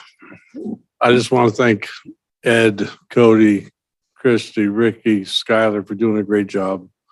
I've been in situations with all of you in the room where we were looking for a solution and you guys were solution based. We walked out of the room with a solution. I think you guys are more, let's get things done and get people into the system than to keep them out. So you have my full support and backing here. And also the surveyor, I would never want you to put your licenses in jeopardy. So you know where I'm coming from. I back my staff.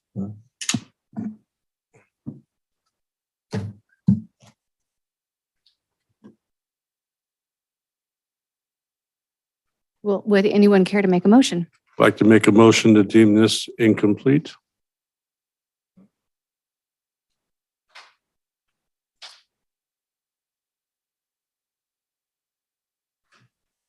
You have a second?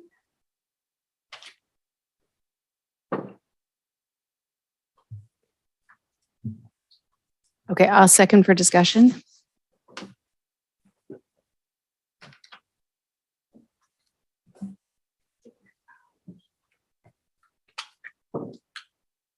Okay, well, I guess I can start discussion. Nobody seems to be excited to discuss.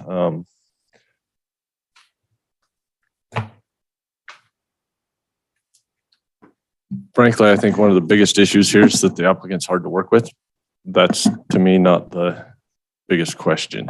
I can see, I definitely understand where the concern is. Yeah, we want to have a usable parcel, but at the same time, there's no way to determine. I mean, Ricky said it's possible. There's a septic site available, which to me meets the requirements of what we set forth before. It's like, it's possible, because the only thing we have now is it is possible that there's a site on the existing lot. If it's possible that there's a site on the created lot, you haven't really changed much. So that's has to be taken into account for me. And then as far as like perk testing, setbacks, all that, I can understand where environmental health would struggle with that, because there's no way to determine that unless you have a building permit, so you know how big of a septic system you're putting in. It's a difference if somebody puts a 1-bedroom cabin there that requires a tiny little septic system, or if they want to put in a 5-bedroom house, which would require a septic system 5 times as large.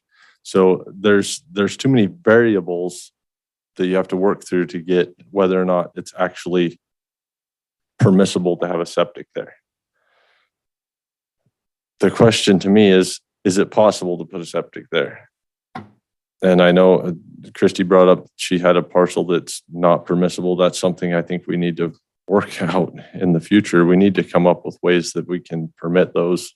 There are ways to deal with wastewater and stuff that need to be addressed. So I struggle with just deeming it incomplete after we've been through this a couple of times. It does seem like it's not as major. I haven't personally been to the site, but I've looked at the satellite imagery and stuff. It doesn't seem to be. I have a hard time with the major lot line adjustment word. So anyway, that's my take on it. So maybe I didn't understand, but the difference between major line adjustments and minor line adjustments are simply the amount or quality of review, not quality, but I guess publicity of review that's going to go into it. So well, a minor lot line adjustment is there's not much change, and then the planning director can sign off on it. If it's something that looks like it's going to be an issue, then there's public hearing, which to me, yeah, that does give the applicant more of a chance to present their case, but it also gives their neighbors a chance to present their case. If that to me is the issue, is are you going to damage this community? As far as the parcel size, I agree that 1.8 acres doesn't meet the 5-acre minimum, but it never did. So I don't know. I struggle with finding I think that we kind of had the right answer last time. So I have a hard time deeming it incomplete. So since we've broken the Pandora's box on quote unquote last time, I kind of want to go there a little bit, because the experience last time, and so if you're on Zoom, can you make sure that your system is muted? Thanks.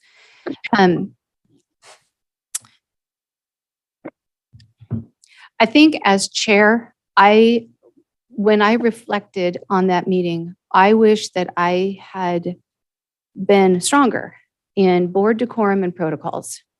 And there was what I would call inappropriate, can't think of a softer word than abuse, of staff that took place by repetition of sentences that were to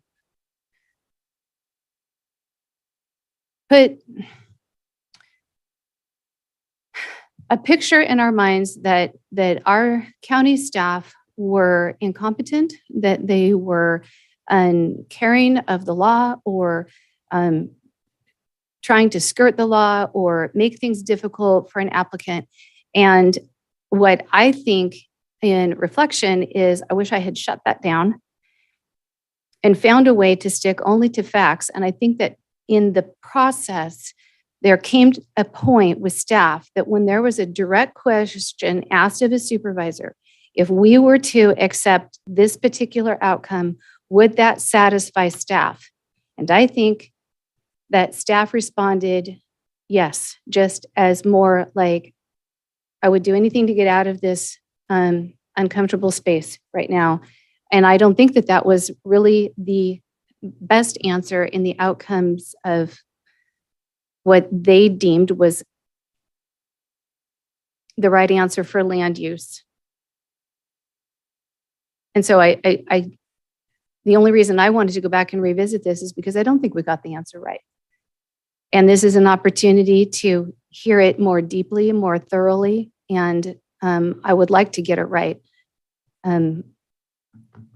There are pieces of land use, I'm not the land use expert, but I'm sitting here listening to 5, 6 land use experts, and I'm wondering 5 land use experts and 1 person who has followed the process all the way through. And I don't understand how 5 people are wrong and 1 person is right. Just the picture in my mind, I just can't quite square with that. To me, I have heard statements showing us the law. I guess the one piece that I have missed is, Council, are there any statements that you heard when there were comments about, we haven't followed our own code, that you would say you would agree with, that we need more insight on? At this point, no. Just for the board's knowledge is that county staff has been utilizing our office along the way since this process began. And every time those accusations were made, we have had an opportunity to review it and make a determination that county staff was acting according to our code and according to state and federal law. Okay. All right.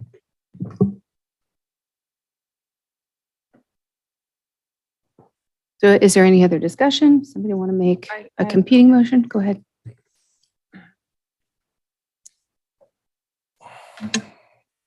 I'm sitting here wishing I was Solomon. have more wisdom. I just want to say, Cody, is that correct? I just want to bring back a statement that he made that I would like to see made manifest in this, no matter which way it goes forward. And that is, let's start from where we are right now. This isn't going to go anywhere if neither side's able to make their water clean between each other. You're going to just keep fighting and no one's going to end. No one's going to be happy on either side. And it's certainly not good for the healing of our communities and for the healing of our relationships. So I would just like to say that, how the board decides to move this forward, my hope is that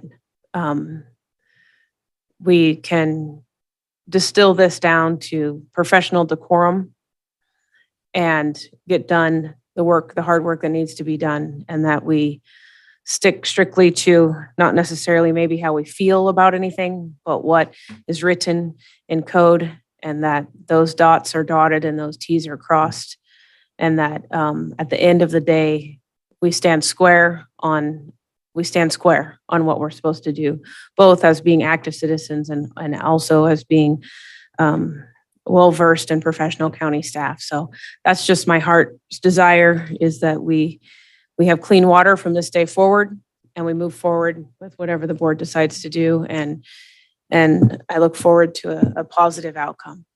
Thank you both for having the passion in which you have spoken towards this issue.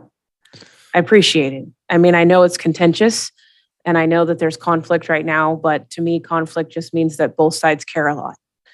And so with both sides caring a lot, my hope is that that care can converge and we can come out with a positive outcome. Thank you.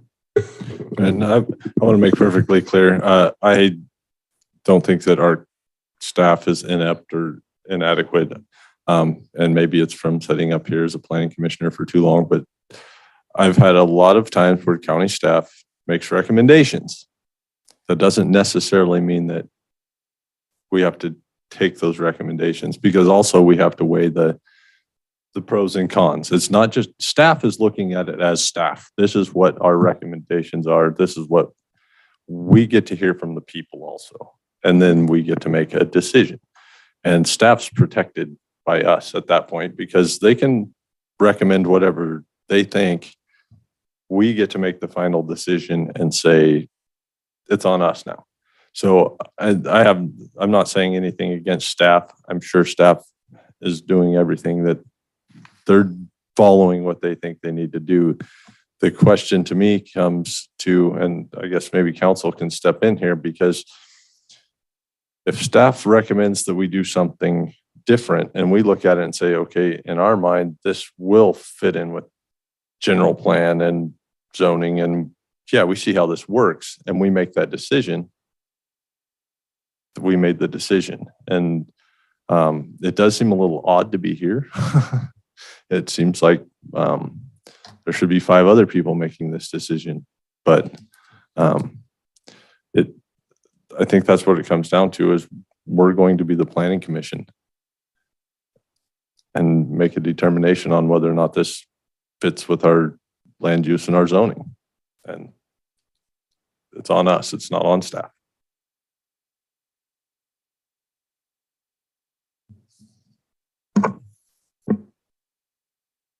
Liam, did you have anything? No, I do not. Well, I will say, when we visited this matter 2 months ago, and I asked that question, I was trying to, and I don't know what the board had in mind when they voted, but I know what I had in mind when I made the motion. It seemed like we had reached agreement on what would need to be done to get this through. And by taking that action, it would happen faster, easier, ending the strife that was clearly going on for some period of time. And here we sit 2 months later, and that was completely unsuccessful. And I've heard several times it mentioned that when the board made that decision, they were saying that everything that the applicant said was right and everything that staff said was wrong. That was in no way any part of what I was trying to convey in my motion.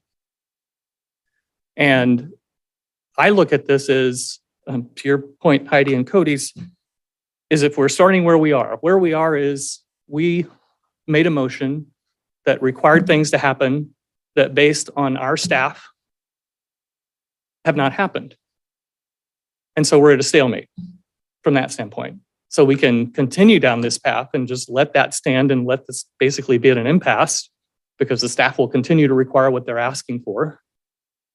Or we can take the motion that's here that says deem it incomplete, and then it's fully back into the normal staff processes and procedures and county, I shouldn't say staff, county processes and procedures. So to me, that looks like what the decision that's in front of us right now. And I just wanted to clarify what I was hoping to accomplish with my motion back in January, which, as I said, clearly did not work. And that's where what I was saying, to me, if we say we're going to stand by that motion that it was complete, when it's proven that there is an area that a septic will fit, if the septic can't go in later, that's not on environmental health. That's on us. All they were determining is it's possible. It doesn't necessarily mean it will happen. And that's true for basically any parcel in the county. It's like, yep, you may not be able to put a septic where you want to build your house. That's always a risk. So I think maybe part of what we need to do is clarify what we were asking of staff. It's like, if we're asking staff to come up with a spot that you can put a septic system, we can't task them with that without telling them what size system. So we can't ask staff to do that. We can't ask staff to say, we want to know that you can put a septic system in here. We ask staff to say, it's possible. Well, I would clarify that we didn't ask staff to do anything. Staff asked us to be allowed to do their work, which is to determine if it is feasible for all the requirements for a lot line adjustment to be approved. And that one of them is to ensure, beyond just that it's possible, because I suppose you could say any land, it's possible, but we aren't saying probable, because they were saying they need to see this hole dug so that they can look at it and go, oh, okay, yep, that would work. Whether somebody ever builds a septic tank there or not, whether anybody ever does anything or not, doesn't really matter. But what I'm hearing is that they determine it's their responsibility in their roles to ensure that if they're approving a lot line adjustment, that lot can support a residence in the future. Whether it ever does or not, and however it's used or not, doesn't really matter. And certainly you might not be able to build a mansion there, but you could put a single wide. That's again, they're not trying to determine that. They're just saying, can it even be done? Or are we going to be back in the same boat that they just experienced, where we as a county approved something and then somebody bought it, spent money, and now they're basically sitting on a lot of land that is completely unusable from a residential standpoint.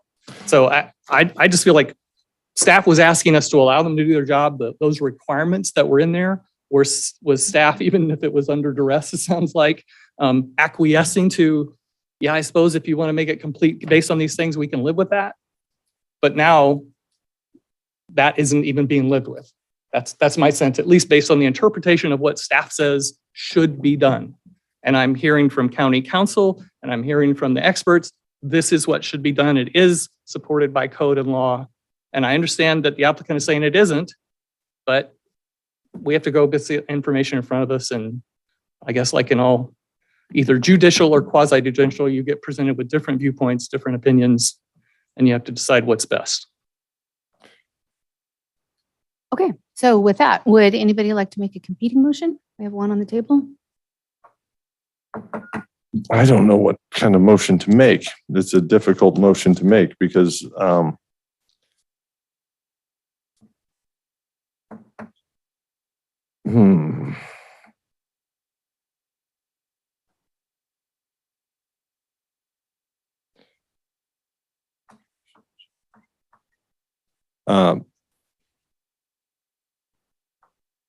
I would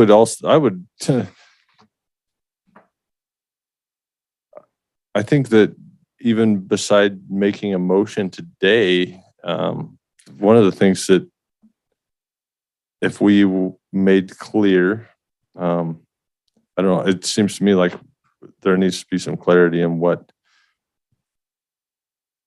we approved last time. Because to me, if the applicant went through the process that we set forward, do we think that he did what was required to be complete? That's the question that's before me, because we said you have to do this and then if we deem it complete upon this. And the main thing was septic, and then there was all vesting deeds and stuff.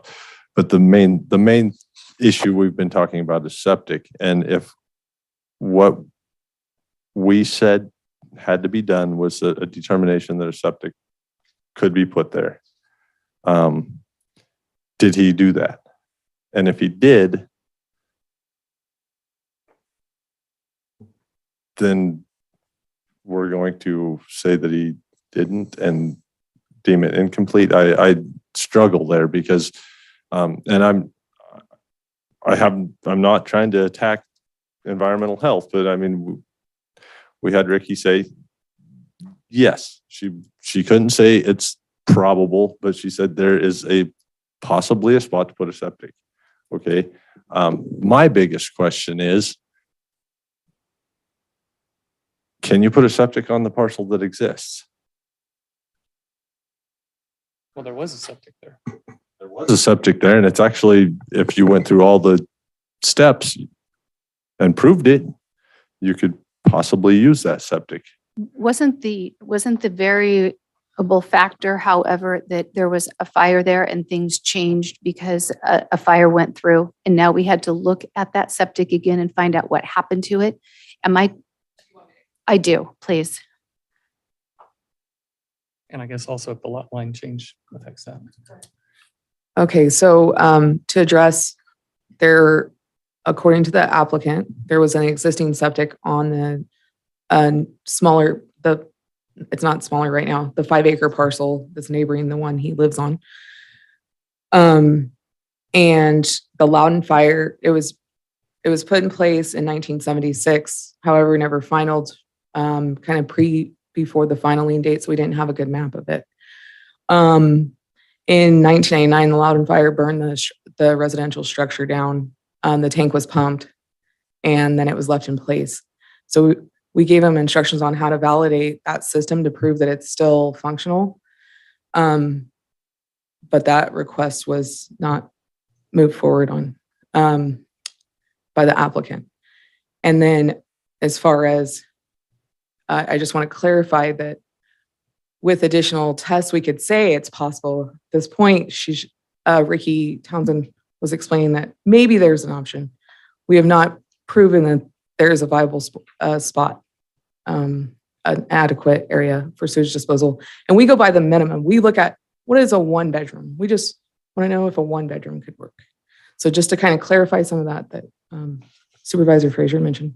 So that's really helpful. And then I just want to, I feel like I've read multiple things and I don't know if I'm just reading iterations of the same thing again, or if they are different occurrences, but how many roughly times has this 8-foot hole just been asked to be digged so that you can look? Isn't that the issue? Almost every time, especially in Lewiston. That Lewiston is particularly troublesome as far as sewage disposal in areas outside of the sewer district. The sewer district was recently upgraded with lots of money, lots of grants to make that area better. But there is areas outside of the sewer district that don't meet standard conditions and are very troublesome and have high groundwater, sandy type soils, clay soils, just a lot of issues. So that's always a concern in Lewiston. Okay, thank you. Thank you. That answers my question. So to me, there's a couple of things that I would say at this juncture. One of them is this board has a responsibility for the health and safety of this county. Whatever it is that we end up producing by our decision is on our shoulders. And so if we say this lot line adjustment can happen and a smaller parcel gets produced and our groundwater isn't protected from what could happen with sewage that we don't know. And I don't understand why it's so difficult to just look and then we know, and then we're dealing in facts.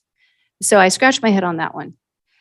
The other piece is this whole process that we're doing today went through a 4/5 vote of a motion to reconsider, not to figure out how we can pull together a previous decision and make it mesh with what we might now be thinking because of additional information or additional insights or pieces that were there before, but I just didn't understand. This is a reconsideration of what we did. I would just say the one thing I would say in response to the health and safety, I completely agree. I would say that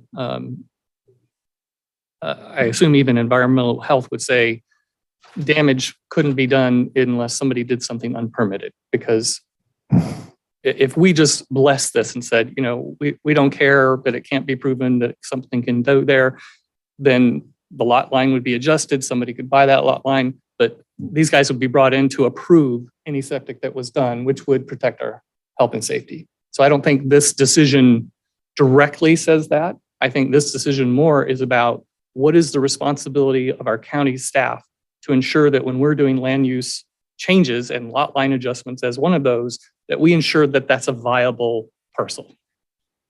Okay. For the purpose. That's what I feel like we're deciding. And I hear Supervisor Frazier saying, well, isn't it that it's possible enough to just let this happen and we'll figure out later what the new owner someday, if ever, decides that they want to build there and how they want to use it and if they're septic or not and so forth, and just let it go. Or it's to say, this is our process. We're standing by the process and we need everybody to play by the same rules. And these are the rules that we play by. That to me is where we are. And I get that there's questions about whether these rules are the right rules to play by, but that's to me the decision that we're making. Okay, so I'm going to ask again if anybody wants to make subsequent. Someone wants to make what? A subsequent motion. We have one on the table. I just want to be clear that one of the things you just mentioned was that, is that we opened this to reconsider the motion that we already made in the past. So. And the motion on the table right now is one to deem it incomplete. The application that he's currently working on is still incomplete. Right. Okay. And nothing new has been added to his requirements he's still working on the same application that we said he could continue to work on last time. We're just saying that it's not yet ready. I believe that to be the case. I think that when it came to us before, there had been several points of pivot and turn, but when it came to us the last time, the issue is all still the same as it is Anything this new time. To what he was required to do the last time? Yes. We have not. Well, the last time we Skylar, go ahead. last time we deemed the project, the application to be complete though. So if we deem it incomplete now, there would be some change to what was going on. Like what's going to be added to? So I think the only real changes, as I see them right now, would be allowing environmental health to go through their normal procedure and requirements when they're reviewing a lot line adjustment, but also allowing staff a little bit more wiggle room for the surveyor requirements. So in that packet that I handed out in the beginning of the session, there was that list of comments that the surveyor provided. And those are all her first review comments of the map that went to the board and was considered at the first meeting of the year. So if this application is found to be incomplete, that would allow the surveyor to say, okay, well, for example, the drainage comment. Okay, well, it's my understanding that there's different, drainage on the parcel. Please show it and resubmit the map. Or if there are other concerns that are brought up in the review, or easements marked that may need a recorded document to support that information, then we can request that of the applicant to ensure that all of the information in that is true. And that's all information that normally would be done. We just cut it off with our motion last time. So that's the whole pivot of the completeness is then the applicant can say, well, I don't have to submit anything anymore because it's been deemed complete. Gotcha. Okay. And the other piece to that, however, is that when the surveyor reached out to try to communicate in the way normally would happen with the other professional surveyor, that communication could have taken place but wasn't allowed to because there was the piece about that individual not being the he was not the authorized agent. Correct. Of the, and because that happened, it was 1 day shy of the 30-day window. I think it was day 27 and then it was a weekend or something like that. But how we've been going forward, for Joan's previous comments, she sends them to me and then I forward them to the applicant. And that's our current process, which is fine. I'm happy to do that. Just need the answers.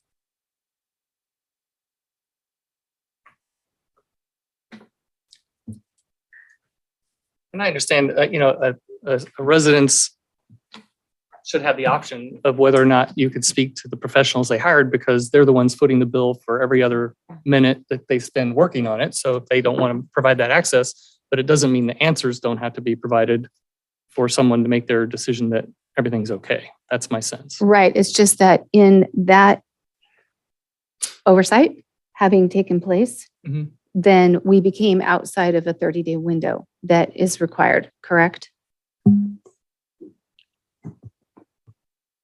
That's a question. So the provision that talks about the 30-day notice is not necessarily the provision that's applicable here. And so that was one of the issues, and we've done an extensive legal memo on this, or email, I should say, not a memo, on this issue, looking at whether that would qualify as an automatic acceptance of a complete package. And based on the determination and the information provided, and I can pull it back up, but my recollection is that legal counsel determined that that did not apply and that they could still move forward with deeming it to be non-complete at that point. With the distinction being that there was an intent to do that. They did reach out. They reached out to who they thought it was appropriate. It just wasn't. That was one of the factors. The other factor is, again, we're looking at two different code sections talking about two different items. And I'm going off the top of my head, and I know Skylar is better at recalling these things than I am. And I can look it up, but if my recollection is that one was related to zoning, one was related to lot line adjustments, and they were using the one for zoning for lot line adjustments, and it wasn't apples and apples that we were dealing with. Is that? She's going to clarify. I think that was the advice provided by council. Typically, like since planning and zoning is usually used synonymously, applicants will point to Title 17 and say, okay, well, here are your application processing requirements, and which we like to operate within that 30-day window and get back to applicants within that. And that's like our every intent to do that as well. But then when we were talking about, well, since it's specifically a lot line adjustment application, and if we're looking at that section of the subdivision ordinance, the application requirements for like review, completeness, and approval are, I think, a little bit more vague than they are for like the use permit application or like other application requirements outlined within the zoning code in Title 17. Thank you. Thank you. And I knew she would remember better than I, and that is exactly what I recall. Her legal fees are probably pretty reasonable. Yeah. She's hired. Okay, so I'm move the process forward. We have a motion and a second. If there isn't a subsequent motion, now is the opportunity. Anything else, Dan?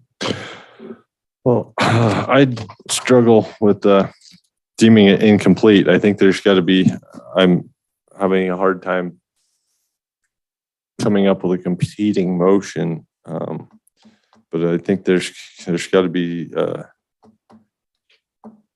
don't know, it's difficult for me to say somebody's project is complete and then a couple months later tell them we're sorry.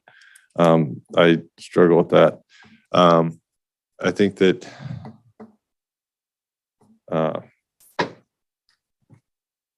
So, and if I make a motion to approve the language that we had last time, we don't gain anything. If I make a motion to deem it complete without any further work, then that's not correct either. There's the entire thing is a can of worms that doesn't need to be as difficult as it seems to be. I can see some of the stuff. I can see the applicant's arguments on some of these. I mean, a lot of this looks like the requirements that for a subdivision. This isn't a subdivision. It's a lot line adjustment. And to have to prove all of that stuff, you shouldn't have to go through that much for a simple lot line adjustment. I know I've been involved with some lot line adjustments that were not nearly this difficult. And most of them, I have several that I've seen go before the planning commission that the maps, the legal descriptions, the stuff, it wasn't that major of a thing. And I know for a fact that the streams weren't surveyed in at least one of those. That's the map that you have. I mean, I can understand you want to have the stream on there. It's actually a requirement for a lot line adjustment if there's no existing sewer. Okay, I can understand that, but there's too many variables that haven't been addressed, and there's no good way forward. It would be pretty difficult to make a motion to cover the issues I have with this. So the only motion I could come up with would be some kind of a motion to continue this until our next meeting and try to come up with language. Other than that, I can't make a motion on the fly. So what concerns me about that is the amount of staff time that's been spent on this already. This has been going on for months. And if we deem it incomplete, the amount of staff time is going to start over. I have a tendency to agree with Supervisor Frazier. I can't make either side of this set well with myself. There's several things that I have some concerns about that can't be answered in this amount of time. So I have a tendency to agree with Dan. If he was to make that motion, I would second. Okay, so how about this? Is there any way that it would be, I'm trying to figure out how to help staff forward and help bring clarity to the rest of the board. Do you need a supervisor to work through this process in some sort of a single ad hoc or two member ad hoc? Do you need a staff committee for insight and overview? Facilitation? What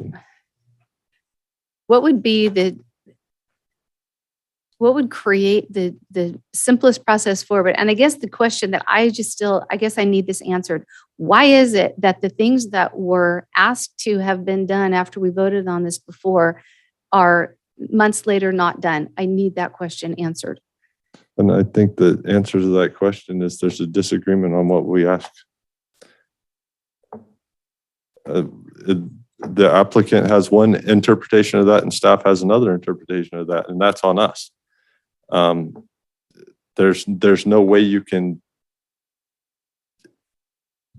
fix that without board involvement. And I think I will make a motion to continue this item to our next meeting, and I'll personally try to come up with a motion that I can make to move this forward. But at this point, I can't do it.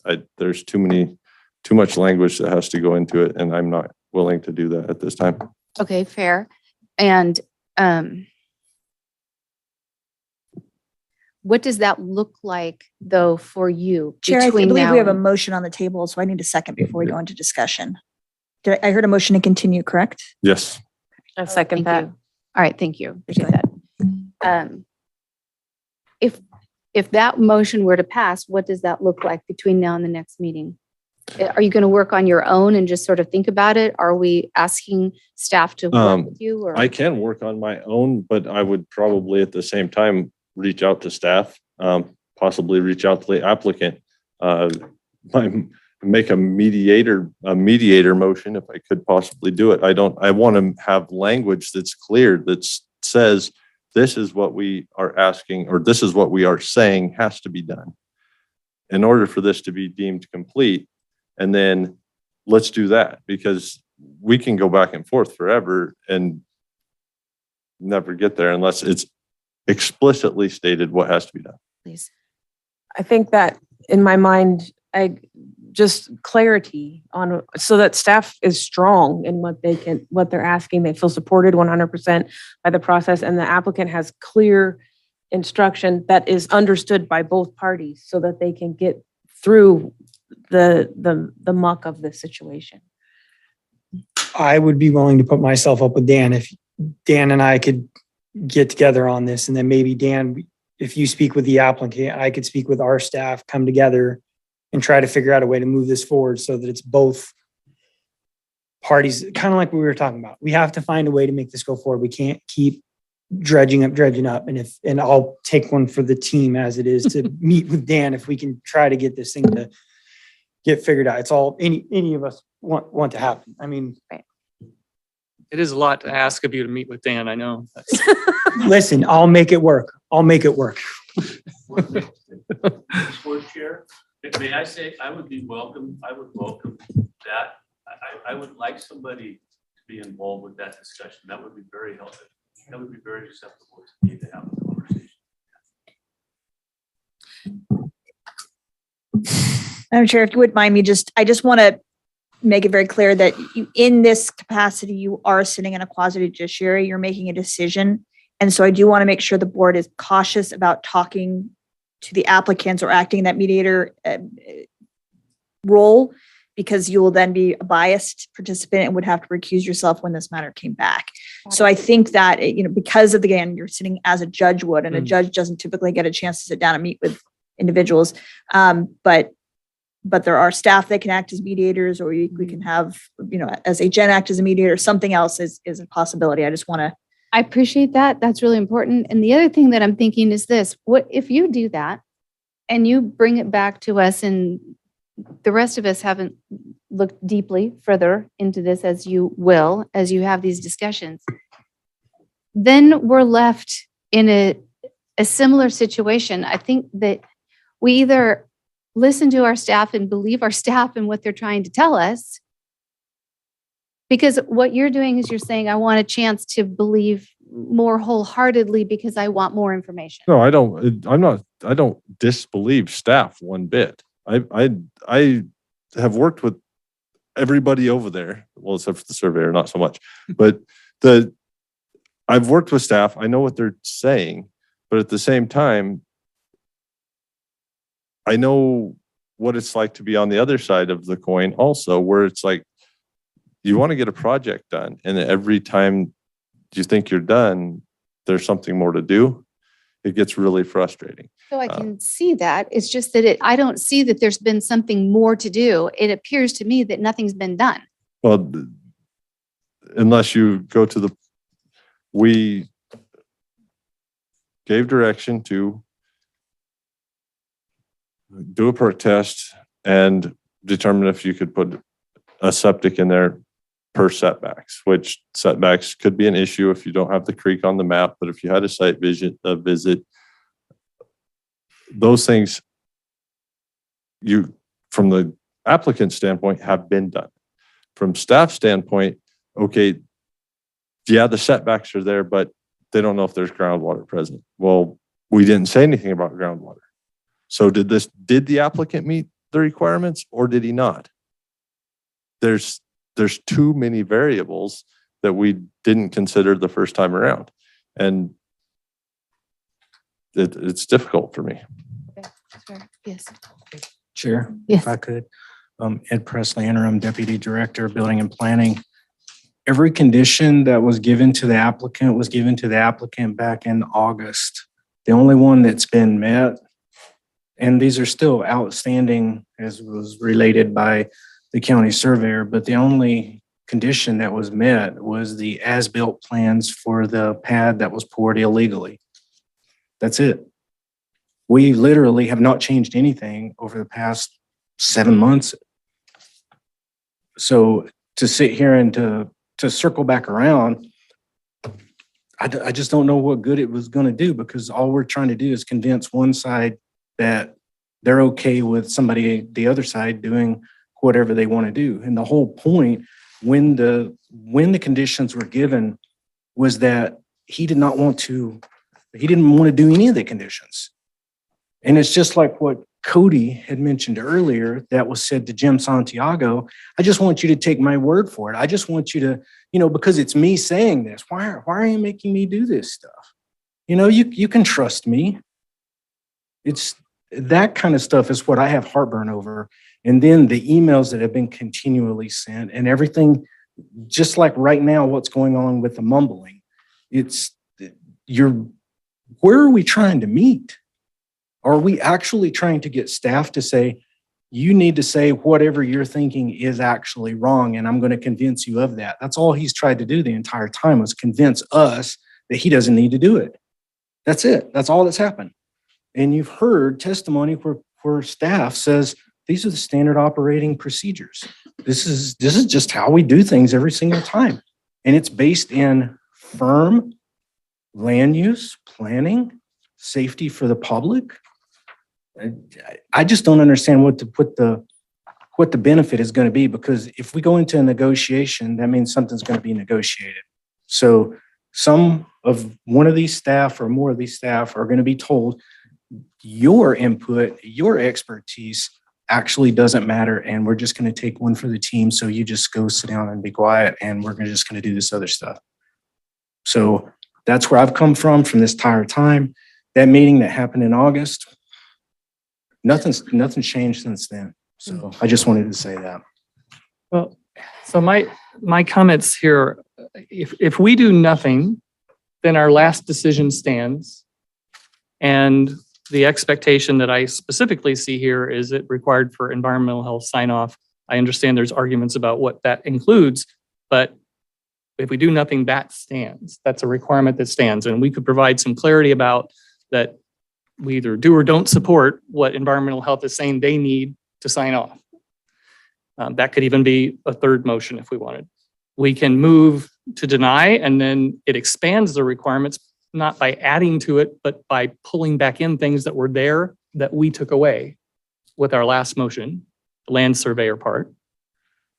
But or we can do this where we're basically trying to establish a mediation, where we're saying nobody's right or wrong. We're just trying to find a happy medium so that we can resolve this.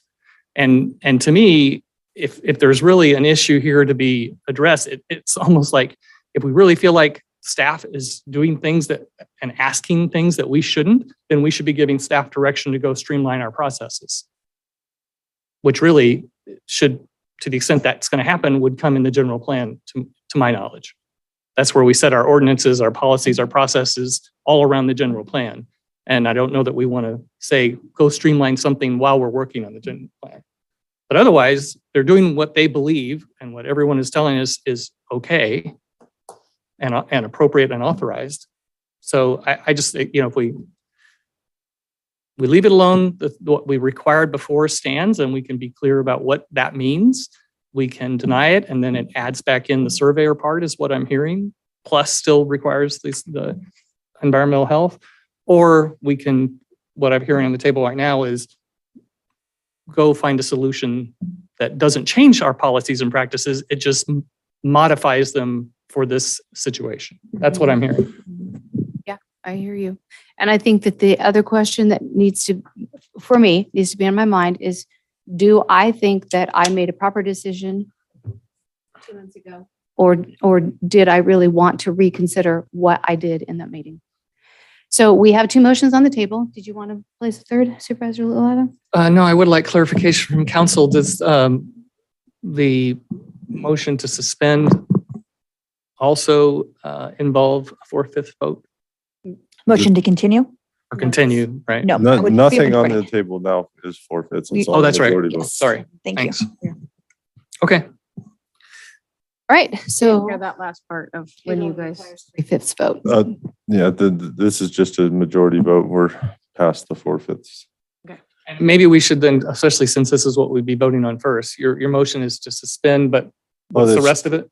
My motion is to continue this to the next meeting because I would like to, and even if I don't meet with staff or the applicant, I would like to try to come up with a motion that might actually clarify some stuff. I don't know if it's possible, but that's my motion, is to continue.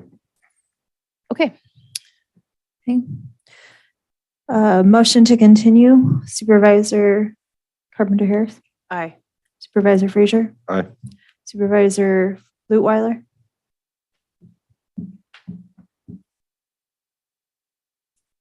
No. Supervisor Gogan, No. Chairman Cox.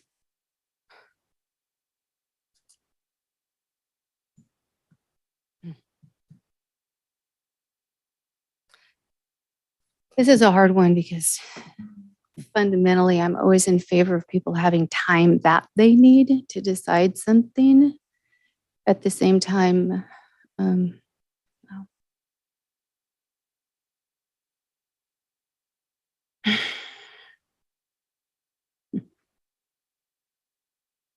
Is this, council, I'm sorry, can I just, We have to wait for the vote to finish before we can talk.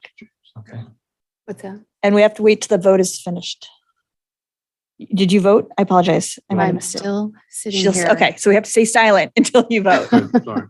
I apologize. Just want to make sure it's done correctly. Mm.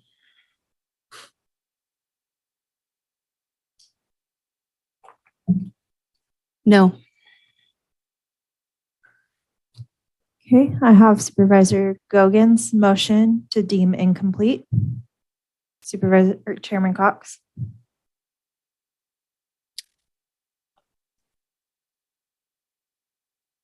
Oh, I see how that worked. It was upside down in my head.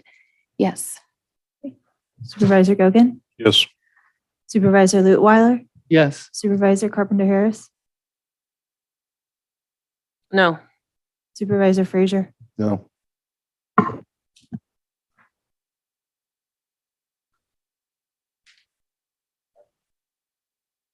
Correct.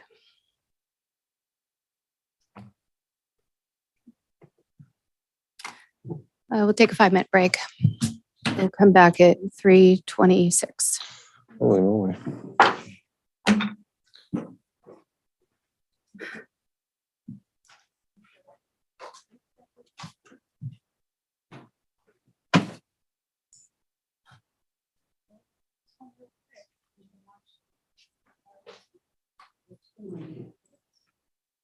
The reason I was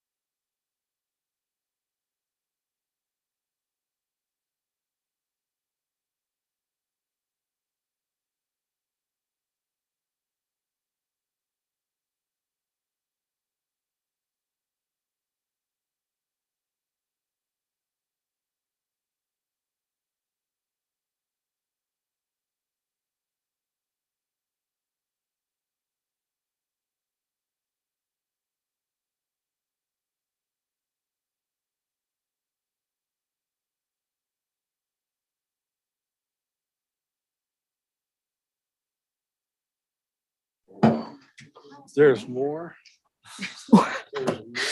There's only 4 more items. All right, we are back in session and we are at Building and Development Services, item 4.2. Conduct a public hearing to consider taking the following actions concerning the county buildings and construction ordinance Title 15. Number 1, find the adoption and implementation of this ordinance to be exempt from the California Environmental Quality Act pursuant to CEQA guidelines section 15061B3, common sense exemption, which applies to projects where the activity will not result in a significant effect on the environment. Number 2, introduce and waive the reading of an ordinance establishing Trinity County Code section 15.26 regarding electric vehicle charging station permit expediting, no fiscal impact. And oh yes, they're just looking at the podium and I couldn't see you. Associate Planner Skylar Fisher. Thank you, Board Chair, Supervisors, and members of the public in the audience and on Zoom. I'm going to spend the next few moments or minutes speaking to item 4.2, which is a draft electric vehicle charging station permit streamlining ordinance.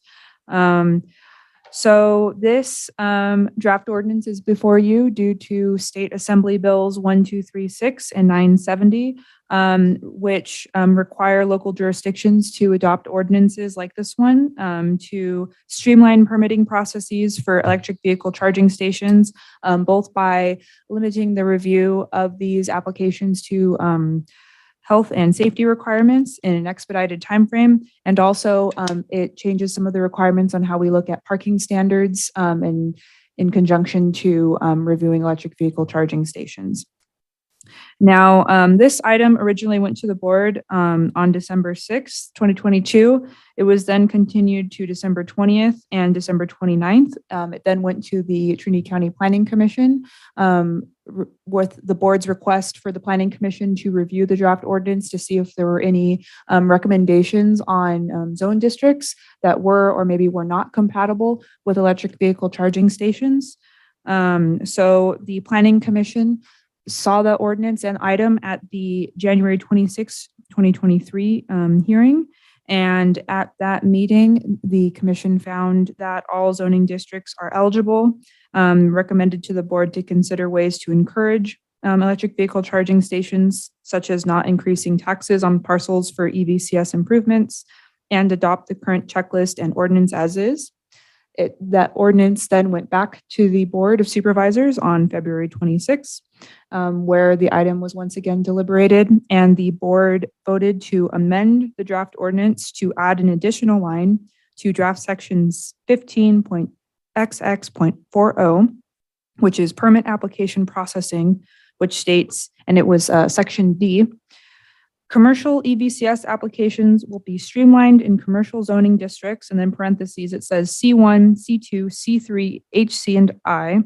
All others must obtain a planning commission issued use permit.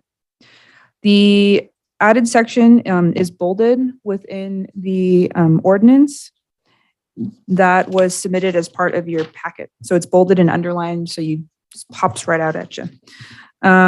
So alternatives, including financial implications, staff didn't find a financial impact, but I suppose if we wanted to reach, if a use permit would need to be submitted for a certain type of electric vehicle charging stations, then that would take in a use permit fee rather than just having the building permit application fee as is currently.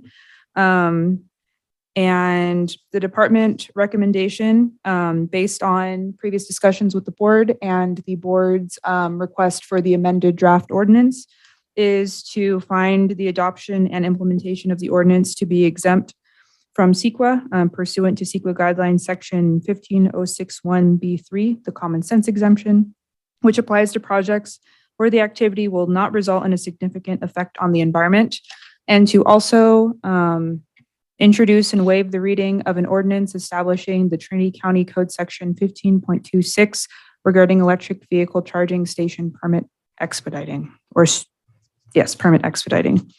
And I can answer any questions. Thank you. Thank you. I have a question that would be more directed at council, and Skylar might help too. Is it going to make us have to come back for another reading if we change that planning commission issued use permit to CUP?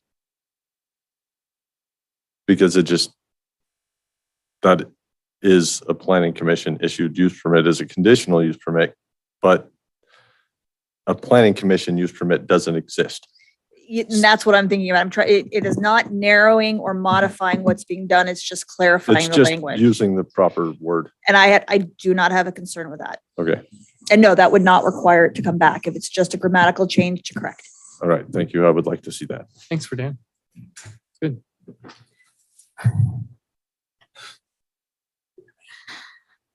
The answer is no. Meant to draft. Any other questions? No. All right. With that, we'll open public comment. Any in the room? Any on Zoom? I have Carol Fall. Okay.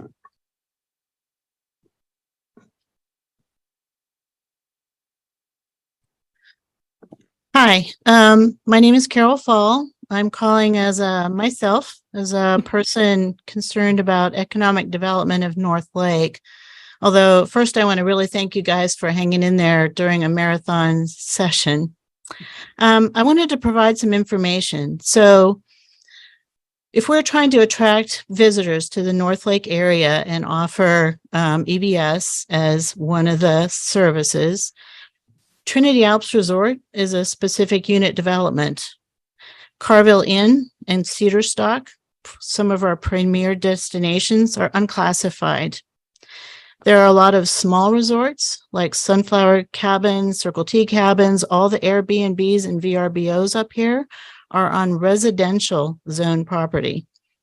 So if they want to competitively market themselves in the North Lake as a destination by installing a charging station, they can't use this streamlined process.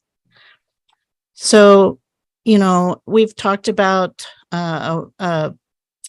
agritourism kind of thing with a wine tasting and cannabis tasting in the East Fork, but Alpine Cellars is zoned agriculture and the cannabis operation is zoned unclassified. So I don't think you're trying to shoot tourism economy of the North Lake in the foot, but by limiting streamlined permitting to highway commercial, and industrial, you're really limiting our ability to compete with other far-flung destinations that offer charging. These small operations aren't going to go through a CUP with all the hassle and expense that you've laid out for them. I just don't understand why the county would adopt an ordinance for low-density rural development, that rural dwellings that really relaxes regulatory requirements, but then turns around and requires these very small businesses who want to install a charging station for their customers, something that meets very strict electrical codes, to then jump through all these extra regulations. I hope that you support cottage industry and small business in our county, especially the North County, which relies on tourism. And I urge you to adopt a broader set of zoning categories. Thank you. Thank you, Carol. Where was she a month ago? I want to know where you were a month ago, Carol. Well, she was on the planning commission who said zoning everywhere. Indeed she was. Well, I guess we should. Anybody else comment go. on public comment? All right. All right, with that, we will close public comment and bring it back to the board. So a question I would have is, can we include ag, and is not the goal of the general plan update to get rid of unclassified zoning and classify everything as something? Eventually, But that takes a lot of time. it's going to be a couple of years. Yeah. But I understand that the issue, and am I working this time? Yeah. The problem is, if you allow it in every zoning, you allow it in every zoning. It's tough because, yeah, the North Lake's different than Weaverville. The North Lake's different than Douglas City. So South County's different than everywhere else. There's very little zoned for commercial in my entire district. So I can understand. The thing is, it shouldn't be that big of a deal to get a conditional use permit for this, but you have to, if most of those that were just mentioned probably are already operating on a conditional use permit because you don't get to have a resort in unclassified without a conditional use permit, except it was probably there before there was a planning department. So there's no perfect answer. And that's, once again, it would have been nice if this would have come up before the deadline, but it didn't.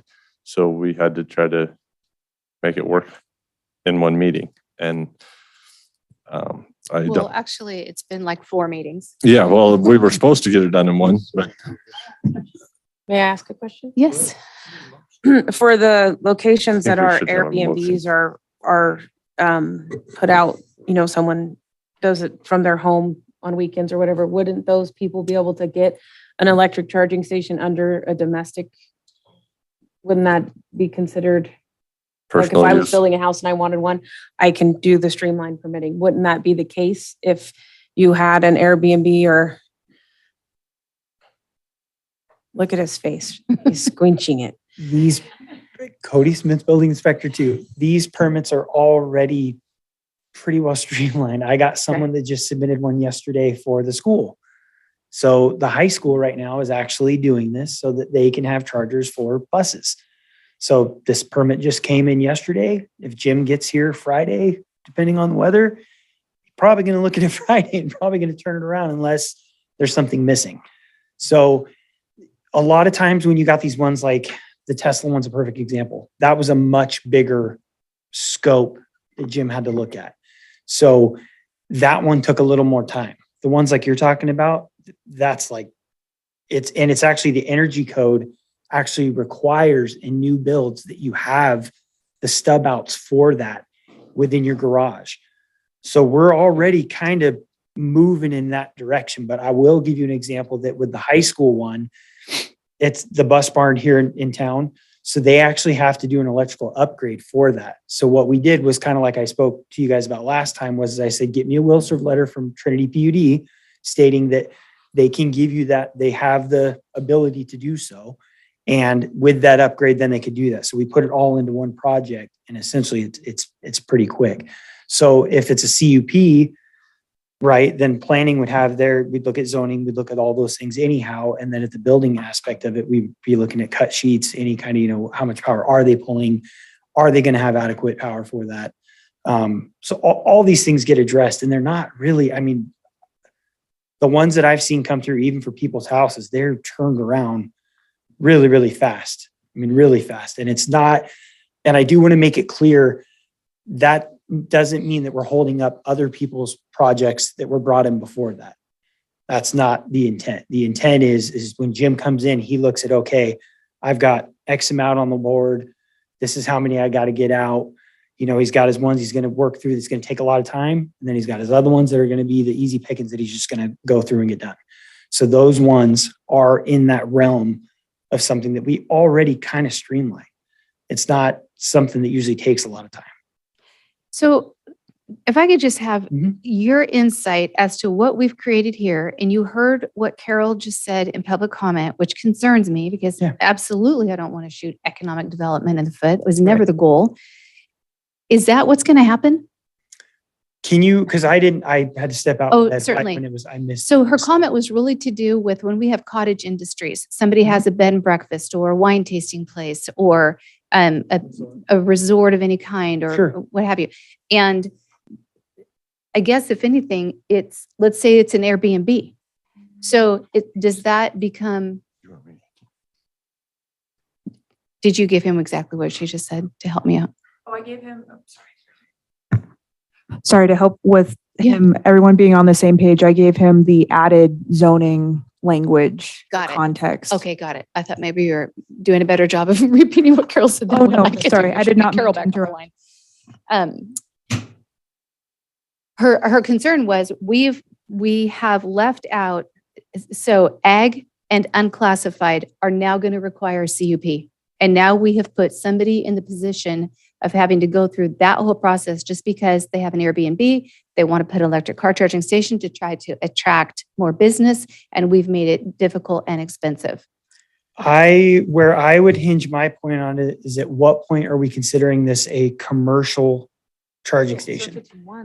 How many charging stations are we talking? Because again, if we're talking one, that to me is not a commercial project, but you should have to go through the conditional use permit. That would be a building permit to add a charger to your residential dwelling. Even two, I wouldn't, and again, this is my opinion on that. To me, when you get into commercial, I think you're talking much larger, 4, 5, 6, 1, 2, 3, maybe you're pushing it, but 1 to 2 to me is not something that I would classify as being a commercial deal. And maybe part of that would be, maybe they start with the building permit process. And after we've done review and we determine how, what is the electrical load that this is going to, put on that property. Maybe if the charging stations we're looking at are going to be up at the higher level, then we go, you know what, I think this is going to be something where they need to go that other step. But maybe by getting them into the building permit process first, that allows us a chance to be able to review that, kind of see where they're at in that scope. And then I think make an educated decision based on what's in front of us.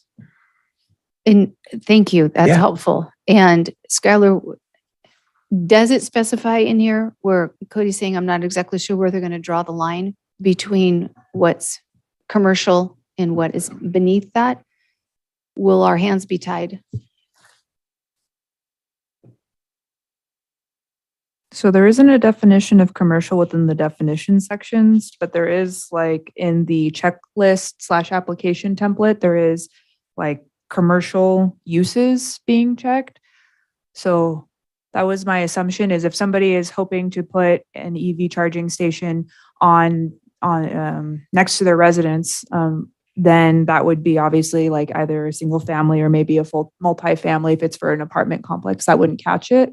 But then if they're hoping to put an EV charging station on next to their business, then now the review is triggered. So it sure is. And if I was just coming to this and I had an Airbnb, I would assume I'm being a small business and I would check that. And now I've just put myself in that category. Can we catch that by changing our template? Can I ask Cody a question? What would you consider the difference between personal and commercial?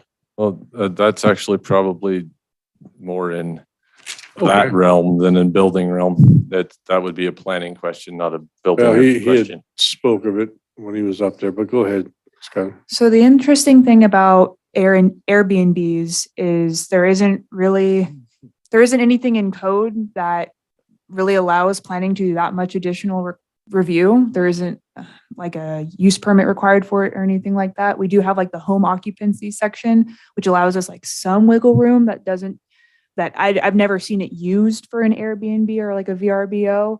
So usually, we'll get a request by somebody that wants to establish an Airbnb or something similar, or they've been operating one and they want to make sure that they're in compliance. We get a lot of emails from like companies that help establish like a whole bunch of them in one area. And because of how our zoning ordinance currently is, there aren't additional requirements other than saying, well, you have to make sure that your residence is permitted and everything is okay. So under that kind of mindset and framework, if it's, just a residence and we don't have anything in code saying it's anything other than that, just because it's a short-term vacation rental, then I think there's an argument that if you add an EV charging station to that, then it could be personal. But I defer to county council in case there's any discrepancy. Okay, yeah. And the CUP means it goes before the planning commission. Yes. Okay. Well, just on a side note, I think this whole thing about the Airbnbs is maybe particularly concerning. I know former Supervisor Groves has raised a concern that there are situations in which people's property were burned and they were not then covered by emergency funds because it was considered commercial. And so I don't know how that could ever get up entwined in this as well, but it's something we need to deal with at some point because I don't agree that that's how that should be treated. But in this case, I hate the idea of putting this off again, but I wonder about a director's use permit instead of a conditional, because I would think the director would look at that and say, well, of course you'd put that next to the Trinity Alps Resort. Why wouldn't you let them do that versus having to go all the way to the planning commission? Why couldn't we, right now, it just says all others must obtain a planning commission issued use Which is a permit, conditional use permit. which is one. There's no such Once they thing as go a there, planning it's the commission use director. permit. Right. So I'll make a motion. I have a question. Can I have a question? Is that Please. possible? So I've never charged an electric vehicle before, so I'm kind of really ignorant in this area, but it would seem to me that if I was going to put an electric charging station in my home, I would not have a debit card or credit card accepting thing for it. Like don't you have to pay when you charge one, like over at Holiday at the Tesla, you put in a payment, right? Okay, so to me, that sort of what separates it from being mine versus me charging people and then taking a portion of that fee for the installation of that commercial selling electric station, right?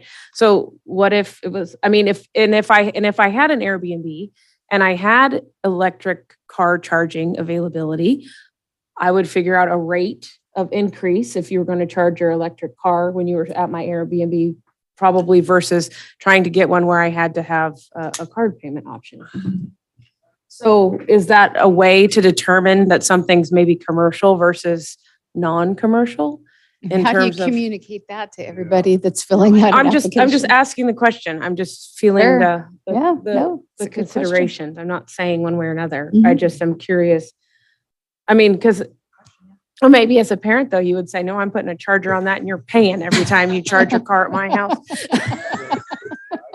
You're saying, I think it'd be awful hard to regulate though. Right. It was just a question. Yeah, no, I I'm think just it's curious. it's a great question. But I think it'd be very hard to regulate what's commercial, non-commercial, and Airbnb, especially if they only had one, maybe two. And you could have a commercial place that wants to give it away because that's part of their benefits of staying at their. Do I have a gas fill up too Yeah. that they're going to give away? But I would make a motion. Go ahead, I Rick. don't want to hear it. Drive us all crazy. Go ahead. I welcome feedback from the folks that would be impacted by this, but my view is we took the action we did because we didn't want this to be a free for all and these things could be put anywhere and places they shouldn't be. And the unexpected or not thought of part was, yeah, but there's places that may be zoned in those ways you were concerned about, but it's an absolutely perfect place for it to be. And so since we're trying to streamline in general, would it be appropriate to make it a director's use permit instead of a CUP where it had to go before the planning commission? So that my motion is to change CUP to DUP, which means we start over. I will second that for discussion and then ask council, does that mean we start over? It does. I mean, we start over. That's a Um, difference. We might talk about it 17 times. Let's just see if we can drag it on for a year. I'd like to have some input from Skylar here. Yeah, me Just, too. what do you think Microphone. what do you think the actual impact of somebody, if somebody wanted to come in and apply for one of these permits to put in a commercial charging station next to a resort that's zoned inappropriately, what do you think the timeline for a conditional use permit is? Because it's how deep are we going to have to get in environmental review and all that stuff for that conditional use permit? I don't expect it to be really a long time for it to reach planning commission. Especially, I understand that this is a little bit of, I don't want to say a sidestep from what the state is saying in the streamlining process, but there's a lot of language from the state right now, especially in the two assembly bills I've referenced, saying that electric vehicle charging stations should be found accessory, which is an exemption under CEQA, unless there are, outstanding circumstances which would create a potential impact on the environment. Because of that, I think that the planning commission route would be quicker than other planning commission projects and how long they take to reach that last stretch. But after, if we want to go the use permit route, and the question is whether or not it should be director's use permit or planning commission use permit. The nice thing about a director's use permit is it can always be elevated to the planning commission. We can catch these projects that we may find to be incompatible with the zoning district or may need additional review. But maybe after that review, it's found, okay, well, we don't actually expect that it will have a negative impact on the community character, aesthetics, concerns like that we're worried about, and the director can handle that. Or maybe it's a larger project. Maybe it goes outside of even what Cody mentioned for commercial. Maybe it's like 10 charging stations. We want even more review. Then the director can make a decision. Okay, the planning commission needs to hear that. We want more public input. Right. And in that case, you could, even if they checked that middle box, which I just lost, it would still just come to you and you would look at that and you would see who is it, where is it, what's the intent? And okay. And I think I'll make a competing motion. Sorry, I'm gonna move that we adopt 4.2 as presented, because I don't think without the environmental review, I really don't think that the conditional use permit puts that much more of a time frame on the applicant, because in a conditional use permit, it's the environmental review that takes so much time generally. Isn't it a $500 fee to do so though?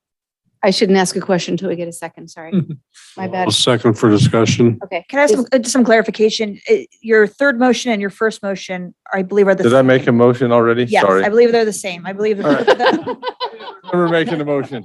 Never disregard. Your motion. Yeah, I don't think I ever made a motion. The motion to approve. Oh, you maybe didn't make. I never did make a motion. We just were having, we're asking questions. So that was my first motion. I knew you'd ask about the He CUP. did move and Yeah. Liam did. Yeah, Liam seconded, so we can have discussion now. I think maybe we need coffee.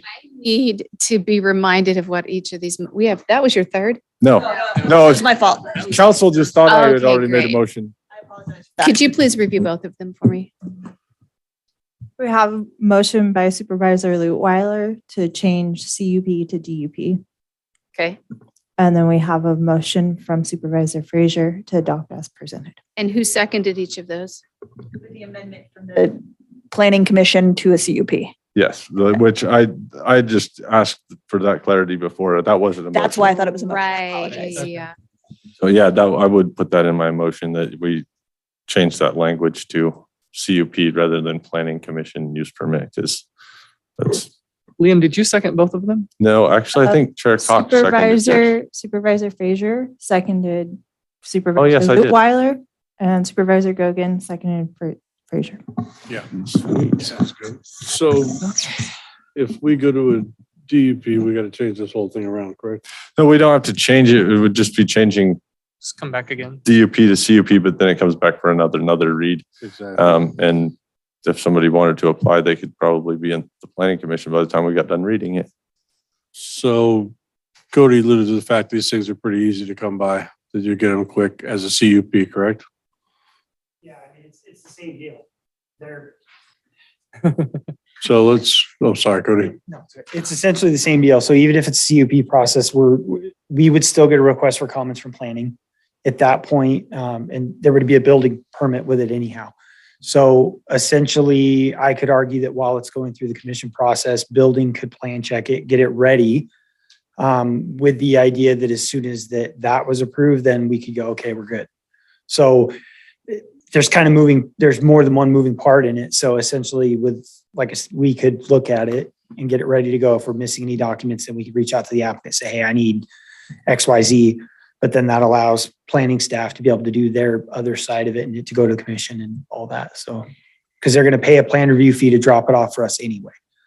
But the plan review fee doesn't cover the cost for it to come before the planning commission, correct? That's additional. So there's two ways they could potentially go about it. They could pay the fee for the planning commission. They could go in front of the planning commission, and then let's say they get approved, then they could come to the building and turn the plans in.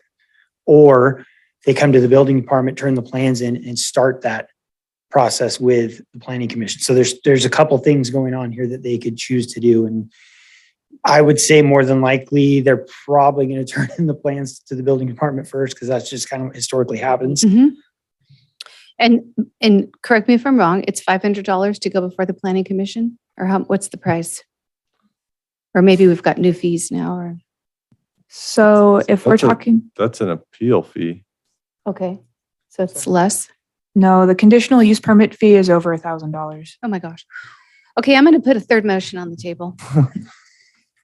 My motion today is going to be that we adopt this as presented today with the change in language that we can do without having to start over, so that instead of it CUP? saying planning commission, it's going to say CUP, but that it gets brought back at the next board meeting for a new first reading to change this from a CUP to a DUP. So we're gonna have, In other words, I'm trying to get us out from under the radar because I'm tired of getting emails that says Trinity County is the only one that didn't adopt this by January 1st. But I want it right to where people don't have to go to the planning commission and get a CUP to do something simple as was described by Carol. I want the best of both worlds. I'd like a second. I'll second. Thank you. It's like, can I have an Clarity amen? now? Okay. So basically, push it down with something that is approved and it got finalized and we didn't have to make any changes, and then immediately come back with a new one that can replace it in the near future. Not even in the near future, in 2 weeks. Yep. Well, yeah, but it'd take 2 readings and. Yes, it'll Yeah. be done in a month. We'll have it the way we really want it, which we would anyway if we wanted to get it like this. I just want us out from under the radar. So are we changing the verbiage in D here? This one where it's bold. it would, Okay. So we're gonna stick with that then? For this time Okay, to good enough. get it passed. All right. All right, would you pull the board on What's your question? item 3? Oh, I'm sorry. I just was, if we're gonna change it, why are we changing it right now? Why don't we just change it all at once? Or do we need to change it right now? Because I'm tired of getting emails Okay. that we're the only county that has 2 months late being compliant, working on Understood. 3. Yeah. And I actually thought that somebody at the last meeting said we're not the only county. But counties are making headway, so. so are we. We? still keep getting Yeah. emails. That is My point still stands. Okay. that I don't. We're going to vote. 1 second for more discussion. If we adopt it, your motion, how much time do we gain to do it that way rather than just adopt it and then amend it? I mean, how many readings do we have to have for an amendment, council? Same too. So Okay, we so- would obtain 2 additional weeks. All right, so, Just adopt it as is and then change it as well. yeah, so That's my question. I'm okay with, I mean, really, her motion is the same as yours. It's just with staff direction to bring us back up a modified one next time. yeah, Right? well, it also, it changes to a director's use permit and everywhere besides the North Lake area also, so Mhm. that could be anywhere. I don't mean to put on our sorry. director. I don't know the answer to this, so I just want to make sure we do, when we are drafting an ordinance, we do have to publish them, and there is a specific cost in publishing them. So this would require us to publish it twice. So I just want to make sure those that are in charge of looking at that take that into consideration. What's the cost? I don't know. Oh, That's what I'm saying. I just know that when we have to publish it, we utilize a company to publish it, and we would have to historically make sure this is published and then the amendments published because we have to keep it historically accurate. So again, I'm throwing out. no, I that just appreciate for it. knowledge. Thank you. No, thank you. She has a comment too. Okay. Susie. I was gonna say, in regards to what Margaret was saying about publishing it in the ordinance, it would likely be codified at the same time as both of these, so it wouldn't increase our costs from Unicode for codification. However, there is a requirement that we publish a full copy of the text in the Trinity Journal, so we would have to pay for 2 publications there of the ordinance if we're adopting one that we're going to turn around one meeting later and modify it. And then Margaret, I had a question on that. If I heard Jill's motion correctly, this today is just for introduction. And so then you're asking to introduce it and waive the first reading at this meeting, but then bring back a change at next meeting? No, Oh, I thought we were on the second one. yeah, we're Susan. on this should be the second reading. No, because we changed it agenda last says time. Introduce and waive the reading of. Yeah. Oh, well, then let's don't do that. I misunderstood. I'm withdrawing this motion. And so what's the second one on the table? Adopt as presented. And the first one is change it to DUP, which would bring it back. It has to come back anyway. We just said this is the first. Correct. It's just that if we change Dan's, in Dan's language change, it comes back as the second reading because it was a insignificant change, Yes, correct? correct. But if we change it to a DUP, that's significant. It comes back as a first. Correct, which And is so after really the where it's a 2 week 2-week difference. Correct. Okay. All right. So,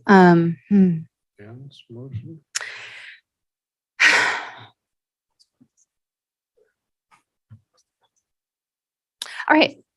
So we are ready to vote on, wow. Dan's motion? Is that what we- So Supervisor Frazier's motion was to leave it alone and turn it into, it's just going to be a CUP. Just change it to the right wording. Yep. Only thing I changed was the CUP wording. adopt. Rick said CUP, we're going to turn it to a DUP. And so I just find that as being seriously problematic for those people that are going to have to pay upwards of $1,000 just to have a charging station added to their Airbnb. But all of them aren't, because if they're home charging stations and then their home happens to also be an Airbnb, then they won't have to, it won't be considered. Actually, it will. Will it? Correct, Skylar. That's what we had said. If they are a not commercial on an business. Airbnb, it would be an Airbnb isn't even a commercial business It's your home. from a planning perspective. It's a home. It's a residence. It would be probably for like the resorts and such, unless they just put one charging station and For their use. for their own use. If they wanted to put in an actual, like the Tesla station down here at their resort, then they would have to go through the conditional use permit process, which is unfortunate, but at the same time, we have to protect all the other uses that are out there that we don't want to have So why this. is it that we wouldn't be comfortable with our director screening that to see who was it? What was the intent? Is this, because to Supervisor Lutweiler's point a moment ago, when there were Airbnbs in the North Lake area that were not afforded help with their fire damage because they were considered commercial properties just by, am I wrong? Because Okay, thank you. I can add to that for OES as well, but go ahead. Yeah, so actually the place that's being referenced was actually a full resort with a golf course. Oh, So it's commercial, but they had a house. they just didn't have any licenses with us, so we didn't initially, because we don't have a business license, I didn't pull it out as business. So that was the confusion on that. It was not an Airbnb. There was many Airbnbs that did get cleaned up. Oh, okay. Thank you for Okay, that that is clarification. really good to know. Yeah. Okay, so then clean this one up for me. I'm an Airbnb. I live in the North Lake area. I come in, I go to fill this application out. I assume I'm a business because it says single business. I check that box and suddenly I'm having to pay $1,000 to get this station put in. How can we avoid that and still keep the CUP? When you go in and talk to Skylar, you say, I'm an Airbnb, and she says, don't check that box.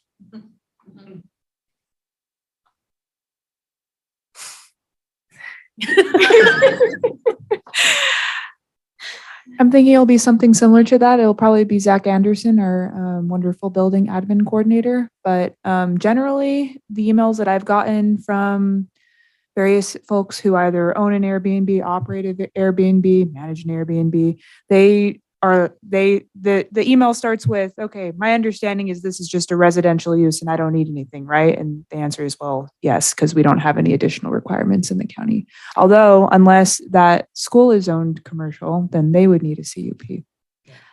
Okay, so I'm the wine tasting, or I'm the cannabis tasting business in the North Lake.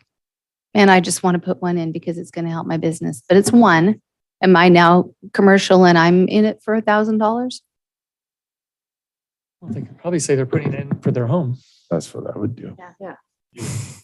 So should we quantify this thing? And so what, I'm sorry, Supervisor Fraser, just clarify for me why you are feeling uncomfortable with the director's use permit. Not so much that I'm uncomfortable with the director's use permit. There's just certain things that don't fall into the director's use permit category, like going outside of zoning. And when you're doing something that this is allowed in this zoning and this is not, it's allowed by a conditional use permit. That's generally how it's done. There's use by right, use by permit, by conditional use permit. So go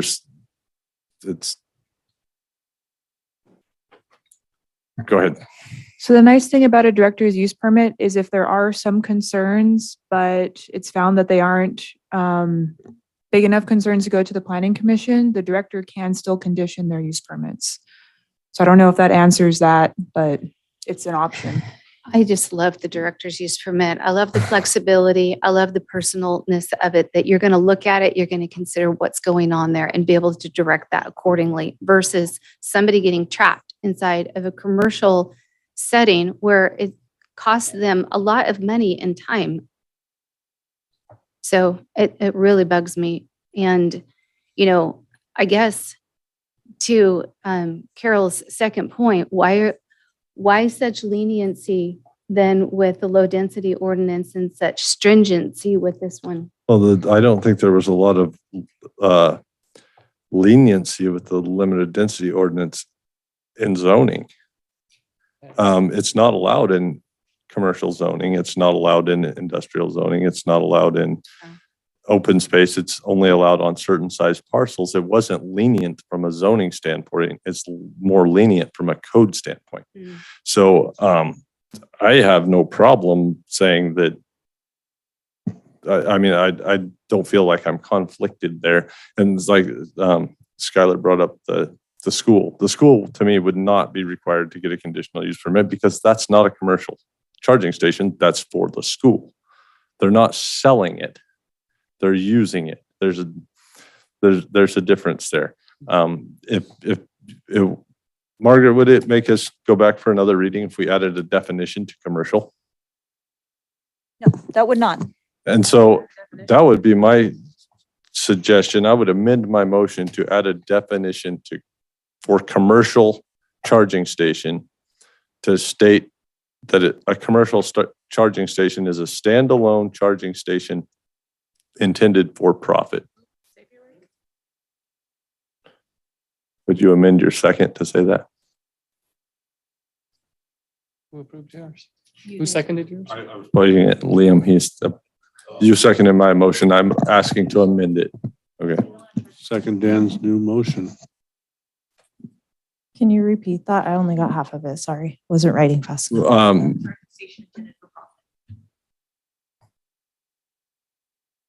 Oh. That fixes Do it. Yeah, that fixes it. Done.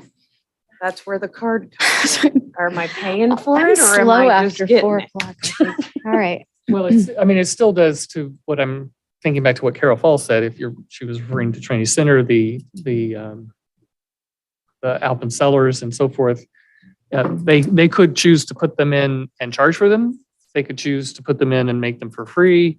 But what we're saying is if they choose to put them in and charge for them, then they're going to go through the commercial process go through the CUP, everything else. I don't know, it depends on how it's a do you standalone. define that standalone? Because if they're in conjunction with another business or something, that's different to me than if it's a standalone business and it needs to be in a commercial zoning. And that's why I said standalone That's what you meant. with commercial intended for Because even profit. if it was an ancillary business to your Airbnb that you're charging for it and making a profit, then it's still commercial. I don't care if people add to their business if they're already conducting business in an area that's not for business. It's not going to make any difference. It's what I don't want is us to allow people to come in charging state zoning districts that it shouldn't be in. So if there's already a business there, it's already a conforming use. What's the difference if it's more non-conforming? That's not the intent. But So- is the outcome in my head fitting with the way you amended this? Yes. You know it's in my head and we're. I know what's in your head. You said it. If it's an ancillary, I'm fine with that. If it's a standalone, if somebody just wants to build a car charging station that they're trying to make a ton of profit off of, and they're not doing it in a commercial district, then they need to go through the CUP process. Agreed. Right, let's vote. Just for clarification, certain We're not alone. Certain entities don't charge for their charging stations, such as Tesla. So just want to make it clear that's on the record. The Tesla destination does not charge, but that's neither here nor there. Oh, I thought Tesla was a thing where they kind of bought certain amounts of time. They don't charge at all. It's for the first so many miles of the vehicle though. So right?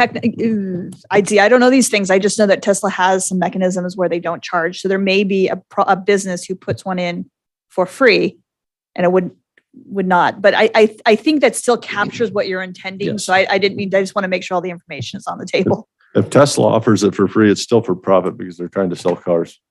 Their argument has just been made. We'll put that on the record. Thank you.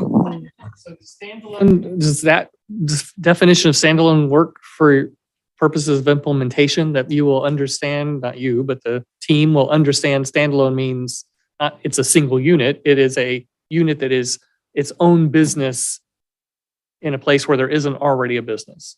So if somebody were to fill out our existing checklist and they were to check it as a commercial business or commercial use, excuse me, but then they're not charging for it, but it's in conjunction with their business and they do not need a CUP.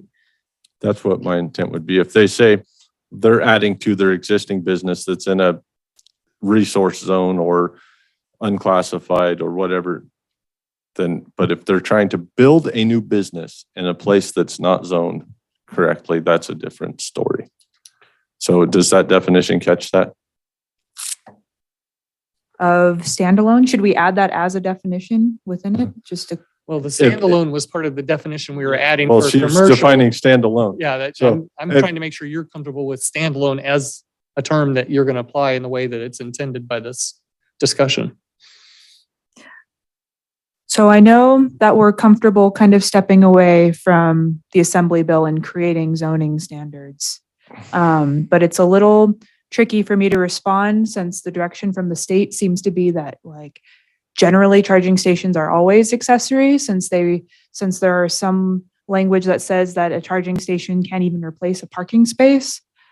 So that's why I wanted to add it in because I know that we all know this already, but I just want to say it so that we know that it's heard. And I included the guidelines that I referenced in the last meeting that I've been using a lot to lead my discussion and what I'm telling you. So I just wanted to, if I could read a brief section from it before you make a motion, if that's okay. Well, we've already got 2 or 3, so. Save us from ourselves. Okay, so what I'm looking at particularly here, and it's the attachment labeled Electric Vehicle Charging Station Permitting Guidebook, and it was released by the California Governor's Office of Business and Economic Development. Which page? 21. So if we're looking at item 3, it states, under AB 1236, cities and counties shall approve permit applications through a building permit or similar non-discretionary permit focusing on public health and safety. The station permitting checklist plays a key role. Any project that meets all the requirements in the checklist as determined by J shall qualify for expedited review. In the vast majority of cases, this means that no discretionary use permit will be required, which can be the most time-consuming aspect of permit approvals. So the little footnote 33 states a discretionary permit can only be required if the building official makes a finding based on substantial evidence that the electric vehicle charging station could have a specific adverse impact upon the public health or safety. So I just wanted to remind everyone We're of already that. stepping away from Yeah, that. before we made the motion. Unless we want to put in the definitions that a commercial charging station in non-commercial zoning is a threat to health and safety. Can we make that blanket statement, council, that that's why we did it? Or just put that in the record that we think that it's a violation of our health and safety code to put it where it doesn't belong? You're putting me in the position you put Skylar in. Yes, you can make that. Would it be legally enforceable? I cannot answer that. It's a threat. According to who would it be? A threat to health and safety, according to us. Fair enough, but is us enough? Are we professionals enough in that line of business? Us would be. So yes, Yes. the county is professional to make that determination of health and safety. And you are the heads of the county. So I wouldn't have a concern with that. I'd have a concern whether it's compliant with what the state is asking, Well, but To me, that's an Compensation argument for for when the that state comes back and says you can't require a use permit. We say, but we have to require a use permit because we think it's a violation of health and safety to say that you can have a car charging station where you're gonna have people loitering for 30 minutes while their car charges in a residential area and we don't know who they are. So I'd buy it, say it that way. And Skylar, if I'm understanding this number 33 is a potential issue regardless of whether we're CUP or DUP. no, yeah. It's just, we're already stepping over the boundaries. It's just, where are we gonna land when we step over the boundaries? actually, in thinking about it, I do think what Supervisor Frazier is proposing makes it more legally defensible, if that is. And I Okay, would say that just needs to be on the record. That doesn't need to be in our ordinance. It wouldn't be in the ordinance, it would be on the record. It wouldn't even need to be in the minutes. We could pull up the tape if we got challenged by the state, and it would become part of the record on an appeal if we were ever to appeal. You should throw it in the minutes so it's easier to find. Yeah, please. We're gonna vote. Well, what is this that we're talking about? But we believe that it's a violation of health and safety to allow a commercial charging station where it doesn't belong, because you're gonna have people loitering there, waiting for their car to charge. They're in a residential area or an ag area where they don't belong. I mean, they should be in a commercial area or public area to be hanging out for 30 minutes. Mhm. Public nuisance. Public nuisance? Yeah, so that's what we'll say if we have to go to court, if the state challenges us on this. So do you want to clarify that whole thing? Nope, that's just on the, I said it, it's on the record. Well, that's part of your motion. Nope, that's just on the record. I'm going to add to the minutes that it is a violation of health and safety to have charging stations outside of a commercial or highway zoned areas, correct? All right, works for me. You're gonna throw the public nuisance portion? You can throw that in there too. So Okay. now, So I feel like we've done this great Cleared big off. loop and I'm okay. Did we solve the ag and unclassified problem? Yeah. I believe so. There's always could be somebody that falls through the crack, but we tried to narrow the crack. my sense is the DUP gives more discretion for things to be worked out at the front lines, and the CUP gives more protection for the county to have something happen where there's concern for it to happen. The CUP to me gives more protection for the neighbors. Because see, a DUP process, you could have somebody come in and they present their side of the argument to the director and he says, hey, that looks great, and signs off on it, but the neighbors hate the idea. Right. And then we end up with an appeal, and then we end up with what we had earlier today. We fixed it because that's only going to apply if it's a standalone Yes. business. Okay, Let's run with it. let's vote. So I have adopt as presented with it being changed to CUP from Planning Commission and add the definition for commercial standalone stations that are intended for profit. That sounds right. I think that sounds correct. Supervisor Gogan, Stop it. Yeah, yes. Supervisor Frazier, Aye. Supervisor Lutweiler, Supervisor Carpenter Harris, Aye. Chairman Cox. Aye.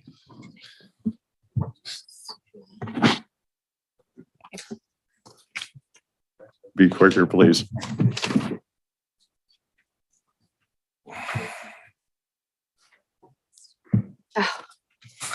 Good grief. All right, county matters. These items, does anybody need a break? Can we go? Let's roll. All right. These items include non-routine or controversial matters and are listed alphabetically by department. A member of the board or staff may request an item be heard out of order, and that's in closed session. We're going to move the order. Correct. Okay.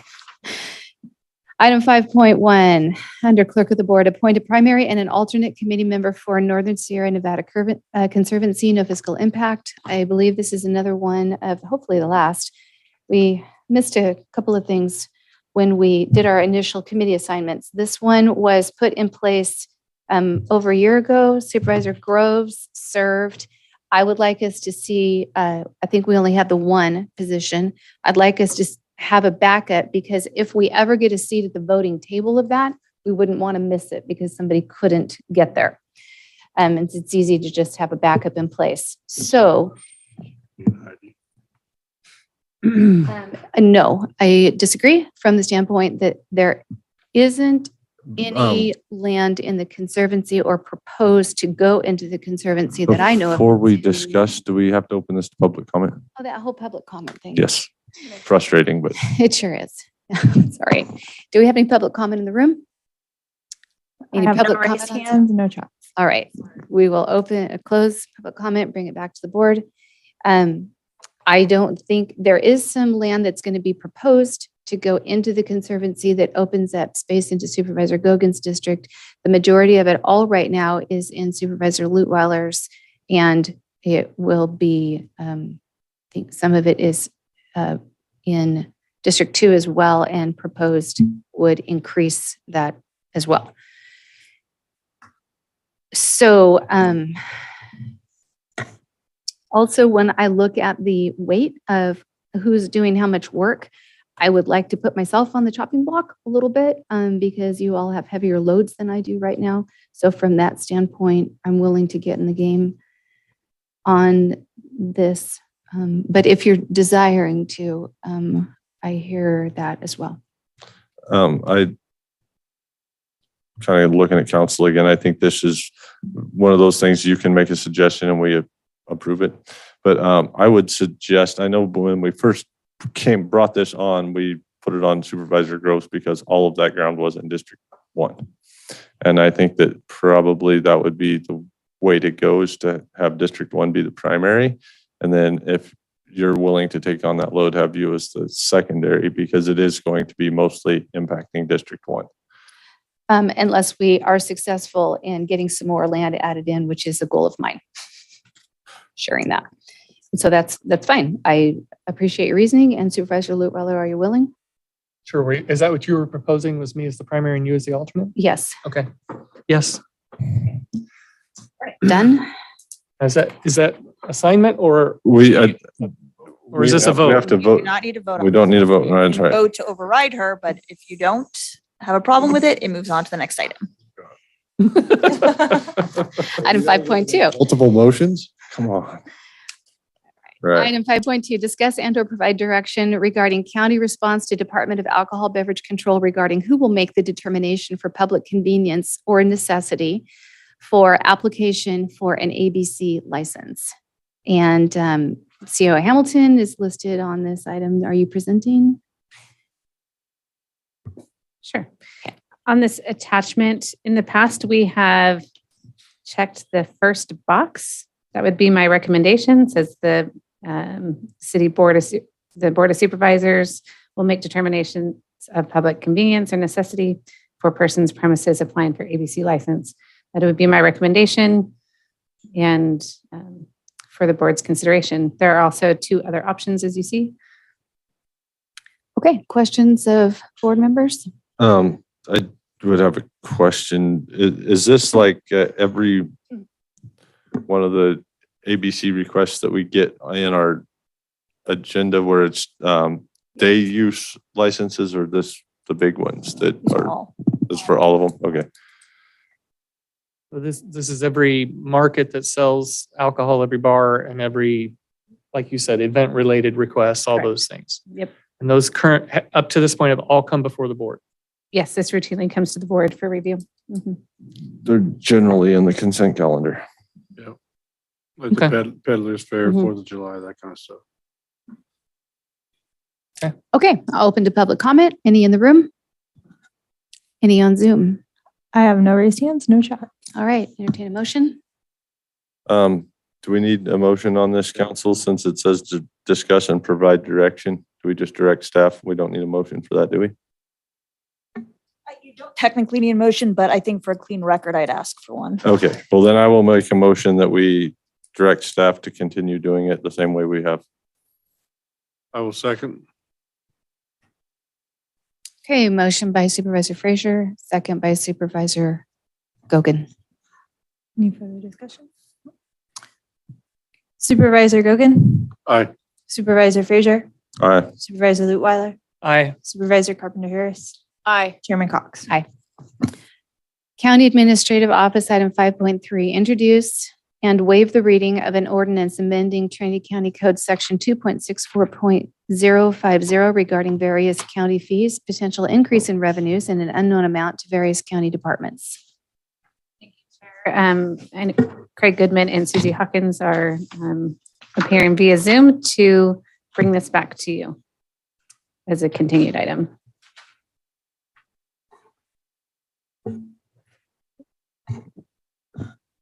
Thank you, Craig, for your patience, and Susie for your patience all day. Hope you guys had something. So I started, you want me to? Okay, so the ordinance before you is the same one that we've discussed a few different times. The last time it was before you, there were some questions that came up at the last minute and some changes that were directed. So we took it back, we worked with those 2 departments.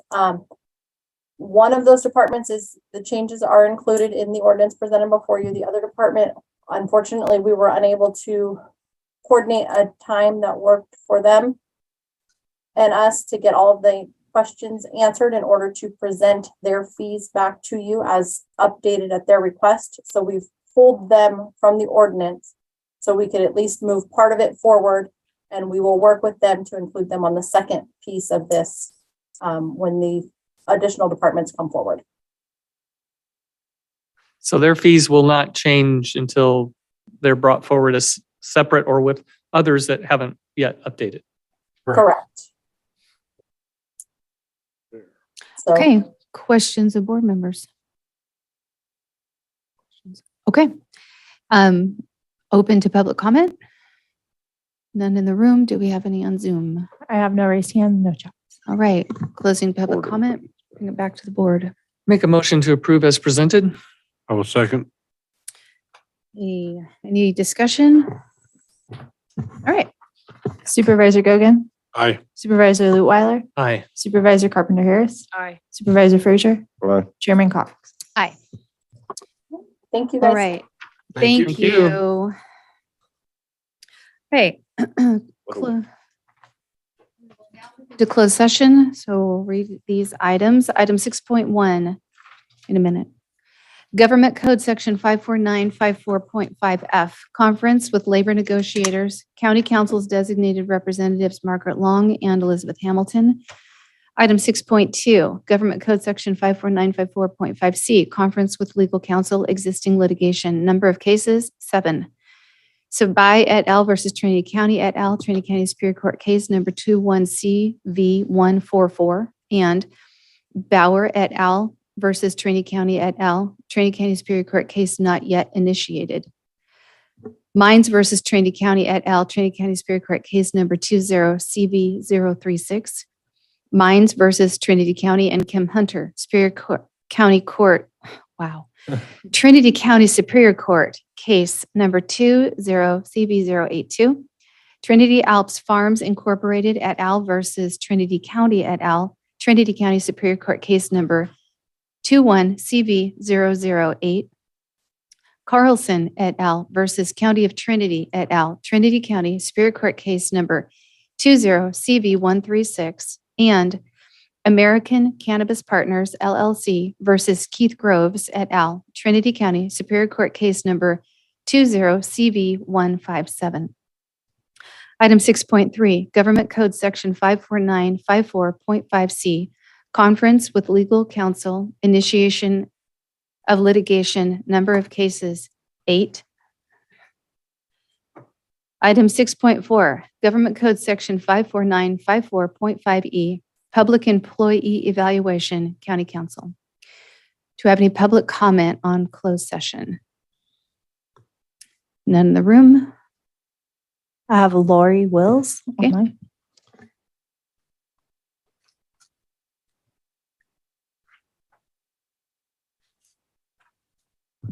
Lori? I'm here. Thank you. Good afternoon, Chair and members of the board. I will be brief. I'd like to bring to your attention a recent update regarding Sabai Family Farms and the County of Trinity case. Since your last closed session regarding this case, CCL 132 located on Coffin Road was recently approved by the Director of Cannabis and noticed in the Trinity Journal. This means the two previously approved existing licensees within the Lewiston expansion opt-out area as of June 15, 2021 have once again been approved by the Director of Cannabis. Please take this information into consideration as you entertain any proposals for a settlement agreement involving Sabai Family Farms. Sabai Family Farms, or CCL 453, did not have an approval or hold an active license as of June 15, 2021, and therefore they were not eligible for inclusion when the Lewiston expansion opt-out ordinance was enacted. On behalf of the many members of the Friends of the Lewiston Grass Valley Creek, we are asking you to please honor your commitment to our community in accordance with ordinance number 315-851, which serves as a permanent prohibition on new commercial cannabis activities within the designated area. This includes a prohibition on approving a license for Sabai Family Farms. Thank you for your mindful consideration. That's all I have. Thank you, Lori.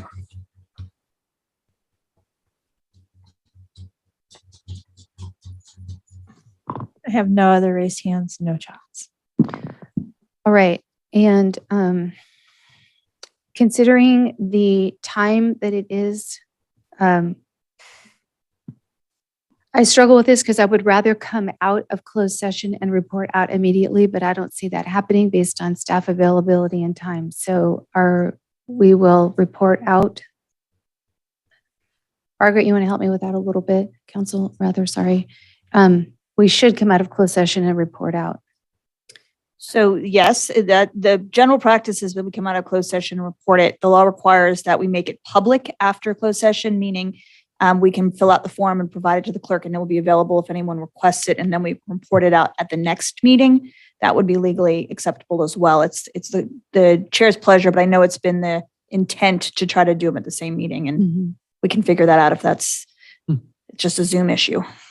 Okay, then if we can figure that out, and I will trust this time and not shut your meeting down. We'll report out here as well, and then we'll report out again at the end. You can log back in on the Zoom pod. Oh, just log back into this same meeting. Yep. And so what will happen then is no one will really wait around for that and know when we've come out of closed session, but they would be able to see it on the recording. Is that how they'll know? Susie? I'm not 100% sure because I'm not I haven't been intimately involved in the recording piece of it. My recommendation would be actually that you leave the laptop up and going with it like we would if you were to do a closed session in the meeting middle that says you've recessed a closed session, and then once you're done, you'd have to stop sharing your screen. Or the other option would be to, I mean, you can shut it down, but we'd have to go back live on YouTube. And I don't know that anybody in that room other than you is trained to do that. Yeah, that would be problematic. Okay, so the option to write it down somewhere and post it. All right, we'll take that option then, and then we'll report out again at the beginning of our next meeting. All right, with that, we are concluding open session. Thank you. Be right back. I didn't think I was that Yeah. problematic. Yeah, 5-minute break.